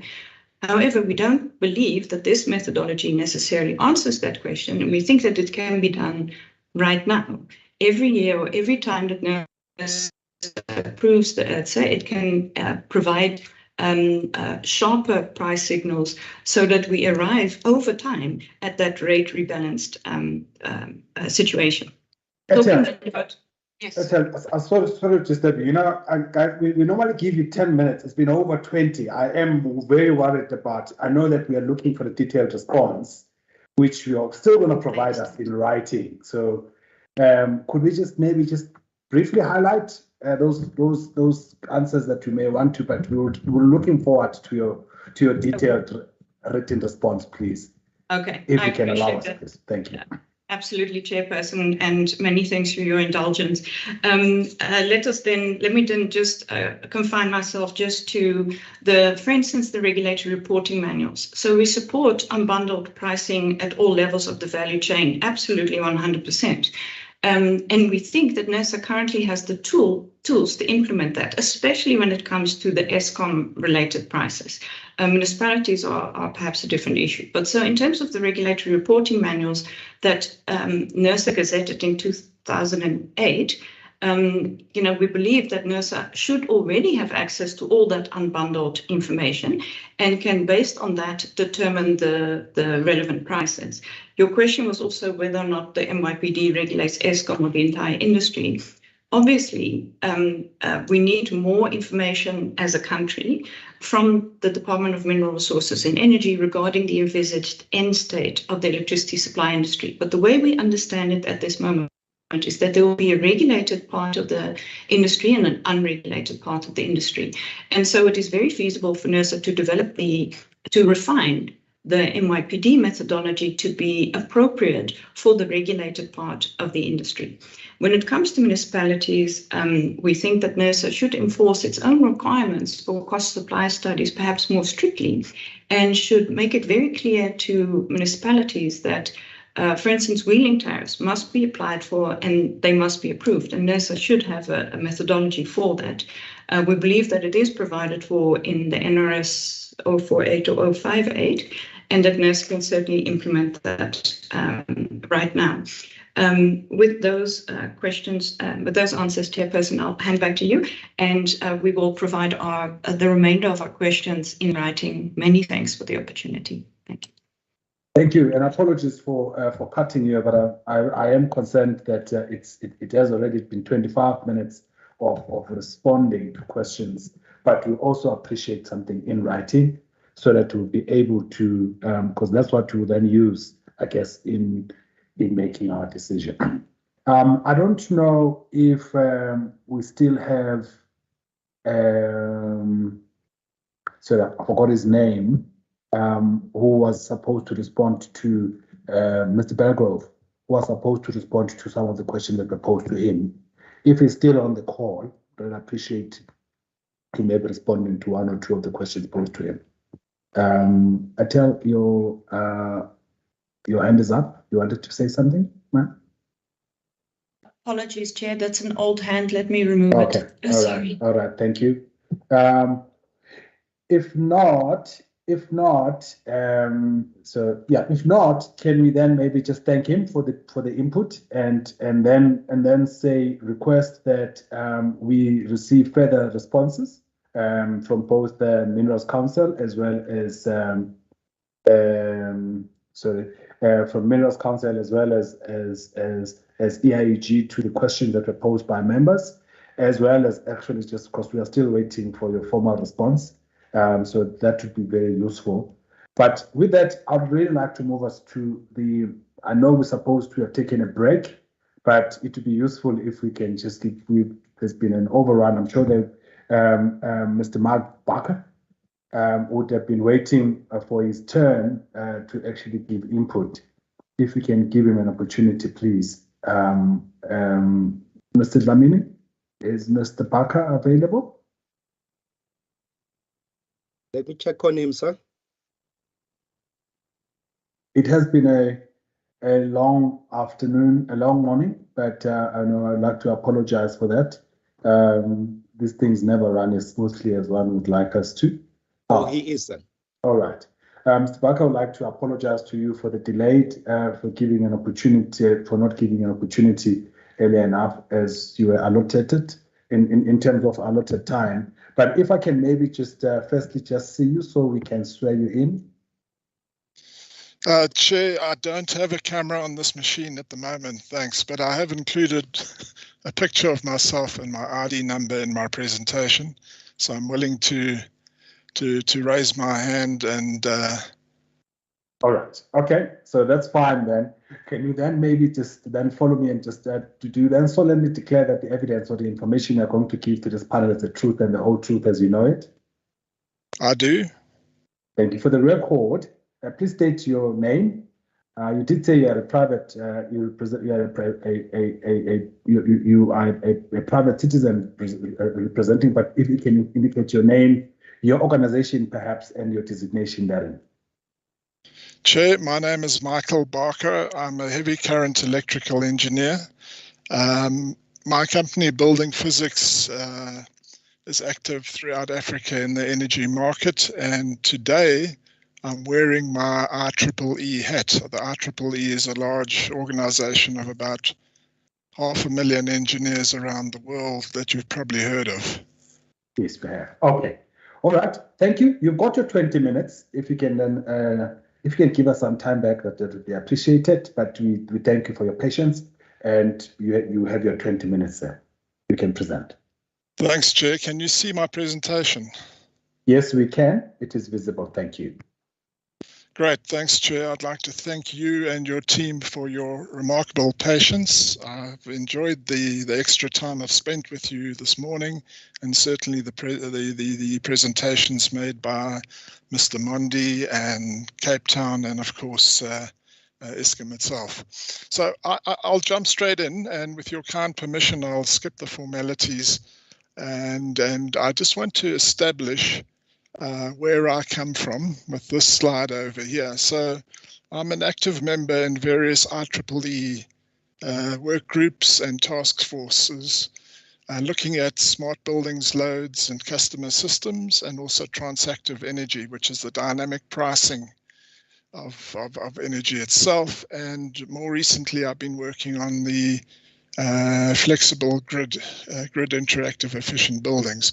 So I'd like to refer to that and that particular area of what I think is possibly my expertise. Now, I do understand that that you have an incredible task in front of you, and I'd like to suggest that there are people that around the world that are battling the same problems and may be in a position to share what they've done. So I've included this brief definition of energy flexibility from the load side. Now, you're probably aware of that, and also the difference between energy flexibility and demand flexibility and demand response. So this is in the slides in case you want to refer to that. Where I really want to start is looking at energy flexibility and its place, because I think it's important to understand what it can bring to the South African energy market. So there's a bunch of people called IRENA. They focus on renewable energy, and they've recently set out a report with the ILO, the International Labour Organization.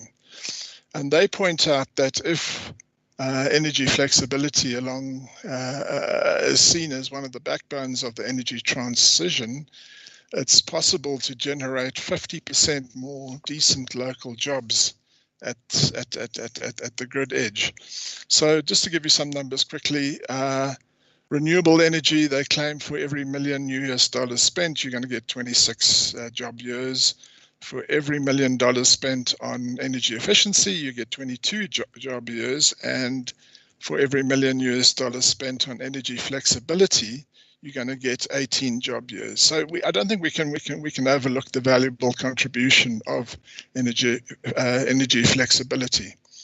It's also interesting to note that the smart grids people, the IEA and others, are also focused on energy flexibility, because resilience is a big issue around the world these days, and more so in South Africa, I believe. Cable theft, all sorts of issues. Energy flexibility can support that. And of course, the ERA amendment makes mention of balanced responsible parties, and energy flexibility can play a very large role in providing this balance that the grid so desperately needs at times. So I think you'll find that energy flexibility fits in just about everything we think of. Now, with my IEEE hat on, I'd like to draw your attention to the work done by the IEEE Power and Energy Society. So in the time I spent with many of these work groups, I hardly ever see any South Africans. So it occurred to me that I should bring this to your attention. The IEEE and the Power and Energy Society, so there's about 48,000 members worldwide that take part in the Power and Energy Society. And one of the areas that we keep coming up across is energy tariffs, retail, wholesale, and a number of papers have been published in this area, specifically looking at the contribution from energy flexibility. So it's important to understand that the Power and Energy Society has got a mentoring program. And if there are any young NERSA engineers and regulators, we can very easily bring in the IEEE people to help run various programs to get the guys up to speed in certain of these new things, whether it be blockchain or things like that. So a month ago in our Power and Energy Journal, they published something looking at retail electricity pricing. And of course, they just did a quick cut and paste, but you'll see that I think a lot of what you're looking at and a lot of what NERSA is talking about is actually detailed in this particular paper.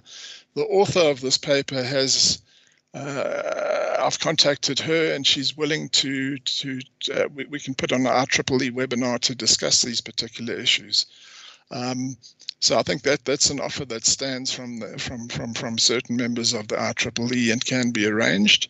A lot of the work my colleagues are doing as well is looking at the more humanity side of the issue, the difference between equality and equity, and the need for, I guess, our need for equity becomes pretty important in the rather unbalanced society that we live in South Africa. And of course, this is not just South Africa's problem. Everything I'm talking to you about is common throughout the world.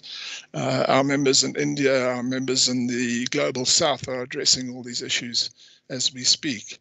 So if we had to look at one of the issues they've raised, this ability by customers to understand the energy industry and the language that we speak. And I think this is pretty important because, you know, the inclined block tariff has really upset a lot of people. And I gather after today's presentations as well, you'll understand that there's lots of conspiracy theories floating around, and communicating with the public is a very important part of what the IEEE and I guess you guys, the NERSA people, will be looking at as well. And I'm pretty sure that if IEEE and yourselves put our heads together, we can help in this communication side of it. So my last slide is simply about energy flexibility as being perhaps the more modern side of demand side management. I think it's pretty important. I'm not going to go into all the details, but I will point out that in order to help the UK public understand a bit more about tariffs and the part that energy flexibility plays, they've produced a book that spells it out in the most understandable of terms. And this is the sort of thing that we desperately need. So I'm going to end it off there. I'm not going to talk about the other slides I've got, but I've got a whole list. I'm just going to jump quickly forward. For example, you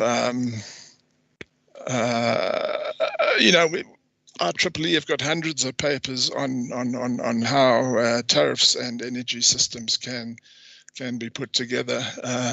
I'm not going to go down that road. I think, Chair, with your kind permission, I'll hand it back to you in case there are any further questions. Thank you. Thank you very much. You've given us a lot of time back, and we'll appreciate, by the way, if you can share the presentation with us. You may not have presented all the slides, but there could well be a lot of value that could accrue from the slides that you may have presented to us. Well, from the number of slides that you have prepared. With that, members, can I then request that we engage with with Mr. Barker, if you've got any specific questions for him? Members, over to you.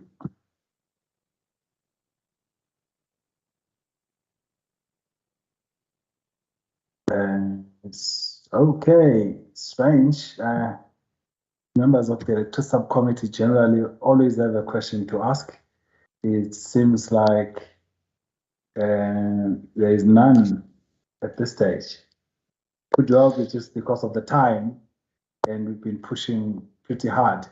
In that particular case, in the absence of questions by members, can I then request that, you know, a lot of this information, especially to the extent that it pertains to the question that we are dealing with today, we could actually be able to draw a lot of lessons from the papers or from the presentation itself as indicated. If you can share that with us, and maybe even if you've got anything in writing in terms of your comments on the current pricing proposals that are before us, if you could also share that with us as well, we'd really appreciate that. But I also don't have any specific questions to you at this stage, unfortunately.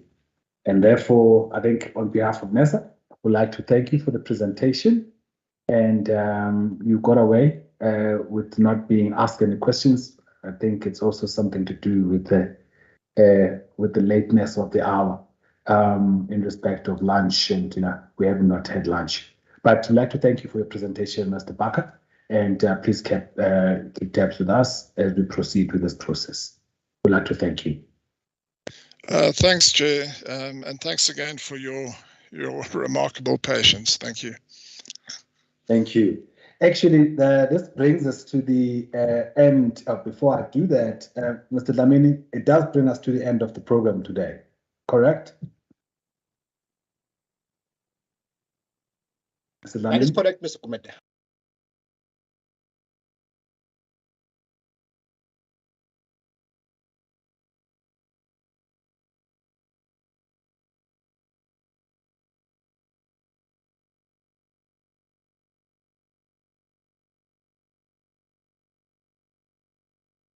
Right. In that case, because it is the process, therefore, will still conclude. If I could be permitted, maybe to not put up any closing remarks at this stage, we will do that on Friday at the conclusion of this of the consultation process. Just to thank the members of the public that have stayed on and listened to all of the presentations and the input from all of the industry stakeholders. To also thank the members of the panel, members of the electricity subcommittee for your time and the questions that you posed to the stakeholders, and also to thank the members of staff at NERSA for your involvement as well.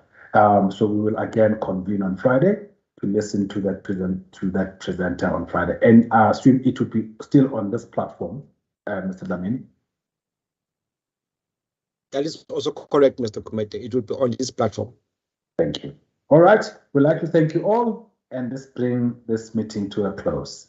The meeting is adjourned. Thank you all. Thank you, Chairperson. Thank you, members. Thanks, everyone. Thanks, Chairperson, and thanks, members and all attendees. Cheers. Thank you. Cheers.